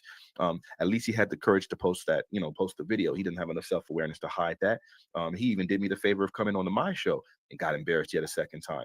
Fact of the matter is, once you talk to these people and they realize that you're the truth, then they run from you. They run from you. I can Destiny was the person that blocked me. That dude had some anti-black rhetoric. You just go down the freaking list. What's that dude? LFR family. The fact of the matter is, the reason why Charlie Kirk wasn't enemy number one is because enemy number one probably should have been Donald Trump. Enemy number one should have been people in actual political circles. Gavin Newsom, for what he did to the reparations movement in California, that should be enemy number one. Those are the people that we should be focused on.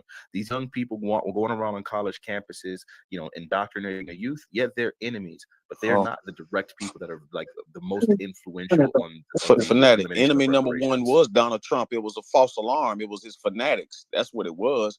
It was the people that supported him, and everybody can find out and see who's the racist and who's not by the ones who support him in this extreme fashion, or where they just spew out racist points of views and racist dialogue. Like at the end of the day, Charlie Kirk should not have been with college kids. Period.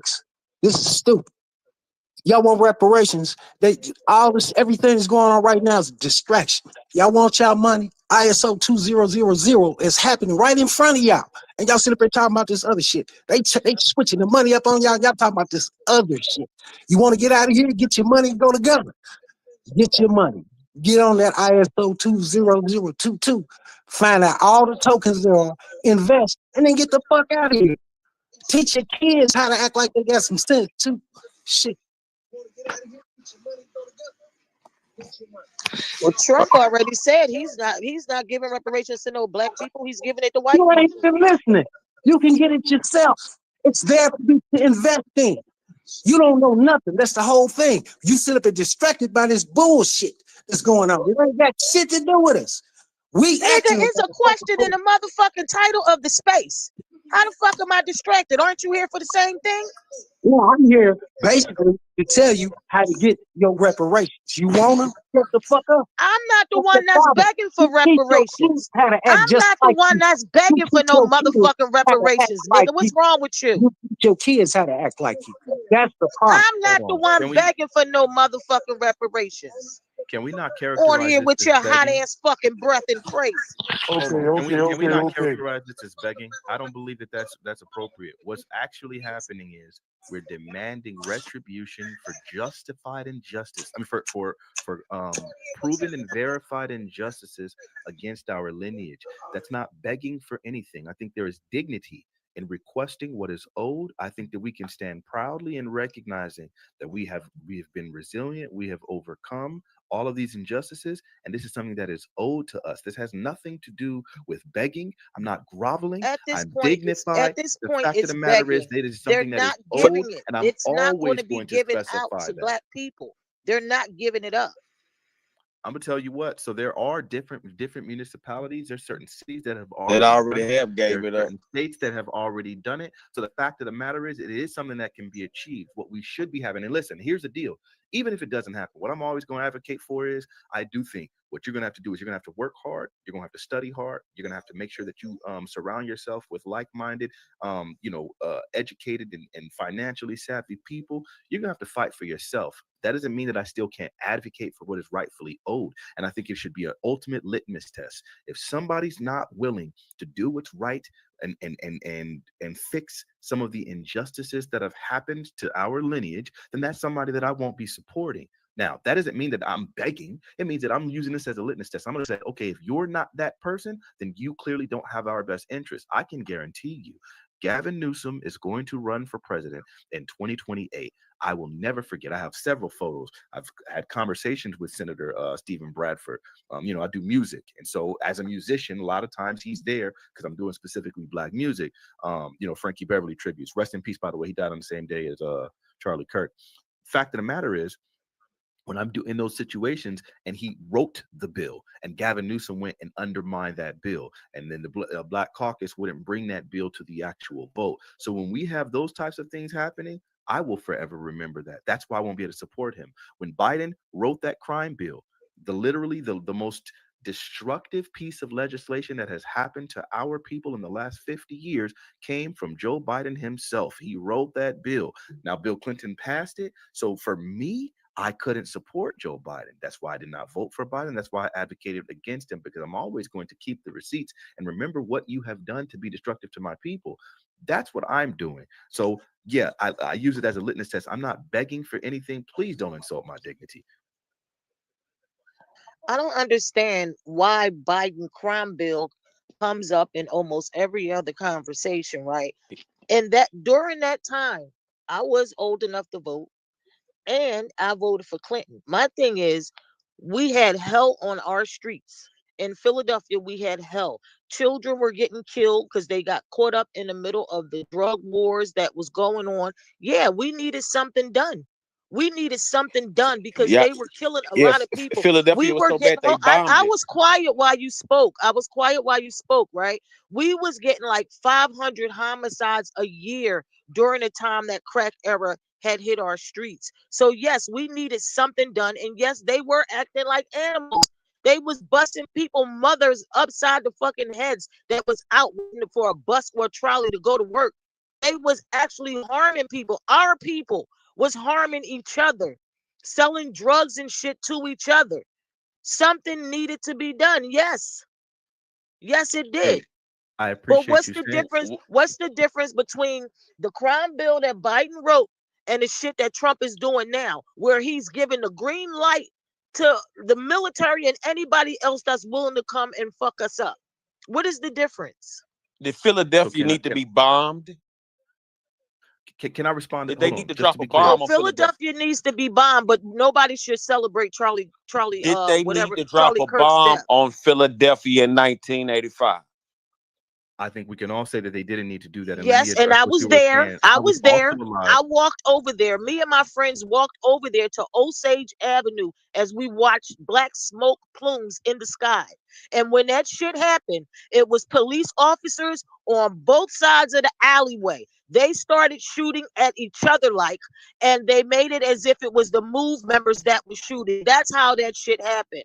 And then the mayor at that time was blamed for it. He didn't know they was going to drop a bomb, but he helped give partial of that green light. Wilson Good. I You're was telling me there the and I mayor remember that. didn't know that they was Hold gonna on. drop a bomb on his But city? wait. We're No, moving that somewhere black else. Can we mayor, address what else we you had a said? black mayor named Wilson Good. Just because he black don't mean he ain't a Wilson Good coach. was, excuse me? Okay, can we address what she said first though? Look, when you talked about that crime bill and you asked why was that always brought up, and you brought up the fact that something needed to be done, That crime I bill don't. wasn't a Ma'am, that crime bill you was not in said effect during the time that you they dropped that said bomb on MOVE. I It understand. was not in effect during that time. You said when first off, that wasn't me that interrupted when you were speaking. It was No, I just SendaRoni. wanted to I correct you got you. so that you Okay, I could got fix you. that. But Yeah, in the Mr. same Lou. way that I didn't speak when I you were wanted to talking, correct you so you the could same way. fix All that. right. I So I'm was not going to show you merely that same saying that respect. I Biden got did you. not write that So crime bill during the time the the bomb crime was bill, dropped on the MOVE I house. I understand that, and I wasn't talking about the bomb being dropped. What I spoke about, what I was speaking about, I was actually giving you the dignity of responding to the thing that you said I'm listening. after you decided to get indignant, saying, "Oh, I didn't interrupt while you were talking. That wasn't me talking.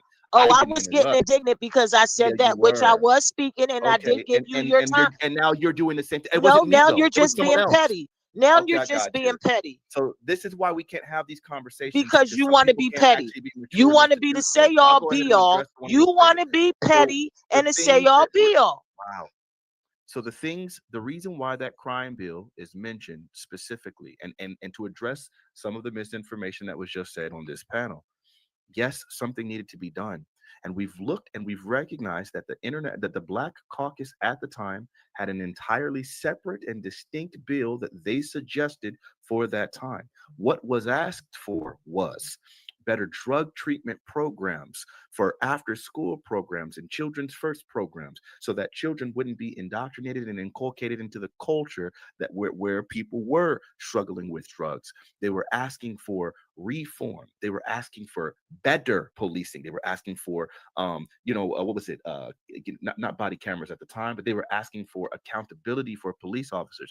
That's what was being asked for. They were asking for better rehab and drug treatment programs. Those were the things that were being requested. Instead, when people said we want police reform, what white people do very frequently is they do selective hearing. They said reform on policing, sure, but then they ignore what type of reform that we were asking for. They say, "Oh, you want us to address the problem?" Sure, but they ignore the way that we suggested that they handled that drug problem. When we look at what the opioid epidemic did, and we looked at the way that they responded to that, what did they do? They said, "Hey, we're going to go ahead and earmark specific finances specifically for drug treatment programs. We're going to make sure that we stop treating this thing as a crime, as addiction as a crime, and we're going to treat it as a health problem." They started doing all of the things that we asked them to do during the crack epidemic, but they didn't do it. They did it during the opioid crisis because the majority of the recipients of that crisis were white. So when white rural America is affected, they have a different response. So that crime bill was injurious. The three strikes law was injurious. So when you start creating deleterious legislation specifically for Black people, despite what we're asking you for, and then you try to flip it back on us and say, "Well, you guys asked for something, didn't you?" Yeah, we asked for something. We asked for reform. We asked for help.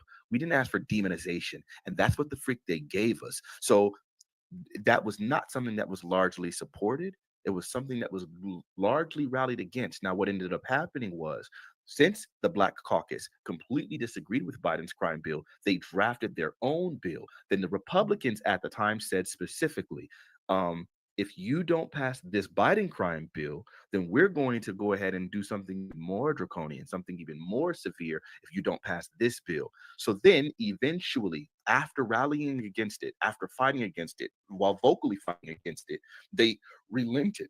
They caved in and went ahead and signed that bill while vocally stating this is one of the most destructive bills ever. It's just that they felt like they didn't have any other options because Bill Clinton was actually was actually trying his best to appeal towards the Republicans because he was one of those Southern Democrats.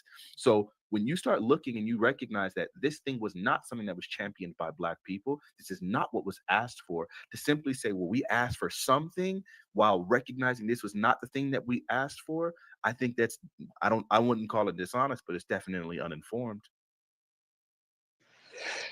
To be uninformed and miscommunication and all these levels of not knowing how to deal with other people and respect other people's feelings can cause someone to put a hold on you. Now, when you get to spewing out hate and when you get to spewing these despicable acts of hatred on people who have evolved from that type of element of life, people will applaud a bullet in your head. People will applaud you no longer here to put down and discriminate and spew out uh racial hatred towards others. That's a problem. That is a major problem. You said the guy had 7 million followers. That's what I'm saying. Like all this stuff with this guy. Like I said, I've never heard of him until he got killed on TV. That's the first time I ever heard of this guy. You have a knack for finding all these, race hating influencers, and that's your thing. I personally I try to stay away from races. You understand what I'm saying? As much as I can. Um, when you brung up the Jesse Peterson guy, not Patterson, whatever Peters, whatever his name is, that's a real life coon. A lot of these guys are coons, meaning they tap dance. I don't tap dance. I bank head bounce. I moonwalk, typewrite. You know what I'm saying? Harlem shake, snap fingers and shit. It's a different level of behind time thinking than what's going on right now. A lot of people that has that mentality of wanting to be all up in the past, they forgetting that it's a future right here. Education is in the palm of your hand. You can go find out pretty much whatever you want to find out and put your own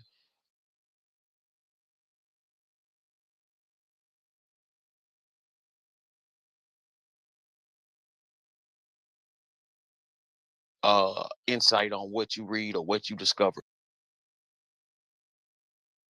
That's not a bad thing to get rid of a racist. Just it's just not a public racist to that level that he was. Yeah, that's unnecessary. And if you're gonna talk that tough, you're gonna need security. And he couldn't even he didn't have no security. The guy was an influencer. He wasn't even a politician. He could never be a politician spewing out that much hate. So I just feel like a lot of these people are caught in Illuminati sacrifices. They'll kill themselves just to be remembered, then to fight it out alive and possibly not gain the achievements that they were trying to accomplish. So, Fanatic, I hear you, man, but people are saying these things because you have a knack for dealing with racists and coons. And you want to debunk them. You can't, even if you debunk them, they still feel that way. Still don't feel that way. You can't debunk that type of person without them suffering. The only time you hear about like extreme racists converting over or something is once they go to the chain gang. Then they realize it's all bullshit. Just like a lot of gangbangers, once they get in prison and shit, and now they gotta find they girlfriend, boyfriend. You know what I'm saying? They realize it's all bullshit. I got tricked. I got tricked out the street. But here's the deal. I do think you can, like, for instance, if you pay attention in almost all these circumstances, look, there's two different goals, two different ways that of what you're trying to debate, right? My goal when I'm debating, any of these people is not to sit there and make them have to admit that what I'm saying is right. I already know what I'm saying is right. I don't need them to validate it. What I want is every person listening to you is going to hear the truth, and the truth is going to always show out nothing shows up a counterfeit like the real thing. So when you sit there and you're sitting there and spewing this hate and you're spewing this disinformation like Candace Owens does, and so when someone finally comes along and says, oh, wait a minute, I never heard the counter argument, because most of what they're saying is nonsense. It only sounds good at face value. It's surface level drivel. So my goal is to get to your following, not because I want your following to follow me, because I'm not trying to do that. What I want is I want them to hear the truth, because I remember, and this is embarrassing. This is embarrassing to me. I was about 26, I want to say. I don't know. I was young. I was significantly younger, maybe around 2012, 2013. And I was sitting there and I was listening to the time. It was Steven Crowder and it was Ben Shapiro. I was a young man, very politically uninformed. And I remember thinking that these dudes were intelligent and informed, listening to their stupid content and believing like, dang, these dudes are smart. These people can't even debate them. It sounds like they're saying what they're saying is accurate. I remember asking on this app, I'd never deleted the tweet because I always want to remember how the freak that I was at that time, where I was asking, can someone show me somebody on the left who argues the way these dudes do on the right? I thought that they were the emblem of logic, right? And so now I get older, I start seeing through their nonsense. I start becoming politically informed, and it's disgusting to me. Now, the only way that they got me was because they're intentionally talking to people that they know can't argue against their point, which bolsters their arguments that much more. So now my goal is to get to those young people who are like myself, who don't know exactly the truth, who aren't politically informed, who can actually see through all that smoke and mirrors. So that it's not about like fully debunking. Jesse Lee Peterson was saying the nonsense that he was saying about George Floyd. I had to be the person to sit there and say, hey, let's talk about norfentanyl. Let's talk about the fact that, hey, that's indicative of the fact. It's medical proof right there that he didn't die from an overdose. Norfentanyl means that this is metabolized, processed fentanyl. To have a significant amount of norfentanyl means that that the fentanyl wasn't what killed you, because if you die from a fentanyl overdose, your body stops processing and metabolizing the fentanyl. You're not going to produce norfentanyl. The significant prevalence of norfentanyl means that fentanyl was being metabolized. In order for fentanyl to be metabolized, then that means you have to be alive, and then that means that you couldn't have died from an overdose from just the sheer amount of fentanyl, right? So when you can introduce those things to them, now you can go ahead and continue to say, well, it wasn't a knee on the neck. You can say that all you want to. You can try to say it was a drug overdose, but then you're going to have to try to find a way of contending with that norfentanyl that was in his toxicology report. So the fact of the matter is, information, truth will always outshine it. So now at this point, you start trying to pivot. Well, let's talk about something else. To be 100% fair with you, Luther, Luke, if you remember, there was quite a while ago, you were not on the reparations page. You and I had a very lengthy conversation. I wish I had recorded it. At the time, you were very much anti-reparation, or maybe anti-reparations is a strong, but it sounded like. Hold on. Time out. I wish you would have recorded. I never not supported reparations. Never, ever, ever. I've always supported reparations. For the life of me, I don't understand why or how people came up with Luke don't support reparations. I've always supported it. Always supported reparations. Day one. I believe, I'm a history junkie. I believe foundational Black Americans deserve reparations. Matter of fact, me and the lady who the reparationists did not vote for, Ms. Kamala Harris. I mean, I had a lengthy conversation about reparations. And they threw her under the bus also and said she didn't believe in it. But, I guess people say what they want to say. But at the end of the day, hey, I'm not getting no reparations. I'm not a foundational Black American. My people right now, and I'm not getting none over there from my people because they over there fighting for reparation right now. In the Bahamas and in Jamaica. They're fighting for it right now. So why wouldn't I want to support something that is old to foundational Black Americans? I've never. So I don't want to cut you off, but I keep saying that, and people keep saying something different. For the life of me, I don't understand, and I support. I just say, where y'all want me to fight at? Where you want me to where you want me to go and help fight? I ain't got no skin in the game. I would never sit there and tell people that people shouldn't support people who fight for reparation. I know it's cute for a lot of, to read the sheets and all of them to throw my name out there as if I'm somebody who don't want people to get reparation, or as if any my people want reparations and we want to feel like no, hell no. Matter of fact, ain't nobody finna give me nothing. I work for everything I have. I'm not interested in nothing from nobody, but I do think people deserve to get repaired. Well, you know the history of this country, people brought over here on slave ships by who that owned them, came over here, enslaved, beaten, whipped, land taken away from them, free men. Come on, man.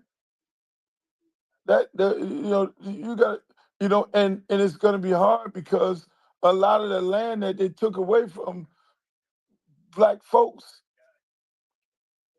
they took the land and they own the land, and that's why they're sitting up there saying, hey, look, shit, if you give them reparations, then what's going to end up happening? They're going to take your land. That's what Tommy Tuberville was screaming. Meanwhile, he was a college football coach. Made all his money off the backs of Black young men. Just like you got some of these college coaches running around talking about praying for Charlie Kirk. But ain't nobody be saying nothing about that. They want to attack little old Luther who supports you. Charlie Kirk, everybody should know about him. If I'm fighting for a cause, right, I'm gonna know every enemy it is.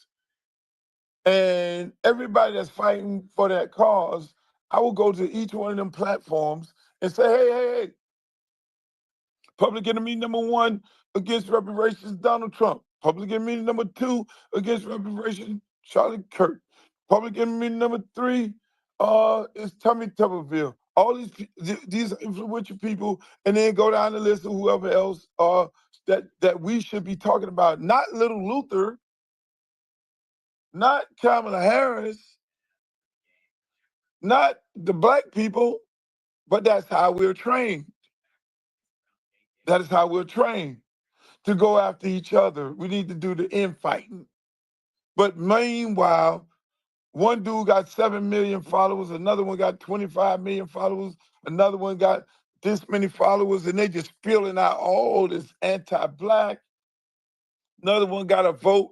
Another one's the president. Another one controls the Congress, the Senate, and the goddamn all three branches of government, plus the Supreme Court. Them the people they should be screaming every night, 3 o'clock in the morning. They should be screaming. So it just, I be mind baffled. I be mind baffled. Charlie Kirk, back to the topic of this conversation. Charlie Kirk, we can't get caught up in this Charlie Kirk civil war that is their war, that is white people war. Let them have their war. Let's not put ourselves in the war because he said so much shit about black people. Let them have it. Hey, look here, man. You reap what you sow. Last time I checked, and Malcolm said the chickens come home to roost. I mean, hey, that's where we at, ladies and gentlemen. Sorry to put y'all on mute, but I had to say that for the 165th time that I fully support reparations. Let's go. I'm sorry if that came off. I wasn't trying to. No, Let's just move forward. Let's move yeah, forward. let's It's move okay. forward. This A is a little great conversation. Hey, man, you have a YouTube page also? You have a show? I did. I ain't gonna lie. For the last a year, I have not really focused on any content. This is like maybe the first debate I've had in about a year. Oh, I okay. recently had a son, and I've been just so focused on being a parent. Nothing is more important for a black child than to be raised by both his father and his mother. I That's want to be right. extremely prominent in my child's life, and so that has That's really right. taken a lot of my time. This Congratulations. genuinely, thank you very much. This is genuinely the very first conversation I've had in a year. I am going to make some content out of these things, and yeah, that is something I'm going to probably start picking back up again. I just, he was young, and I needed to, I had Oh, and going salute. forward. It's a bunch of nonsense. So Salute anyway, to the chat. Shout out to everybody tuning in. regarding this the Civil War thing, Charlie Kirk, I don't believe it's going to cause a civil war. What I believe is that the tension has been there for God knows how long. It has been No, incredibly civil difficult. war within themselves.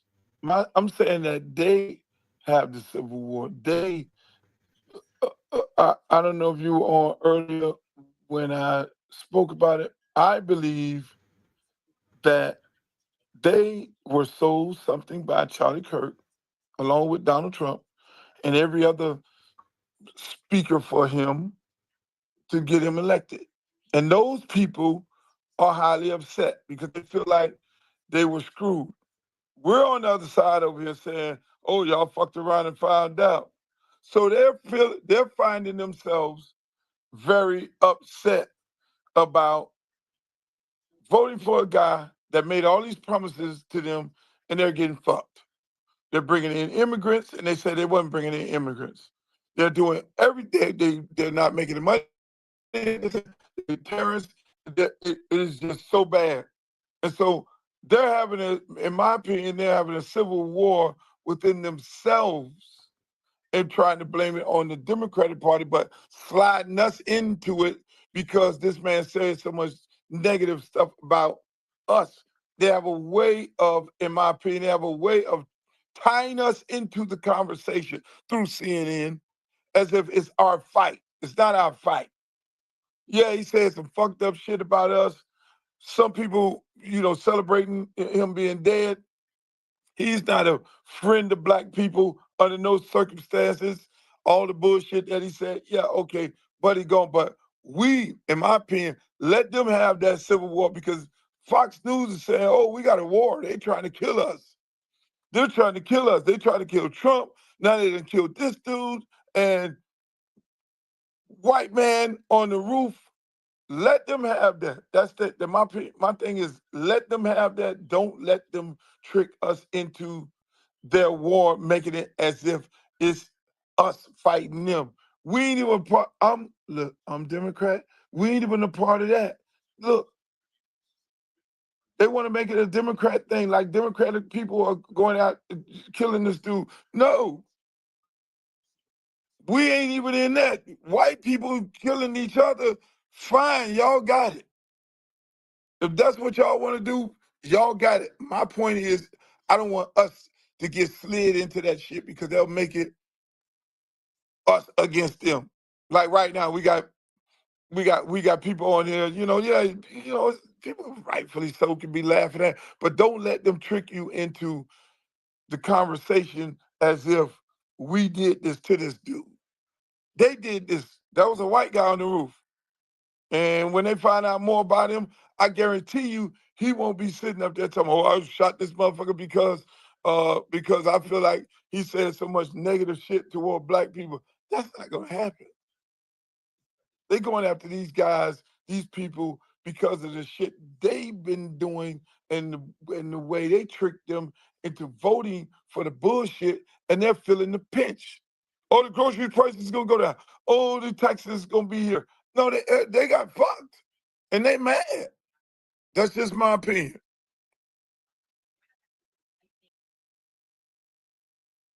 I mean, look, yeah, at the end of the day, that what we'll find is that, like in all of these situations, they're going to find a way of trying to put this on black people. This is yet another case of white on white violence. And yet again, they're blaming black people for it.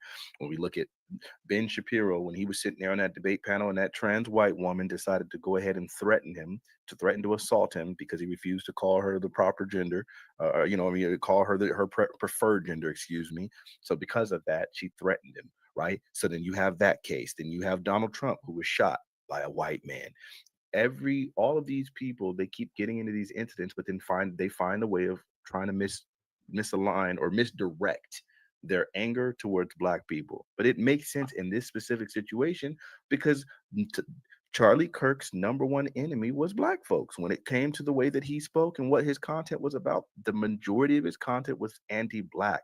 The majority of his content is anti-black. So when you are an anti-black speaker and then somebody goes ahead and packs you up, I understand why people would immediately assume that it has something to do with us. I understand where SendaRoni is coming from, where he's saying he shouldn't have been able to spew that type of nonsense for this amount of time before he spewed that blood. So I get that sentiment, but the fact of the matter is we had nothing to do with this.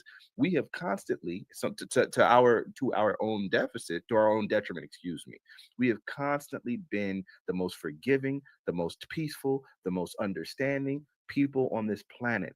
Black Americans have always had that. We've always been that. So the fact that they automatically assume that we did something is just absolutely ridiculous. The fact that we're so resilient, the fact that we're so understanding and compassionate, the fact that we have so much soul is the reason why this dude was able to exist spewing his nonsense as long as he did.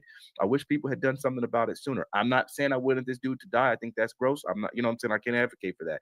I'm just saying I wish something happened to shut this man up quite some time ago because yes, it was hateful. It was hateful rhetoric. It was evil. I'm sick of that. And I believe that the infighting, it's not so much infighting right now because what we're finding, even Martin Luther King, the third, that dude is out here talking about, they're sending out statements talking about, hey, we got to look past left and right and conservative and liberal. This is the point. This is a damaging thing to our nation. To the same man that was calling Martin Luther King a fraud, denigrating everything about Martin Luther King. So it's hard for me. I'm not going to get on this train, sitting here and start and palliating that racism. This was disgusting. Charlie Kirk, his rhetoric was disgusting, divisive, injurious. So why the freak would I sit here and now want to get on some page and like, oh no, I'm gonna go ahead and mourn. I'm not mourning for this nigga. I'm not. Now again, I won't celebrate, but to ask me to mourn my enemy who's vocally, intentionally spreading misinformation, fighting against my cause, you're asking me to do something dishonest to myself, and I'm always going to have more dignity for myself than that. Freak out of here. This guy is the only guy that I know that's not a politician that got the fucking flags flying at half mast. This guy is the only guy I know that spills so much fucking hate toward people. Like, they stopped Congress yesterday and said, let's do a moment of silence. Now, some congressional members did speak out, but I don't think enough of them spoke out. You only heard a few of them in there like, hold on, what the fuck are we doing? You know what I'm saying?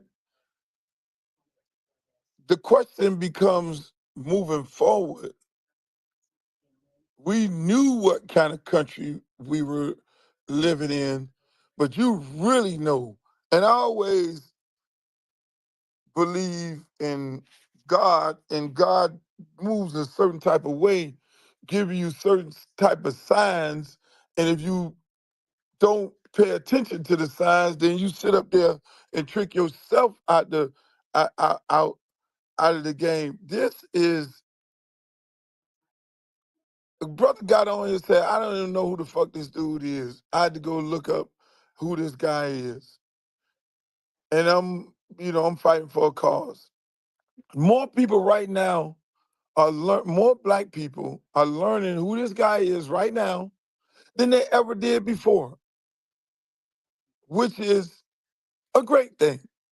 Because we need to know that these people exist, because we ain't even pushing these motherfuckers. We ain't even fighting these motherfuckers. We do not have any black leaders. The Al Sharptons and all these people that prop up on these TV networks, they ain't your leader. And unfortunately, they try to pick our leaders and they put them on a TV set that they control. And as soon as they get out of control, they get canceled. Like Joy Reid and all these people of the world, they get fucking canceled as soon as they say some slick shit. As soon as they stand up.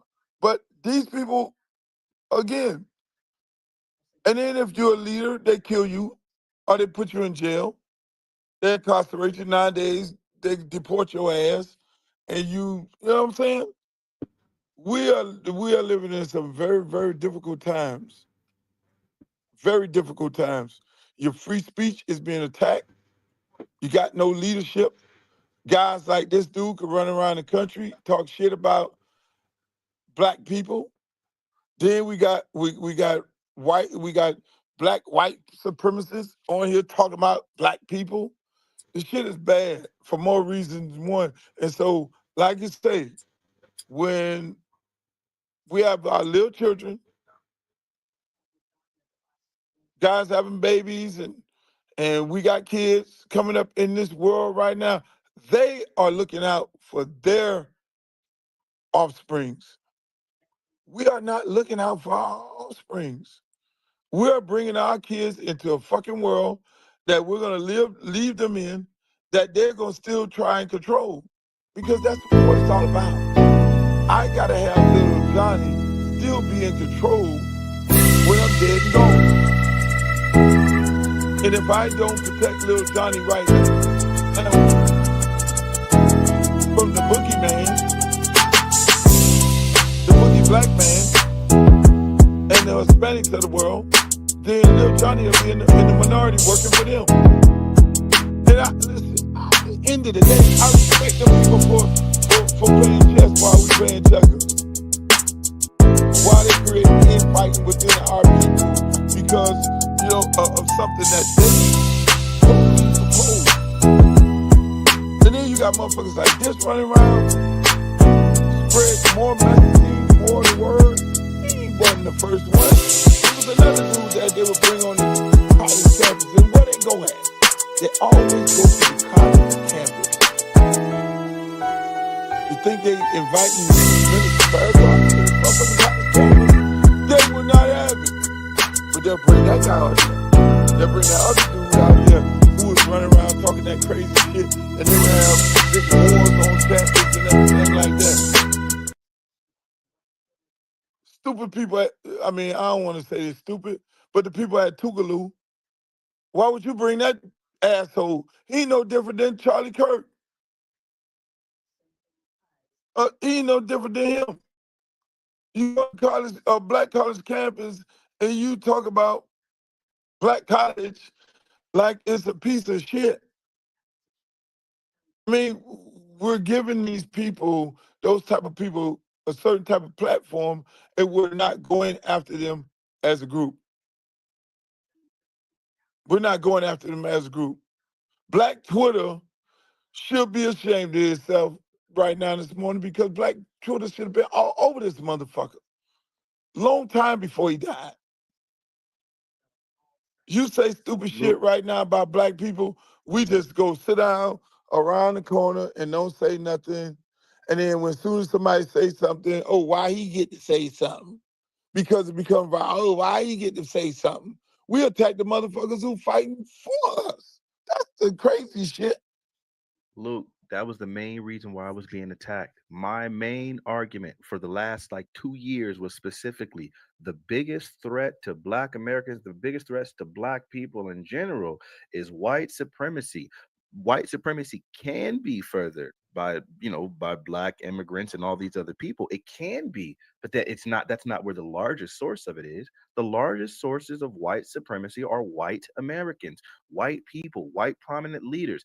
That's who we should have been focusing on. Do I understand the need for the delineation? Absolutely. I think it makes sense. Every people should be able to identify and delineate myself from everybody else because I'm because of who I am, like with my family, with my friends. I'm always going to distinguish and delineate. That makes sense. However, that can't be my number one focus. There's too many white supremacists out here. Do I think that tethers sometimes can be problematic? Absolutely. And we should call it out when they are. That can't be the primary focus of our platforms. My primary focus has always been anti-Black racism and reparations. Those have been the the number one and two things that I focus on. And that means that, yes, I have debates with like immigrants. I have debates with other people. I have debates about other things, but my primary focus has always been that. If I could have got to Charlie Kirk, believe you me, I would have got to him a long time ago. You can look on my channel and see I've debated some prominent racists. But the fact of the matter is what Black Twitter has done, it has gotten taken over by, I would call what I would say some swindlers who are literally intentionally steering the conversation primarily towards tethers. Again, tethers can be a problem. That shouldn't be the number one problem. That's the issue. Well, when you hop out there and give all that dialogue, it's just a matter of time before someone gives consequence and response, and you get retraction for your statements that should have been made. You don't clarify. You just spew out hate and hate and hate and hate. It's pretty sooner or later it's just bound to happen. Um, when we speak on reparations and motherfuckers tell you, I wasn't a slave master. I don't own any slaves. You weren't a slave. You shouldn't even, think like that. No, no, no. When you go to any major city or any city, period, majority of them buildings are bought from slave money and dope money, unless you got some type of foreigners up in there, putting in their money that they got from the same way. This is not a debate. This is a lot of sadness. Okay, he lost his life. I get it. You don't like nobody when they lose, when they die. But the fact that Black folks out here crying and faking for this funk online, crying for some clout. You understand what I'm saying? Like, come on, man. We can save them tears for for save them for the next rapper or something. You know what I'm saying? This, save them for somebody.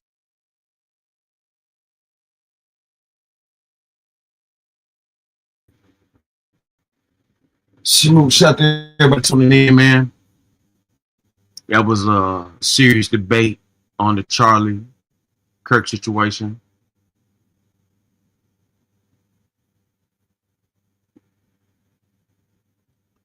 Um, Shout out to everybody tuning in, man. On all platforms. Make sure you guys share it out.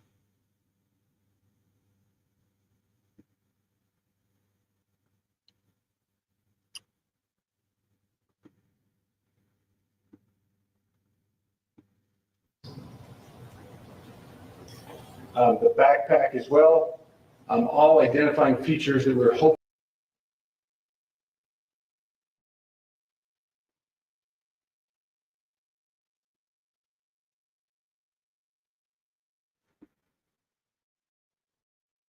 Blue jeans, and you get a good look at those Converse tennis shoes as well. We have pushed these out. We'll continue to push these out, and we just ask for the public's cooperation through the public, the tips that have been coming in are what are giving us our next leads and enabling us to continue to further this investigation. We've had great cooperation from the public, and we're continuing to ask for that as we move forward. Thank you, and I'll turn time back over to Governor Cox. Thank you so much, Commissioner Mason. I want to thank Director Patel and his team. It's great to have them on the ground with us tonight. We've had several briefings, and he's had an opportunity to walk the crime scene.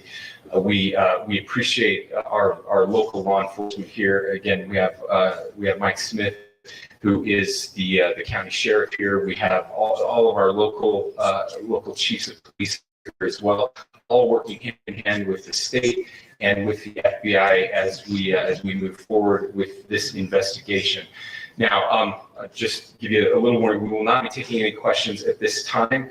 We're giving you the latest information we have, being as transparent with everything that we have. But I do want to share a couple things that I think are important. We cannot do our job without the public's help right now.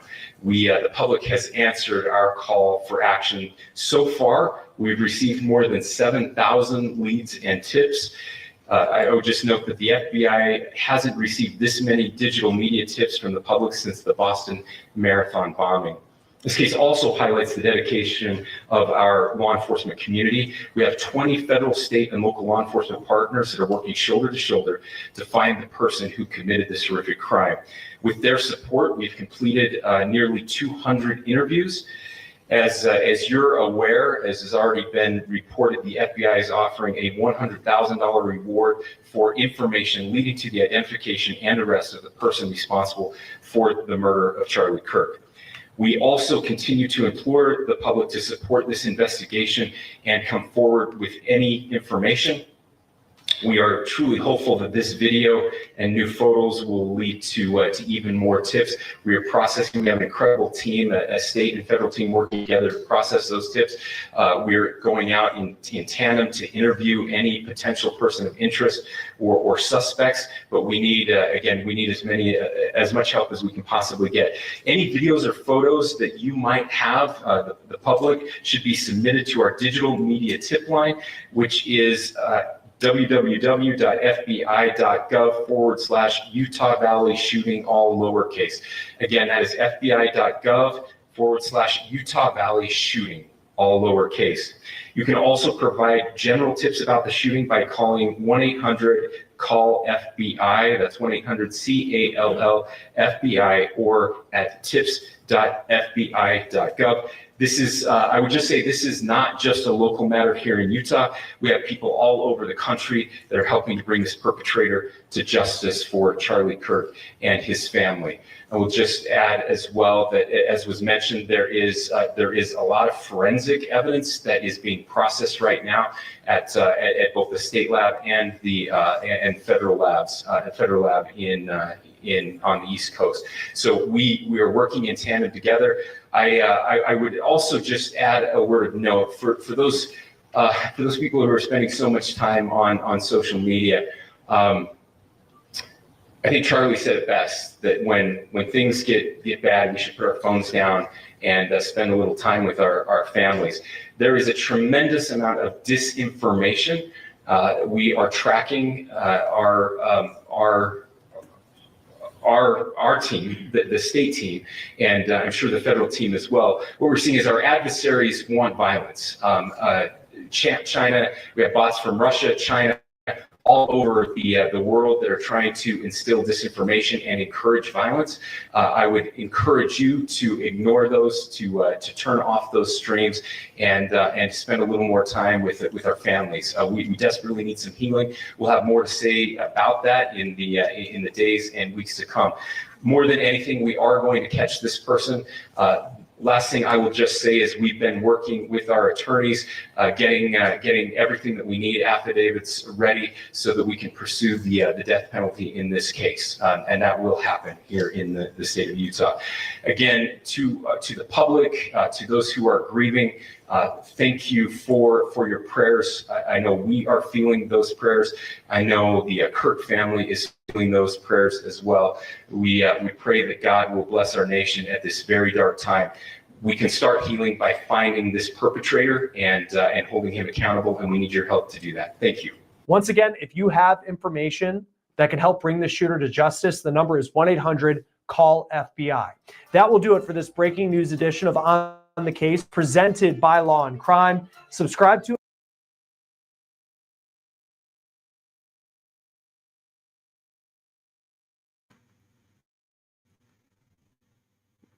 Look, we got more to go with this. Not over with. Shout out to everybody staying on, staying in. Hit that like button, hit that subscribe button, hit that share button, hit that follow button.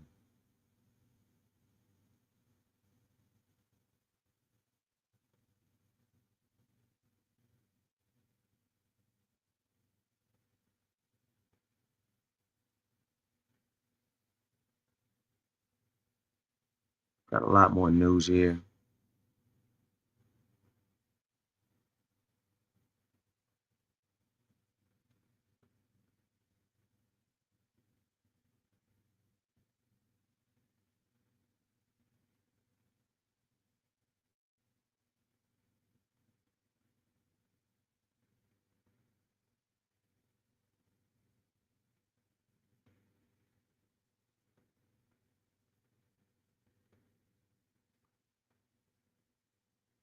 Let's go to Law and Crime Network. FBI agent's son murdered 13-year-old, then died in jail.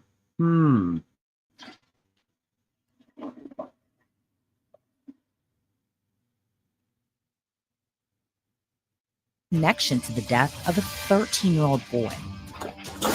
Open. Go ahead and take him first. Pat him down. And then A murder suspect is arrested in broad daylight, accusing the connection to the death of a 13-year-old boy. Open. But police say he's not the one accused of pulling the trigger. Here's the car. Here's my car. Here's the stop sign, the red light. I stop barely. He jumps out as I'm stopping to turn or whatever, and he starts shooting. We're breaking down the details as police suggest the murder was random. Plus, we have this shocking update of the accused killer. Thanks for joining us on Law and Crime. I'm Elizabeth Milner.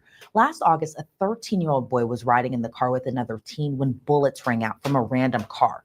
Two men were arrested, a 22-year-old and a 21-year-old, who just so happened to be the son of a special agent in the FBI. You're under arrest and not free to leave.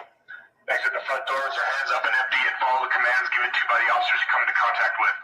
If you comply, we can guarantee your safety. Residents in a seemingly quiet neighborhood in Albuquerque were probably in for a shock when tactical officers showed up to their neighborhood at 9:30 in the morning. Attention, Michael Flores. Sergeant 303 Pearl Drive Northeast. This is the Albuquerque Police Department. Man, this is the Albuquerque Police Department. Keep your hands up and walk towards me. Here's a good time to give you some background on how this early morning arrest came to be. In August of 2024, 13-year-old Michael Tubb was riding as a passenger in a car driven by a 17-year-old girl. Then all of a sudden, bullets were flying into their car. Both the teen driver and 13-year-old Michael were shot.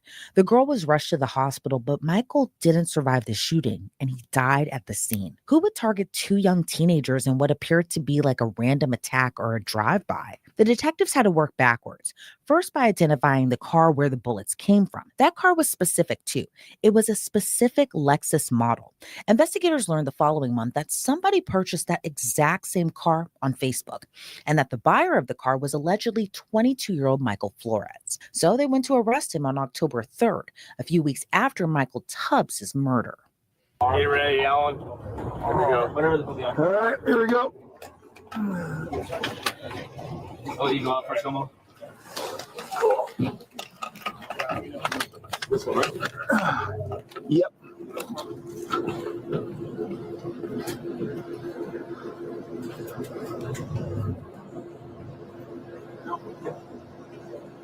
Let me do some announcements.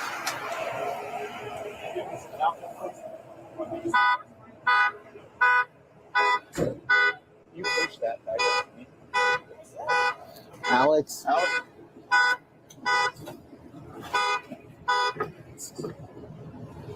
Hey, it's Michael Flores, right? Yep.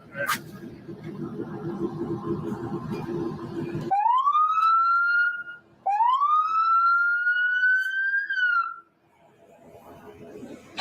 Michael Flores, side of 303 Pearl Avenue Drive, or Pearl Drive Northeast. This is the Albuquerque Police Department SWAT team.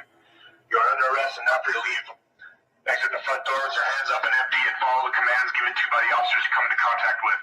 If you comply, we can guarantee your safety. If you do not comply, force will be used against you.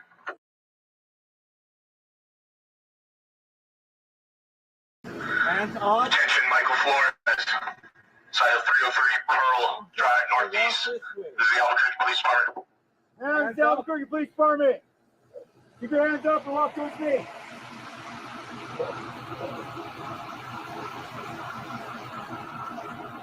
Keep your hands up.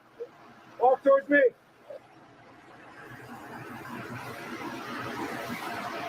The boss gets CNT over here. Again. I'm going to bring it all the way back to you. Keep walking. Right now, turn around, walk back to the street. Walk backwards. Keep over here.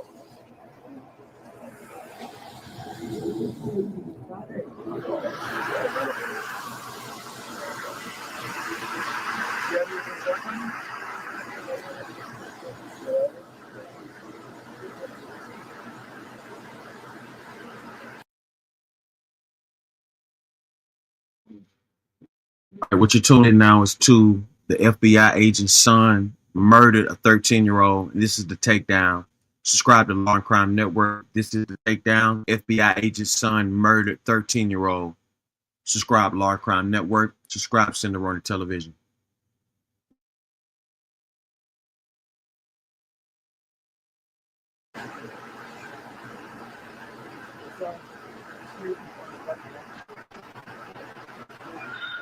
Attention, Michael Flores, inside of 303 Pearl Drive Northeast.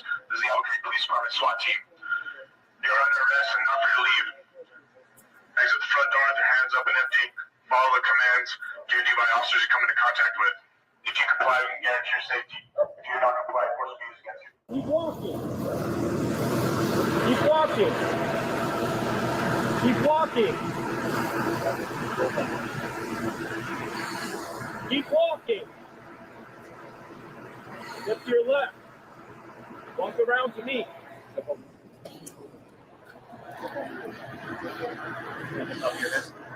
Everything's gonna poke and stick us. Yeah, everything's gonna poke me, stick me.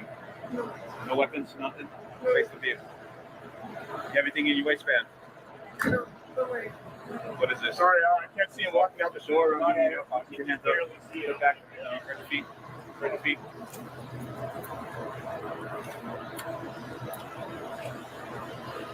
Who else is inside the house? You're gonna be placed in handcuffs. Hands behind your back. You're gonna be placed in handcuffs and escort back to the handcuffs, okay? Once you get back there, you're gonna make contact with some detectives, all right?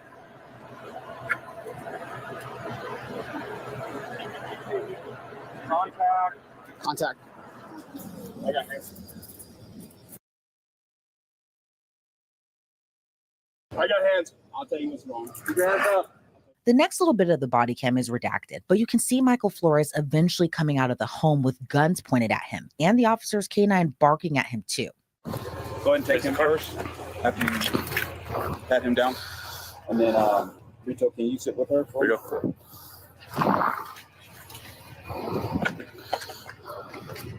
And can you actually escort her back around here? Anyone else? Your hand up real quick. Not that I know. No. Nothing you know of?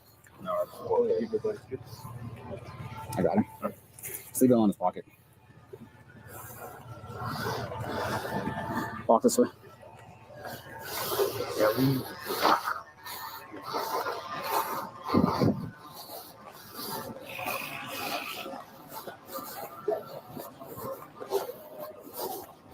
It's over here.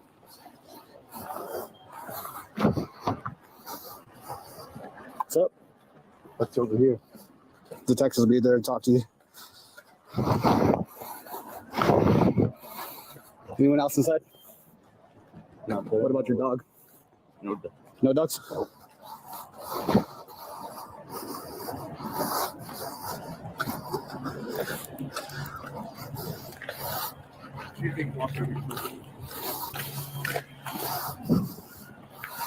And hop up right here.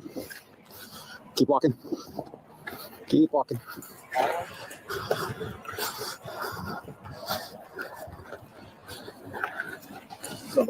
Hey, all this stuff's in his pockets, including the. Even though Michael was detained, the officer still needed to enter the home just in case someone else was in there.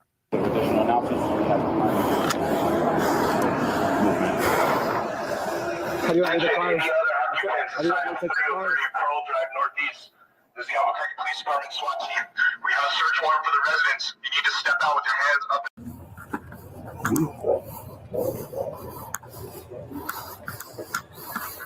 It's too dark here. Looks like front's clear. I can't tell the back. Too dark.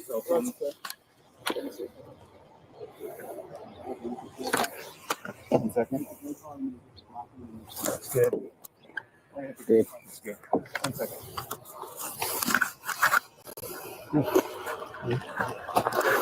You guys good on that one?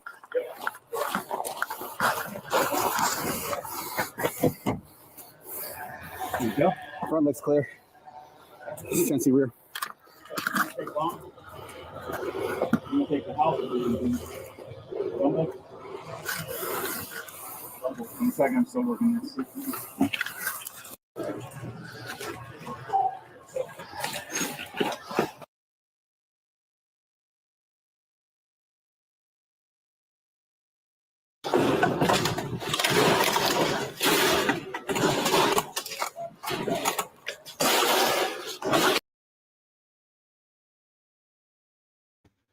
For those tuning in, this is Law & Crime Network. FBI agent's son murdered 13-year-old. Here's the takedown. Stay tuned for the details to come.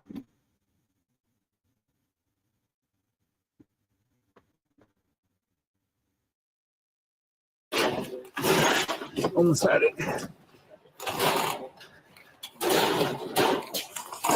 God, it's in there.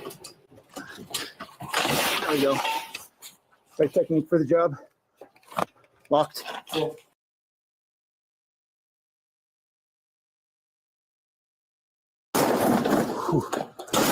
Open! From that point on, the rest of the body cam is redacted. It's unclear everything officers found inside the home, but we do know no one else was there. On December 4th of that same year, investigators spoke with Michael Flores once again. And by this point, he's been in jail for weeks, charged with murder. But investigators learned Michael was allegedly driving the car with the accused shooter inside. That accused shooter was 21-year-old Thomas Acey, the son of an FBI agent, Brian Acey. How did Michael Flores and Thomas Acey meet? Well, Michael told detectives they met while he was selling him drugs. I sold cocaine to him and a lot of my friends and friends of their friends. And so he was a friend of a friend who I just happened to be with downtown. And if you okay. Conversation, that's fine. Okay. So he runs into somebody when we're down there, like when we're walking back to the car to leave or whatever. This person, he told me about this person before, but I didn't know it was that person at the time or whatever. He tells me this person shot up his car and robbed him at a party earlier on that year. And so he tells me that or whatever. And I tell him I don't want nothing a part of none of that. We're going home, you know, whatever. And, he tells me just loop around. I want to see what car he gets in, or whatever. I loop around. He says he got in this car. He said, loop around again and follow that car. And what's it called? I did. I followed it maybe 5 or 10 minutes up the road, like towards UNM.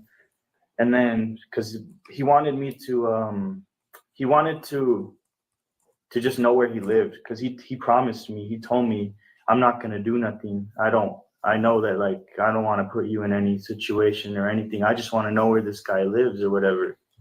And so I follow that car, and then when he finds out that it's not the guy or whatever, for whatever reason, he's like, that isn't the car. I don't think that's the car or whatever. And I tell him, all right, let's go home. And he gets mad at me at this point. He points the gun at me at this point, and he tells me, go back downtown. Like, just stop being a or whatever. Because like I already wanted to go home like 2 or 3 times at this point. I didn't want any part of this or whatever. And so I go downtown. He says, that's the car right there. And it was that car. And that car happened to be right there, like a block or two where we seen that guy or whatever. Okay. That guy is like, he's like probably 6'1" or 6'2". He's has an Edgar haircut. That guy that he had a few words with. And keep in mind, like they didn't yell at each other or nothing. I didn't know that this was that guy. They had a few words. I didn't hear what they said. And then we left. And so, you know that guy's name? I don't know that guy's name. Okay. That was the only time I ever seen him too. Okay. If you were to show me a picture of him, I'd be able to tell you that's him though. Okay. But where was I?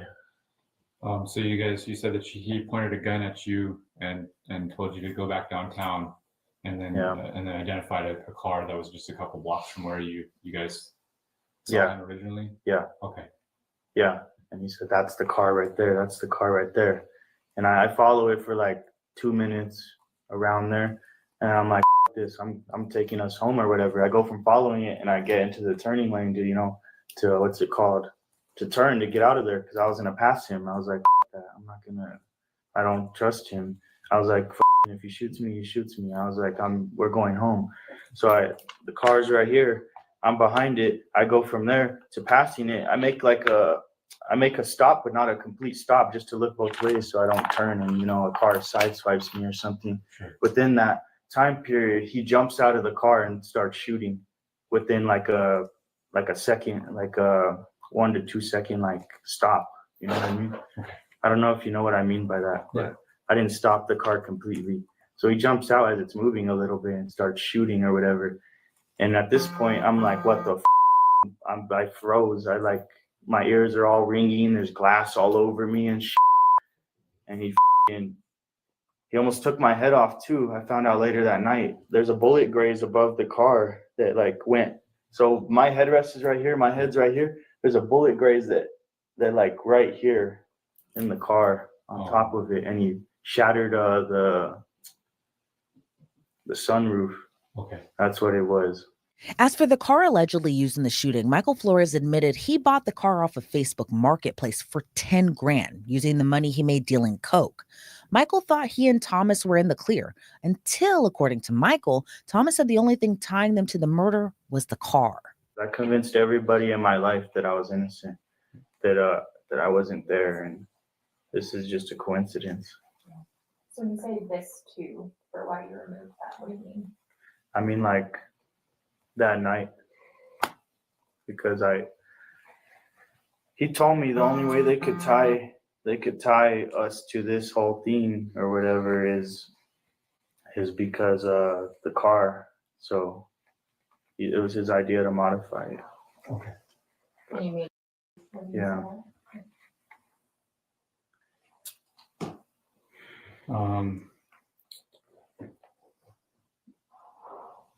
Shortly after this happened, we had put out a Crime Stoppers tip with some pictures of that Lexus. Did you see that Crime Stoppers bulletin?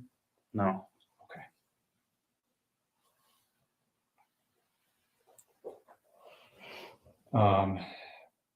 A lot of your search history and stuff that we got out of your phone was in reference to like some modifications that you looked like you were maybe planning on making to the car. As far as like a front grille and some rims, stuff like that. Yeah, I wanted to keep that car, yeah. Yeah. In all those searches, you searched for a 2015 Lexus. When you listed it on Facebook, you listed it as a 2014. Was there a reason behind that? A reason behind 14? Yeah, it would be to that night. Okay. Just as I didn't understand this. No, I'm sorry. So like I guess what I'm asking is you knew that the car was a 2015. Is that fair to say? Yeah, I know. Okay. And did you intentionally post it on Facebook Marketplace as a 2014? Yeah. Okay.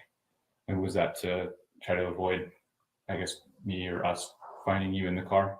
Yeah. Okay. Thomas's name has been redacted from the interrogation, but you can kind of fill in the blanks. A little bit later into the interrogation, detectives show Michael a photo, seemingly of Thomas, posed up with the same weapon allegedly used to kill 13-year-old Michael Tubb. Who you know this person as? That's him. Okay. The firearm that he's holding in that picture, is that the same firearm, or does it look like the same firearm? It looks like it, yeah. It does. Okay. And you're more than welcome to keep looking at it if you want to, but I just want to ask you kind of a little bit about him and that firearm. When you guys left that evening, how did he get to? You said you guys met up at the Shoshone address. Yeah. How did he get there? He drove that car that had a bunch of bullet holes in it from whenever he got robbed and had his car shot up at that party. Okay. Do you know what kind of car that is? It's a white Genesis. Okay. It's I think a 2014 or 2013. I don't know. Okay. But it's around those years. Okay.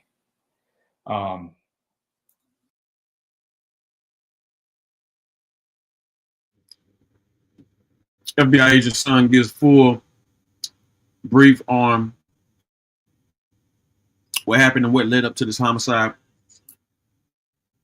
Once again, FBI agent son murdered a 13-year-old.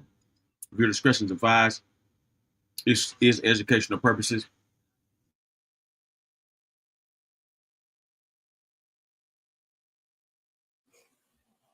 And I just kind of want to, where was he when you guys were in the car downtown? Was he seated in the front seat or in the back seat? Where was he seated? The passenger seat. The front passenger? Yeah. Okay. And where was that that firearm, that gun that I just showed you, the one that looked like the one in that picture that I just showed you? I don't remember that. I believe it was just where his feet were, like in the, what is it called? The passenger seat. Okay, like the floorboard. He would bring his guns everywhere. Okay. So it wasn't. I know, like, you might think might still be premeditated. He brought his guns everywhere. Okay. Okay. Especially after that incident, I heard. Okay. And I'll be honest with you, man. Like, I want to make sure that you and I are on the same page here. I'm not here to judge anybody. I'm not here to judge you. Okay. I'm just trying to find out the facts, and more than anything, just get answers for this young man's family. And so I appreciate that. But just know that there's nothing here that anybody on this side of the table is judging you for. We just appreciate you doing the right thing and sharing this information with us. Okay. I can't. It haunts me at night. Yeah. I can only imagine. I'll be honest with you, it does me too a little bit. This is a really, really difficult case. Should have never happened. I really feel like if I was sober, then I wouldn't have done what he said. I go back to Albuquerque. When I came back to Albuquerque, what did I do? I barely left my house. When I got back, I took him home right away or whatever. Okay. We had been talking for hours and hours. He was prepping me for in case I was ever in this type of situation over this. Basically, he was telling me that I would go to prison for life. He would go to prison for life. Like, where if anything happens, you're in the same boat as me pretty much, until I told my lawyer about this, and she said, no, that's not the case, you know. Like, it's gonna be all right, and that won't happen. So my amazing lawyer brought me here today to do this. I didn't do it before, and I'll get into that. I didn't do this. I wanted to testify, but I couldn't, because he showed up to my house whenever I was in jail. He never knew where I lived. I don't know how he found where I lived, but he showed up to my house when I was in jail. When I was in jail the first time or whatever. He showed up to my house when I was in jail the first time, and he talked to Sasha and her mom or whatever. And so, being in jail, I was like, how the does he know where I live? Like, and he was like, I guess when he talked to them, he told them that, like, he was in a put money on my books. He was gonna pay for my lawyer. He was gonna do this. He was gonna do that. All this stuff. I knew that was his way of like don't tell on me. I know where you live, like type of thing. So I didn't, and I wanted to, because it was very tempting, but I didn't want my family to get hurt and my girlfriend, so I didn't. And when I got out, he showed up to my house a week later, and it was kind of the same deal. And I just kind of assured him that, like, you know, I'm gonna beat this case. Like, you have nothing to worry about, whatever. And also, when he was there, he told me, like, if a cop comes to my house or something, he said, I'm gonna go out in a shootout. I'm not going down for this. He told me that he's not gonna go down for this. Basically, like telling me I have to go down for it because I'm the one who's posted the car on Facebook, even though he said it was a good idea to do it. Okay. Has he made any direct threats towards you or Sasha or your family? No, that was his. That's why they let him in. Like, they wouldn't let him in if he like came over there all like hot-headed or whatever. No, he came over there acting like he was my best friend and all this stuff. But no, he didn't make a direct threat. You said he told you it was a good idea to post that car on Facebook? Yeah, he did. Tell me about that. Well, because I was getting desperate to and I was very I was getting very worried and like paranoid and stuff. And he told me that would be a good idea to just sell it on Facebook Marketplace. I didn't think so, but I was desperate, and I didn't want the car anymore. I didn't enjoy the car anymore. After that, I couldn't. Michael told the detectives when he was driving, he didn't see who was in the car when Thomas allegedly started firing off into the other car. And I just went along with it. I felt like I had no choice than to. Okay. Walk me through following that car. You said you followed it for a little bit. Yeah.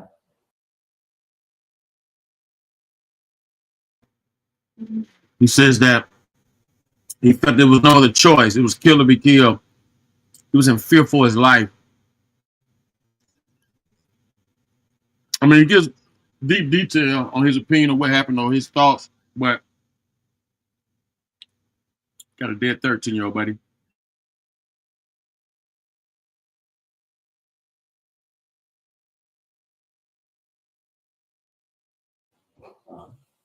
Describe that for me. I don't really remember. I followed it for a couple minutes, a few minutes. Okay. What did you notice about that car as far as people inside it?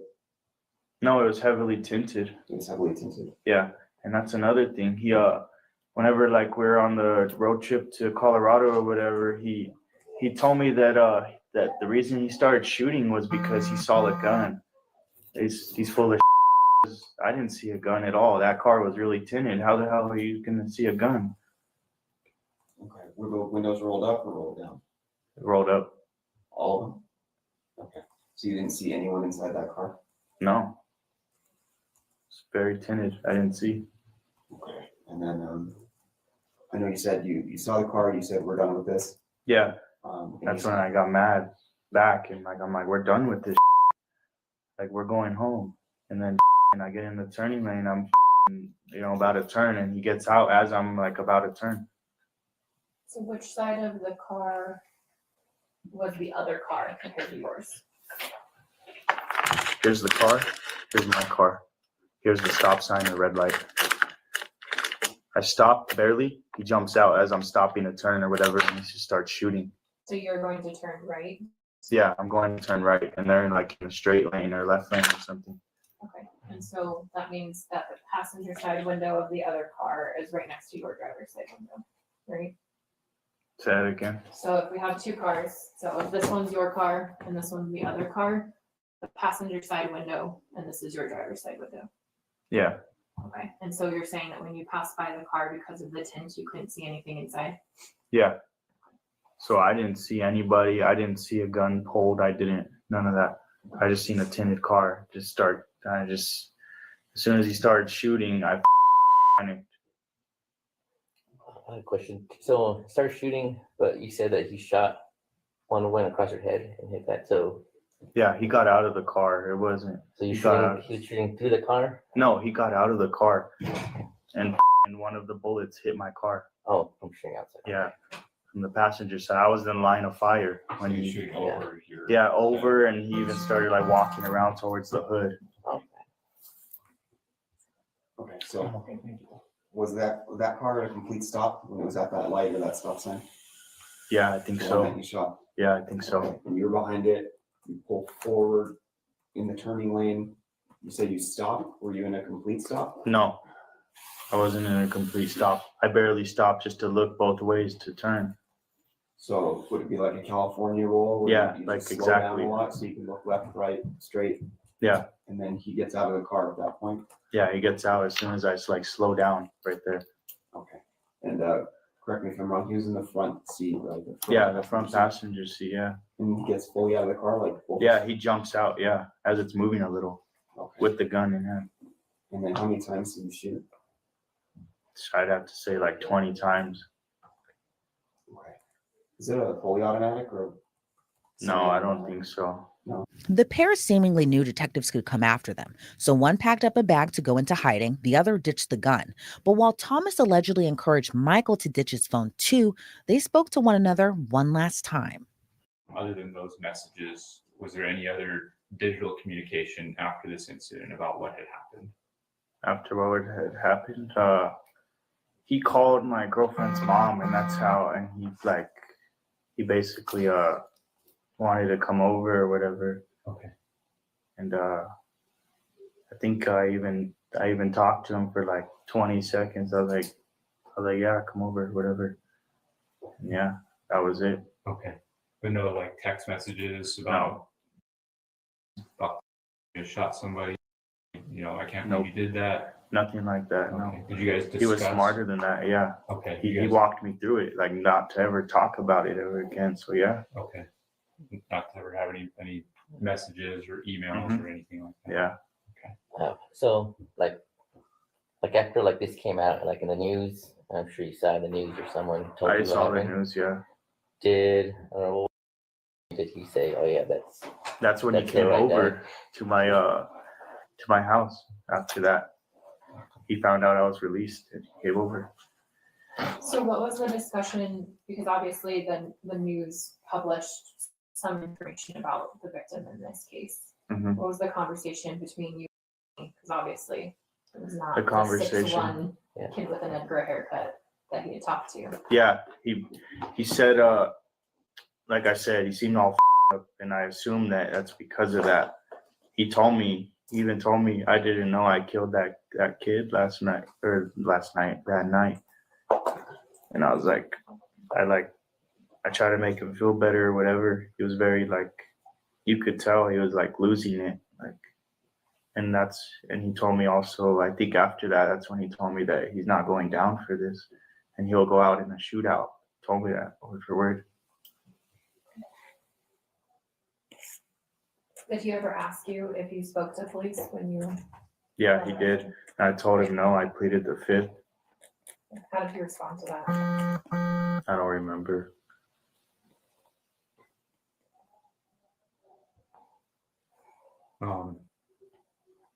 Is he in contact with you anyway since? No, not since he went over there that one time. He stopped trying to, because I told him, I was like, don't come over here anymore. I told him in a nice way. I didn't want him to, I told him, no, you shouldn't come over here anymore. Is there anything you guys could do to protect my family while he's out there? He probably assumes that I'm telling on him and we'll go over there. Is testifying something that you would be willing to do? I will do anything you guys ask me to do. I just want a second chance at life, and I want to protect my family, and I don't want them to get hurt over this. And that's helpful for me to know. Obviously, once I start plea negotiations with Ms. Williams, that's something that we'll discuss. And so I just wanted to make sure that was something that you're comfortable with. And obviously, taken into custody, we're always very careful about what information that we're providing to him in that situation when we have that initial detention motion, because in the event that the judge does not detain him, we don't want him getting out and knowing. But just so you are aware, there will be information that will be put in the arrest warrant affidavit. And so that he will see. If he is arrested, he will get a copy of that, and he has to by law. And so if he is released, that is something. And what I will do is I'll communicate with Miss Williams once he's taken into custody. When we have a detention hearing set, I'll make sure to let her know if he does not get detained. That way, she can let your loved ones know just in the event that anything sets him off. Okay. So so you'll give us like a heads up if somehow he gets released through Amy. Yeah. And I think for now, I mean, it's obviously we want to, work with you and do what you think is in the best interest of your safety, but maybe something along the lines of, hey, I know this guy's been there before. If he contacts you, if you see him, call 911 immediately. Yes, that's what I'm going to do. Okay.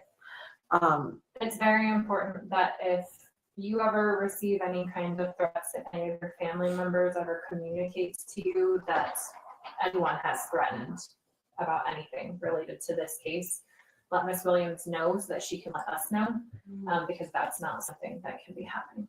I think the flip side of this is that he's expressed to me concerns about when taken into custody for himself in the jail. Okay. So what I will be doing, I'm going to reach out to MDC to let them know once we actually do apprehend him and get him into custody that they are kept in separate pods, so that they can't have any contact.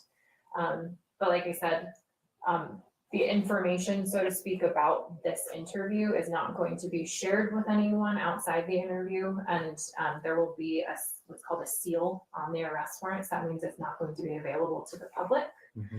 So nobody else will be able to see what you told us today and taken into custody. And so nobody else will know that you've provided any information until that happens. And so I would like to actually have protective custody. Thomas Acey wasn't arrested by the time Michael Flores had spoken with detectives during that December interview, but Thomas was arrested shortly after. Thomas, the alleged shooter, faced multiple charges, like first-degree murder, aggravated battery with a deadly weapon, aggravated assault with a deadly weapon, conspiracy to commit tampering with evidence, plus more. He pleaded not guilty to his charges, and he was supposed to go on trial next year. But in a shocking twist earlier this summer, he was found unresponsive in his jail cell. Officials say they administered life-saving measures, but he was pronounced dead. As for Michael Flores, initially he pleaded not guilty to murder and he was supposed to go on trial in January of 2026. But online records reveal he pleaded guilty to conspiracy and evidence tampering back in February. He was supposed to testify against Thomas Acey. However, since he passed away, that won't be happening. So Michael will be sentenced in November, and he's facing up to 20 years in prison. Thanks so much for joining us here on Law and Crime. I'm Elizabeth Nolan. Yeah, as you heard, he couldn't wait to tell. There'd be things and situations, man, like, when you really get those breakdowns and those stories, man, you'll really be surprised at what goes on behind those rooms.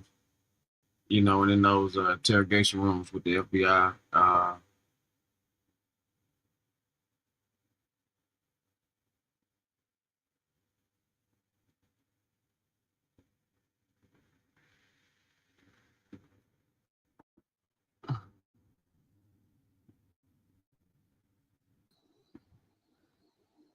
Yo, what's up? Hello, William. What's up, my nigga? What's up? What's good? What you doing, nigga? Yeah, what's Your up? mama? I'm doing fine. Nigga. You done? Yeah. All right.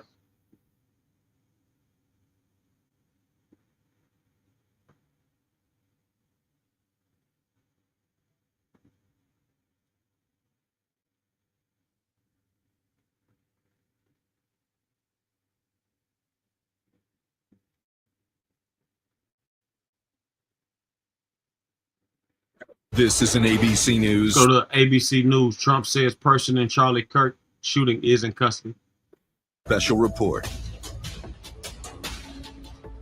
All right, we are coming to you now with breaking news. We will pause for a moment so the rest of the country can join us. I'm Rebecca Jarvis. We have that breaking news. Just moments ago, President Trump just said on a different network on Fox News that a suspect is in custody in the killing of prominent conservative activist Charlie Kirk. He told the anchors there, I think with a high degree of certainty, we have him in custody. We have him in custody. Everyone did a great job. I want to bring in Aaron Katursky, our chief investigative correspondent, with more. And this has been a manhunt underway now for 24 hours. And here we are, Aaron. And it comes after, Rebecca, the FBI released a number of surveillance images, hoping the public could come through with an identification of the suspect. And now President Trump says that it appears he is in custody. The president told Fox News that it was somebody close to the suspect who convinced the suspect to turn himself into the authorities. We're waiting for more details. We're also waiting for a specific identification. But the FBI had been imploring the public and offering $100,000 in reward money for information leading to this individual's arrest. They released video that showed the suspect jumping from a rooftop, scampering into the woods to make his escape. And now, Rebecca, President Trump tells Fox News that the suspected shooter of Charlie Kirk is in custody. Rebecca? All right, some stunning new developments here, Aaron. Thank you. And we want to turn now to Pierre Thomas, who's joining us from Washington. Pierre, what can you tell us at this hour? Well, Rebecca, I've just spoke to a source who is confirming that a person of interest is in custody. We're expecting a press conference within the next hour or so. ABC News is aware of a name that law enforcement was focusing on overnight. We're not releasing that name until we get additional confirmation, but I can report a source telling me that a person of interest is in custody. All right, Chief Justice Correspondent Pierre Thomas, thank you for that. And we also heard overnight, we saw this video, this incredible video. You saw it here if you were watching Good Morning America from Matt Gutman, this incredible, remarkable video of the potential suspect jumping off that building, his footprints, even a weapon found. We are going to return now to our regular programming in some parts of the country. That is Good Morning America. But again, a suspect, according to the President of the United States, a suspect has been taken into custody in the killing of Charlie Kirk. All right, there you have it. A suspect has been taken into custody.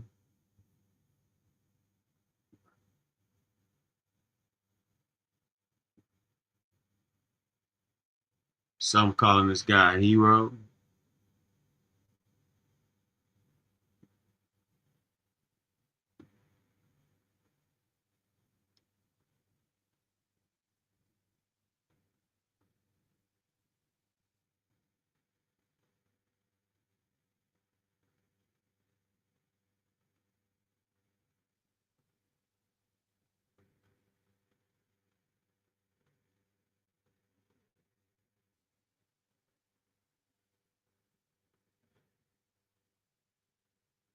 NYPD identifies man wanted for double murder, arson, robbery of Queens.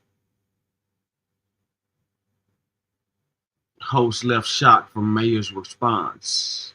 Fatal stabbing.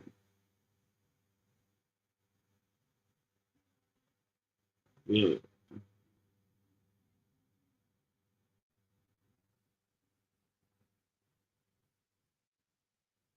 Professor slaughtered while walking the town.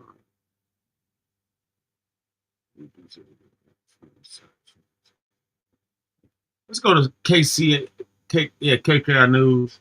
New details revealed on woman found inside trunk of Tesla at Hollywood tow yard.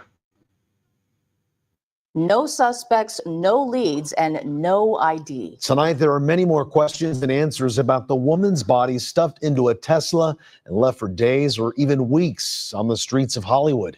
KCAL's Nicole Comstock is live at the tow yard where that gruesome discovery was made.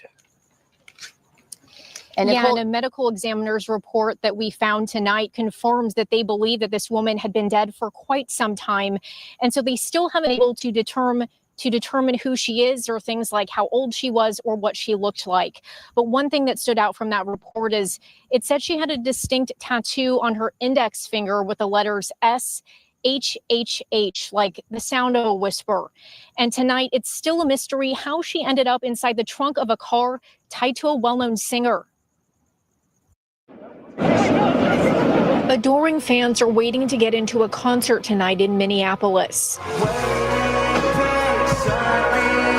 Singer-songwriter David is performing there on a world tour. The 20-year-old who rose to fame after a couple of his genre-defying songs went viral on TikTok is alive and well. But a car reportedly registered in his legal name to an address in Texas is at the center of a mysterious death investigation 1,400 miles away in Hollywood. His reps have reportedly said he's fully cooperating with the LAPD. Investigators say when they opened the trunk of that Tesla Monday, they discovered decomposing human remains in a bag. Workers here noticed an alarming odor after towing it. We all thought it was sewage. Neighbors in this Hollywood Hills neighborhood told us the same Tesla with Texas plates had been abandoned on their street since the beginning of the summer. I think the community knew something was wrong and reported the car being abandoned. We asked the LAPD whether the car, believed to belong to the singer, was ever reported stolen before it was impounded, since it was potentially abandoned with a body inside of it for weeks or months. They did not answer that question. They did say their robbery homicide division is investigating how that person died and then ended up in the car. The medical examiner's office is still working to identify the body. It's heartbreaking for whoever the victim is. An attorney's office representing the singer took our request for comment over the phone, but did not respond in time for broadcast.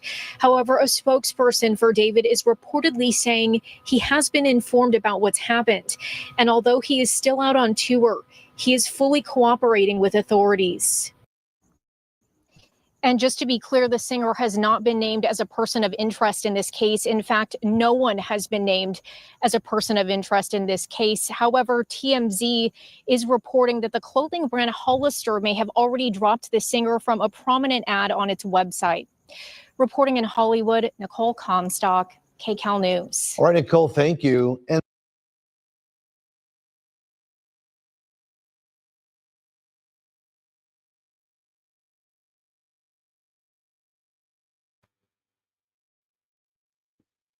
So as you can see, you know, the Tesla situation, that body probably was in there, you know, all summer. Then on top of that, you got to look at it like this too. It was in a designated area.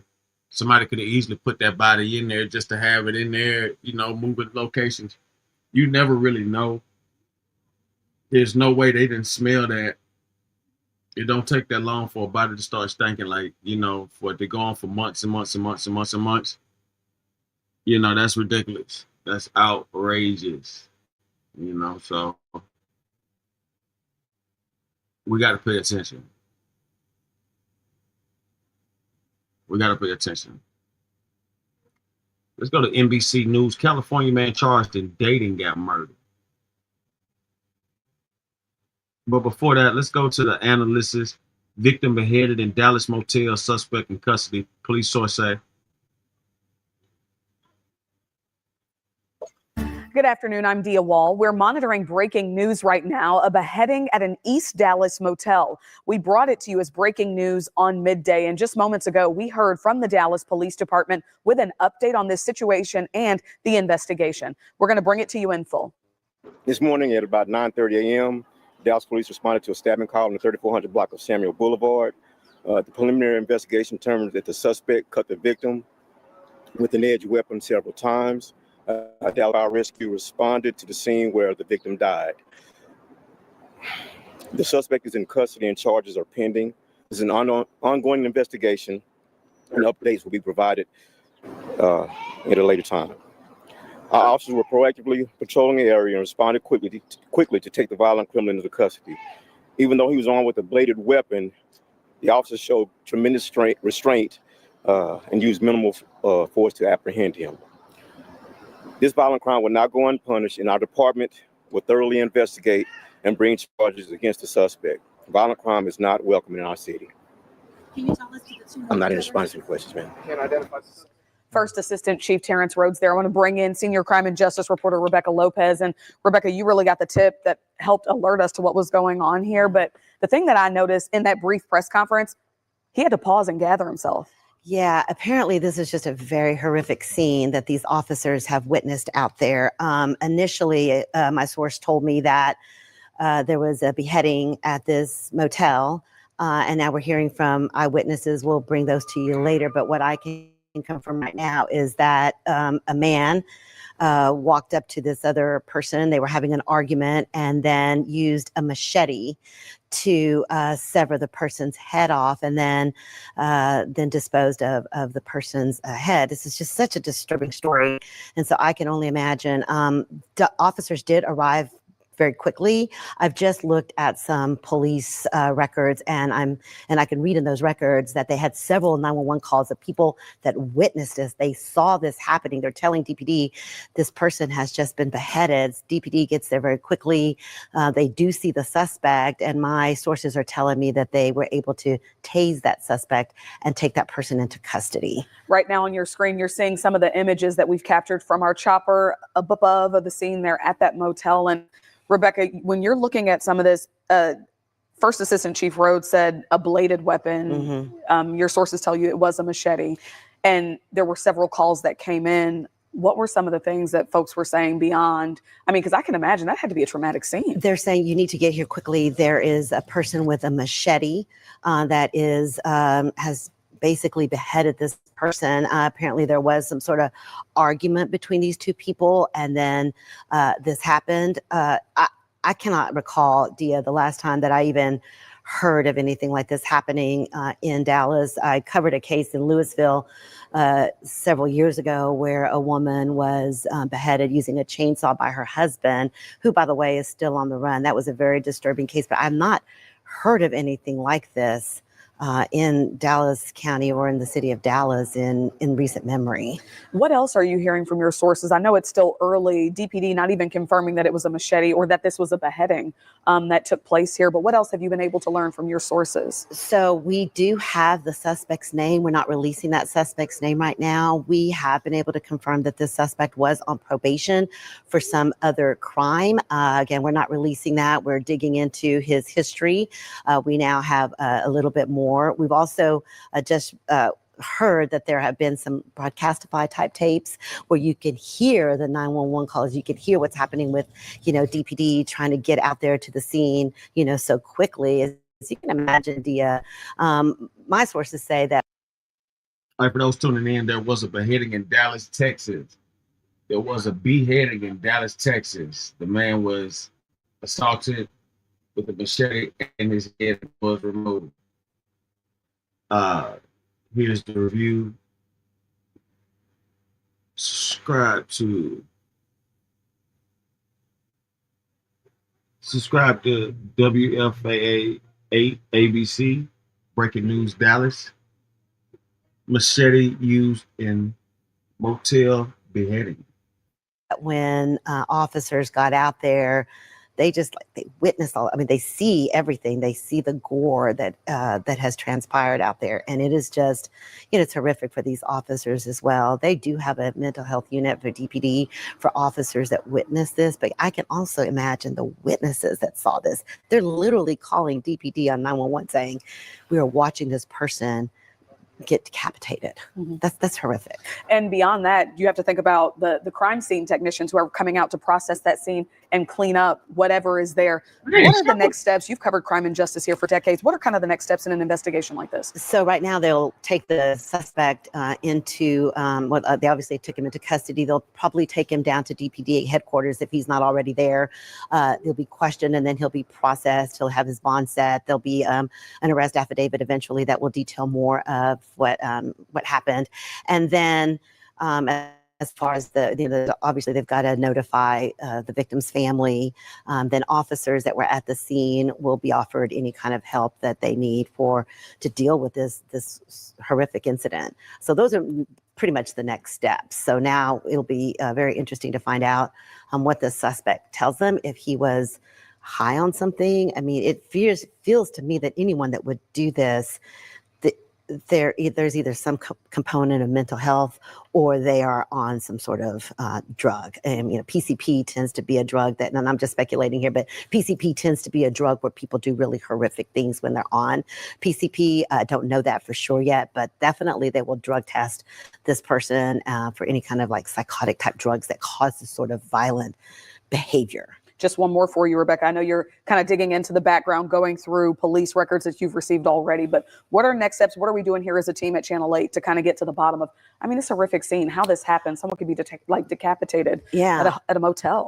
We have at least 2 crews already on scene, and we have interviewed some of the eyewitnesses that are giving us more information about what they saw. I'm assuming it's probably a couple of the same people that called 911. So we'll hear from those eyewitnesses. We'll hear from our reporters at the scene, what they're hearing from police. But again, I'm unclear as to why DPD hasn't actually come out and said that the person was decapitated. It's very clear that the person was. Don't know why they're not telling the public that. Definitely a question that I have for the Dallas Police Department. And of course, to see someone with as much experience as Assistant Chief Rhodes, really a little bit emotional here. Yeah. That's pretty uncommon. It is.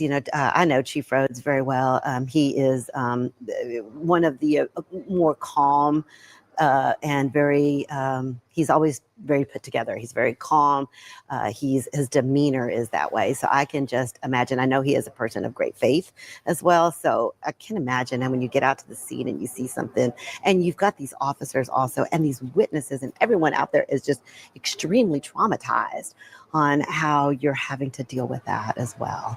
Our senior crime and justice reporter, Rebecca Lopez, thank you as always for your insight. We're going to continue to follow this developing story. A person, beheaded at a motel in East Dallas using a machete. Again, we have multiple crews here at Channel 8 WFAA working to get you information and details on the suspect, what happens next, so you can keep it right here on WFAA Plus, and we'll see you on air as well.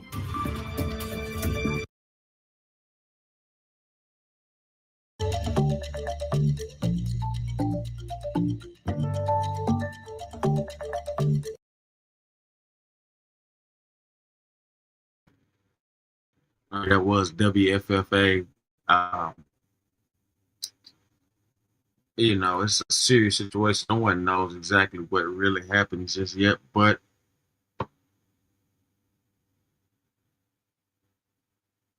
it is known that psychotic drugs make you do psychotic things. We're going to keep it going.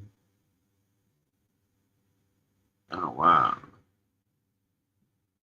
A lot of disturbing news here.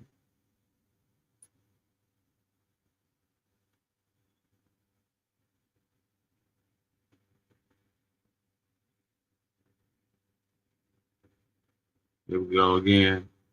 2 bodies found inside 2 different cars at 2 different tow yards in LA.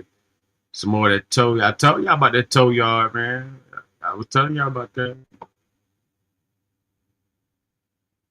And we begin here at 4 with 2 people found dead inside of 2 cars at 2 different tow yards. Thank you so much for being with us, everybody. I'm Michael Brownlee. And I'm Colleen Williams. NBC4 Investigates was first to report the discovery of a body inside a Tesla that we now know that car belonged to the singer David. And today we are learning new details. Our investigative reporter Eric Leonard joins us live from our newsroom with this breaking update. Eric. Hi, Michael and Colleen. Well, homicide detectives on this case now say they believe the person found inside the front trunk of that Tesla yesterday was a woman.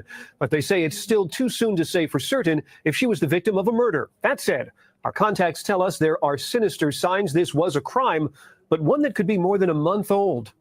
This was the scene yesterday as detectives and criminalists examined the human remains discovered inside that black Tesla. Several law enforcement contacts tell us they believe the dead person was a woman and her body was wrapped in a unique container, all of which weighs into the investigators' beliefs that she was likely the victim of a crime. The conditions of those remains were extremely decomposed, which is making identification and the investigation more difficult. Today, we learned the car had been parked here near the intersection of Doheny and Bluebird on the border between LA, West Hollywood, and Beverly Hills. Neighbors and people working in the area told me the car had been there for at least a month. City records showed the black Tesla with Texas license plates got a ticket only once on September 3rd for being parked in the same space for more than 72 hours. It wasn't towed until last Friday. The remains were found yesterday when workers at that tow yard said they noticed the odor of decomposition. Now, the Tesla is registered to that pop singer who goes by David, spelled D4VD. A rep for the performer said he's out on tour and is out of state, but is cooperating with police. I'm investigative reporter Eric Leonard, NBC4 News. Back to you. All right, and Eric, police in South LA tried to figure out how a body ended up inside a burned car at another tow yard. News Chart before flew over the scene at about 1 o'clock this afternoon. The remains were discovered inside of this burned Honda Civic at Al's Towing. It's unclear how the person died and why the car was towed. NBC4's Amber Frias is on her way to that tow yard, and we'll have a live update coming up.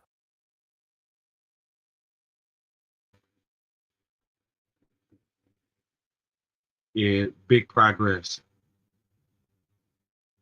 Let's get ready to see Cotton, who is live in Utah with brand new details on this investigation. CB, we learned a whole lot yesterday. What is the latest? New video, FBI manhunt for Charlie Todd Kirk. Carly, good morning. Yes, hunt for Charlie Kirk's killer now stretches into day 2, and investigators are turning to the public for help. The FBI says this newly released video shows the gunman racing across the rooftop and dropping to the ground on the day of the shooting. We're told a palm impression and other smudges were left behind that investigators now hope to use to collect DNA. After this quick escape, you can see the person walking through the parking lot. Agents say they found the gun used, a high-powered bolt-action rifle that was dumped in a nearby wooded area. The FBI is now making an urgent plea for the public to help identify this person of interest. The newly released images show the man described as college-age, wearing a baseball cap, dark sunglasses, and a black shirt with an eagle and American flag. The public has answered our call for action. So far, we've received more than 7,000 leads and tips. I would just note that the FBI hasn't received this many digital media tips from the public since the Boston Marathon bombing. And then there's this chilling video obtained by TMZ, which appears to show that person of interest walking by several neighborhood surveillance cameras. The FBI had previously said its teams had spoken to people who live nearby as the agency tries to zero in on the gunman. President Donald Trump saying yesterday he's confident the country will be given answers soon on who killed the 31-year-old. Well, I hear they're making big progress, and we'll have to see what happens. Do you have any indication of the shooter's motivation, sir? I have an indication, yeah, but we'll let you know about that later. At the latest press conference held yesterday evening, officials took no questions, but FBI Director Kash Patel was there, and we were told he has surveyed the crime scene. Todd Carly, back over to you. CB Cotton, live for us in Utah. CB, thank you. Let's bring in retired FBI Supervisory Special Agent Scott Duffy. Scott, do you think the FBI knows the name, who this killer is? Yeah, good morning, Todd and Carly. From what I saw yesterday at the conference, they may have an idea, but they are definite need of the public's help. So I don't think they would have released additional photos and put out the information unless they absolutely needed the public's help. And so thereby, I think they still need a name. Yeah, and one thing that they may have right now, Scott, is DNA evidence, because this person of interest, as they're calling him right now, left behind a palm print and also appears to have dropped the weapon. So that's got to be huge. And we learned through the Brian Kohlberger case that even if a criminal does not already have a criminal record, there's still a way to find out who they are through DNA. Oh, yeah. So the DNA is going to be important. So you have a palm print, maybe fingerprints. That's going to help in order for the prosecution to be able to say the individual we have took palm prints, fingerprints, compared them. They're a match through a fingerprint expert. But the DNA is going to help them in lieu of having a name right now and being able to do an IgG or some genealogy investigation and be able to come up with a name. They need a name. Your specialty is actually fugitive hunting. But how do you hunt a fugitive that you haven't identified yet, if this is in fact the case? It's a great question, Todd. So yes, you're going to need a name in order to be able to pursue who you are looking for in order to identify, locate, and arrest the shooter. So the fugitive aspect is working jointly with the homicide investigation, with the investigators who are looking to put the evidence together to say, this is the person who was the shooter, this is the person who we have put out that is in video. And so thereby, the fugitive aspect is, now that we have a name, let's go find him. Yeah. And we now have images. I mean, we're looking at them right now. So we have some semblance of what this person looks like, hair color, an estimation of age, body type. What do you make of the person we're seeing in these images when you look at them? Yeah, it's an. Here's an update on the identity of who they feel is the assassinator of Charlie Kirk.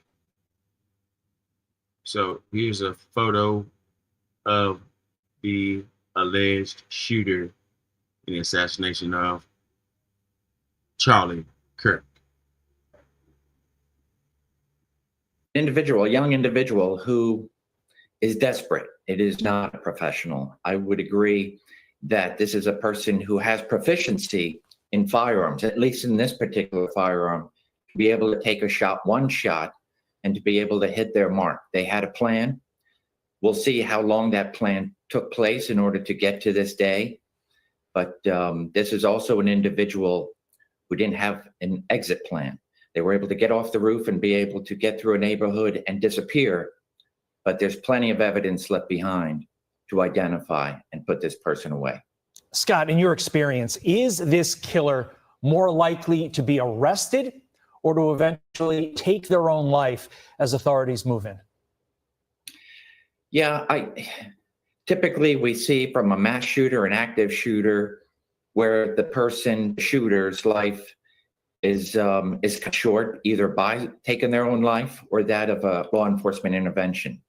This is a person that I believe is still on the loose, is alive, will be caught. So I think this person has a message to deliver, not only from this horrific shooting and the silencing of a voice, but I believe this person has additional information that they want to get out there. And in the meantime, from the governor yesterday say we may not have caught this person yet, but we're going to use our time wisely and prepare this case as a death penalty case. So we certainly know where things are going. Retired FBI Supervisory Special Agent Scott Duffy, thank you for joining us. Thank you, sir.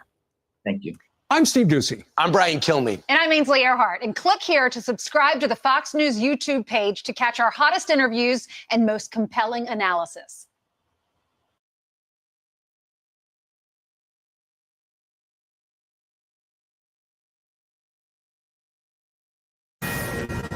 We begin this morning with a Fox News alert. Right now, a manhunt underway for the assassin who shot and killed conservative political icon Charlie Kirk during a campus event in Utah. The 31-year-old co-founder of Turning Point USA was struck by a single bullet roughly 20 minutes after taking the stage for his American comeback tour. People around the world are mourning the loss of one of the driving forces behind the modern conservative movement, many praising him for creating Turning Point and the impact it has had on the American political landscape. When did you form Turning Point? In June of 2012. And why did you call it Turning Point? You know, at the time, I felt as if we were kind of in a generational turning point. I said, hey, I think we could do a better job of reaching young people. Yeah.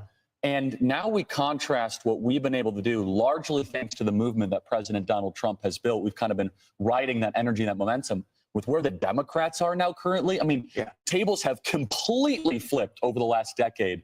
And it goes to show that this patriotic revival is being led by the youngest Americans. That should give everyone a lot of hope. We are going to be talking to young conservatives across the country this morning who are reflecting on Kirk's legacy.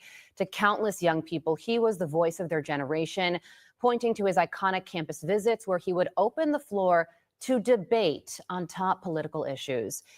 You are watching Fox and Friends First on this Thursday morning. I'm Carly Shimkus. And I am Todd Pyro. Let's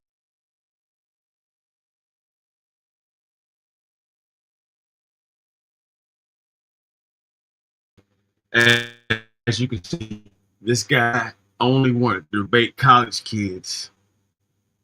He could not be around grown men without being childish.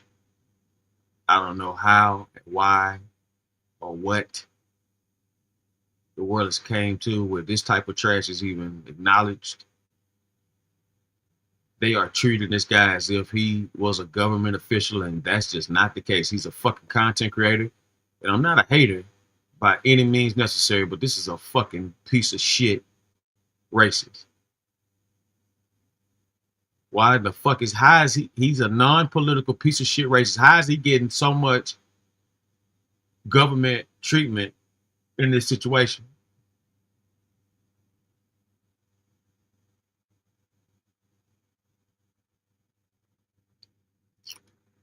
Something's not right here.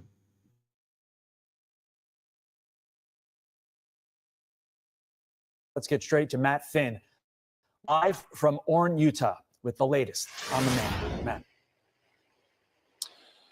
Todd, it is calm and quiet here on campus of the Utah Valley University right now. Just a stark contrast to the horror that ripped across this campus not long ago. And if I step off camera right now and we push in, you could see a terribly grim scene. You might be able to make out the outline of that white tent that Charlie Kirk was inside of when he was fatally shot on this campus. I believe it might have been a part of his Prove Me Wrong table. This was all a part of Kirk's American comeback tour. He had planned to attend several other universities and college campuses around the country in the coming weeks and months. Right now, the shooter still at large. 2 suspects were taken into custody, but both were released. The FBI set up a tip line. Authorities say the shooter appeared to be in all black and on a roof. Here is dispatch audio describing the suspect. Going to be wearing all black, black long gun, black tactical helmet, a black mask, possibly wearing a tactical vest and jeans. The Utah Valley University Chief of Police says 6 police officers were working this event. In addition to Charlie's personal security team, 3,000 people packed onto this campus to listen to and engage with Charlie Kirk. Utah Governor Spencer Cox calls the shooting a political assassination. But I want to make it crystal clear right now to whoever did this, we will find you. We will try you, and we will hold you accountable to the furthest extent of the law. And I just want to remind people that we still have the death penalty here in the state of Utah. So the governor reminding people about capital punishment here in Utah.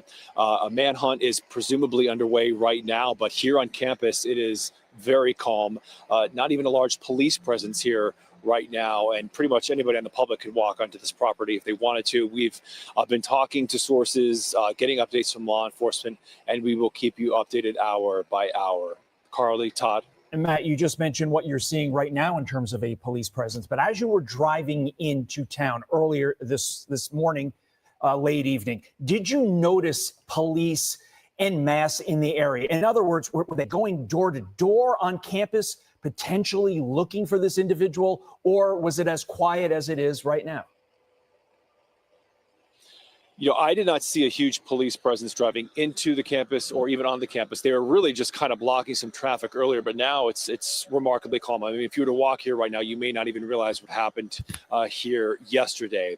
But Fox did learn that police were going door to door in nearby neighborhoods, asking people if they saw anyone that they did not recognize, but no major update there. A source that I talked to federal source said that, of course, there are things happening behind the scenes right now, but we just don't have any major updates, and we have to wait and see what law enforcement brings us. Well, we lost a generational talent yesterday, and you were standing on a campus in mourning. Matt Finn, live for us. Matt, thank you. Yeah. Let's bring in former homicide detective Brian Foley. Brian, thank you for joining us this morning. There is nobody in custody right now. You heard the description. As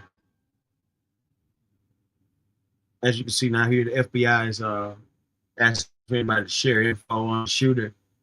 Allegedly, they have a suspect detained, new suspect that happened recently. I don't understand how this thing got so out of hand. How was he able to get this far? And, like, I've never heard of the guy. Never heard of him. I'm trying to figure out how he was able to penetrate the system to this level. People ask who called the hit. It's very possible he called his own hit. I'm telling you that. It's very possible he caused his own hit.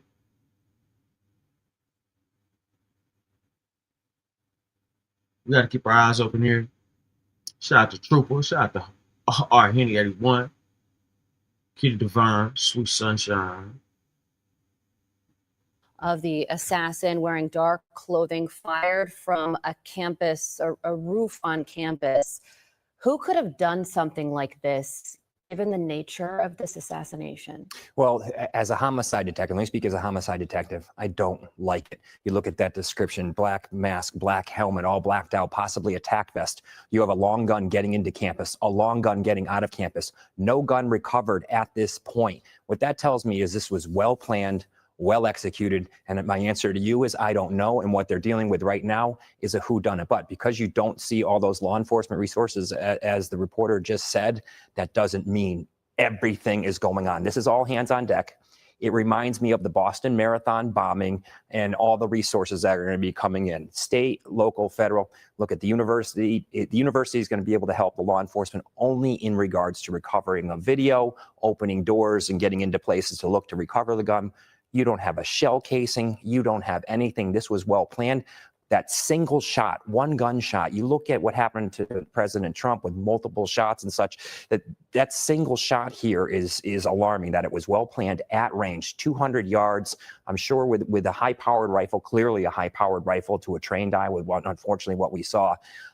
For someone to get something like that in and out of a university campus where guns aren't forbidden. So this is a real whodunit for the detectives. Walk us through exactly what the FBI is doing right now, 4:06 a.m. East Coast time, the day after the shooting. Perfect. This is a perfect scenario for the FBI to handle because this will likely span a large area. This is 40 miles south of Salt Lake. What they're doing, the main thing I would say is culling resources, putting together teams to go over those resources, going over video evidence. Think about now in the aftermath of the Boston bomb, again, that's why it sounds so familiar. They're going over so much video evidence, and that was a decade or more ago that happened. So there's so much more video evidence today. They're going around door to door. You heard them say in the neighborhoods, they're looking for ring cameras. They're looking for security cameras. But also universities have license plate readers. There's traffic cameras in the area. The highways have traffic cameras. If you think of remember the Idaho murder where he moves across country, they're tracking those movements. What they're really doing now, though, Todd, is not looking what happened after the shooting and the getaway. They're looking prior to getting up to that building where the shots were coming from. I'm sure they've identified from trajectory. It's not going to be too difficult. The general area from where that came from, they're going to be able to look. Everyone always thinks what happened after the crime. They're looking what happened at the footprints prior to and getting up there. But again, it makes me nervous that this is going to be a well-planned and well-executed, unfortunately, homicide. Reading through some of the eyewitness accounts, Brian, from people who were there, one attendee said that he had a gun. He left it in his car because he assumed that there would be metal detectors there. And then when he got to the event, he was surprised by the lack of security. And then we have law enforcement yesterday at the press conferences saying that there were 6 officers assigned to this event, along with Charlie Kirk's personal security. What do you make of that? It was an event of 3,000 people. Here we go. Now we're going to look at what the university had for a budget to plan for safety. How much were they going to spend on officers at this type of event? How much did they put into security? I can tell you this, it's going to change. It always happens after these events is everyone's going to start now really over planning. It's confounding to me. You know, we planned for a Trump visit in Hartford years and years ago. We covered everything. I mean, every window, everything. The complacency that goes into event planning, into looking into these things is astounding and incredibly unfortunate here this morning that we have to deal with it. But I like that the chief was forthcoming and that they only had 6 officers and that they could have had more. This is a learning lesson for all those campuses across the United States. When they have these types of events, maybe you move them indoors. It's much easier to control in an indoor event, but I'm sure that Charlie probably wanted it outdoors. He liked that type of scenario and that type of feel. It creates more security challenges, but you can certainly plan an event where you pivot or turn things so you can cover everything. Do you think the FBI knows who the shooter is at this point? Good question. I think they have some leads. They're not going to say anything. They're not going to tell us, you know, and you saw some communication where they had a suspect, they didn't have a suspect. It gets confusing. I can tell you this, the homicide detectives, the FBI agents, the state homicide detectives, they don't want to tell anyone anything. Other than public, please help us. You don't want anyone knowing anything because that secrecy is only to your benefit in chasing down a killer. So there is that conflict between command staff or, you know, directors and the field investigators of sharing information, but you want to be very controlling of what you put out to the public. Yeah, we do know that 2 people were taken into custody and then released.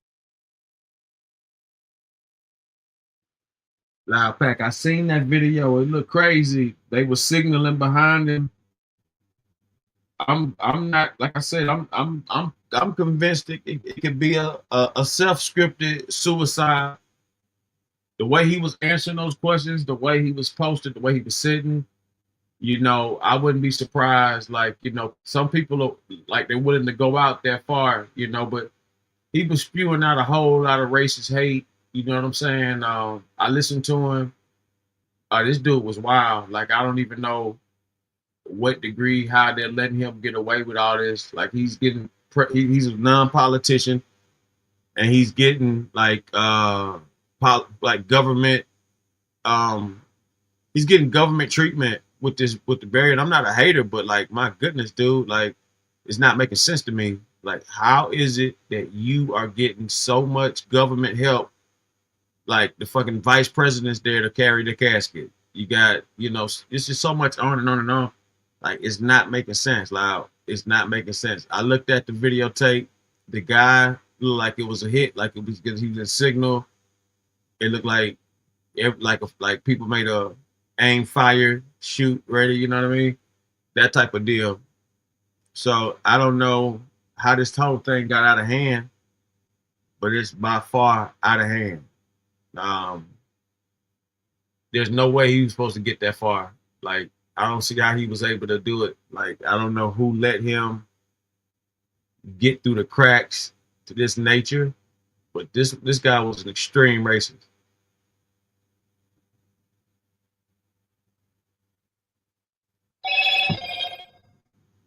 Yeah, he was an extreme racist, bro.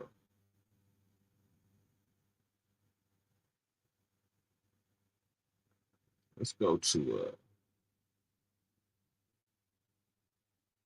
ABC 7, person in custody and shooting of Charlie Kirk, Trump said.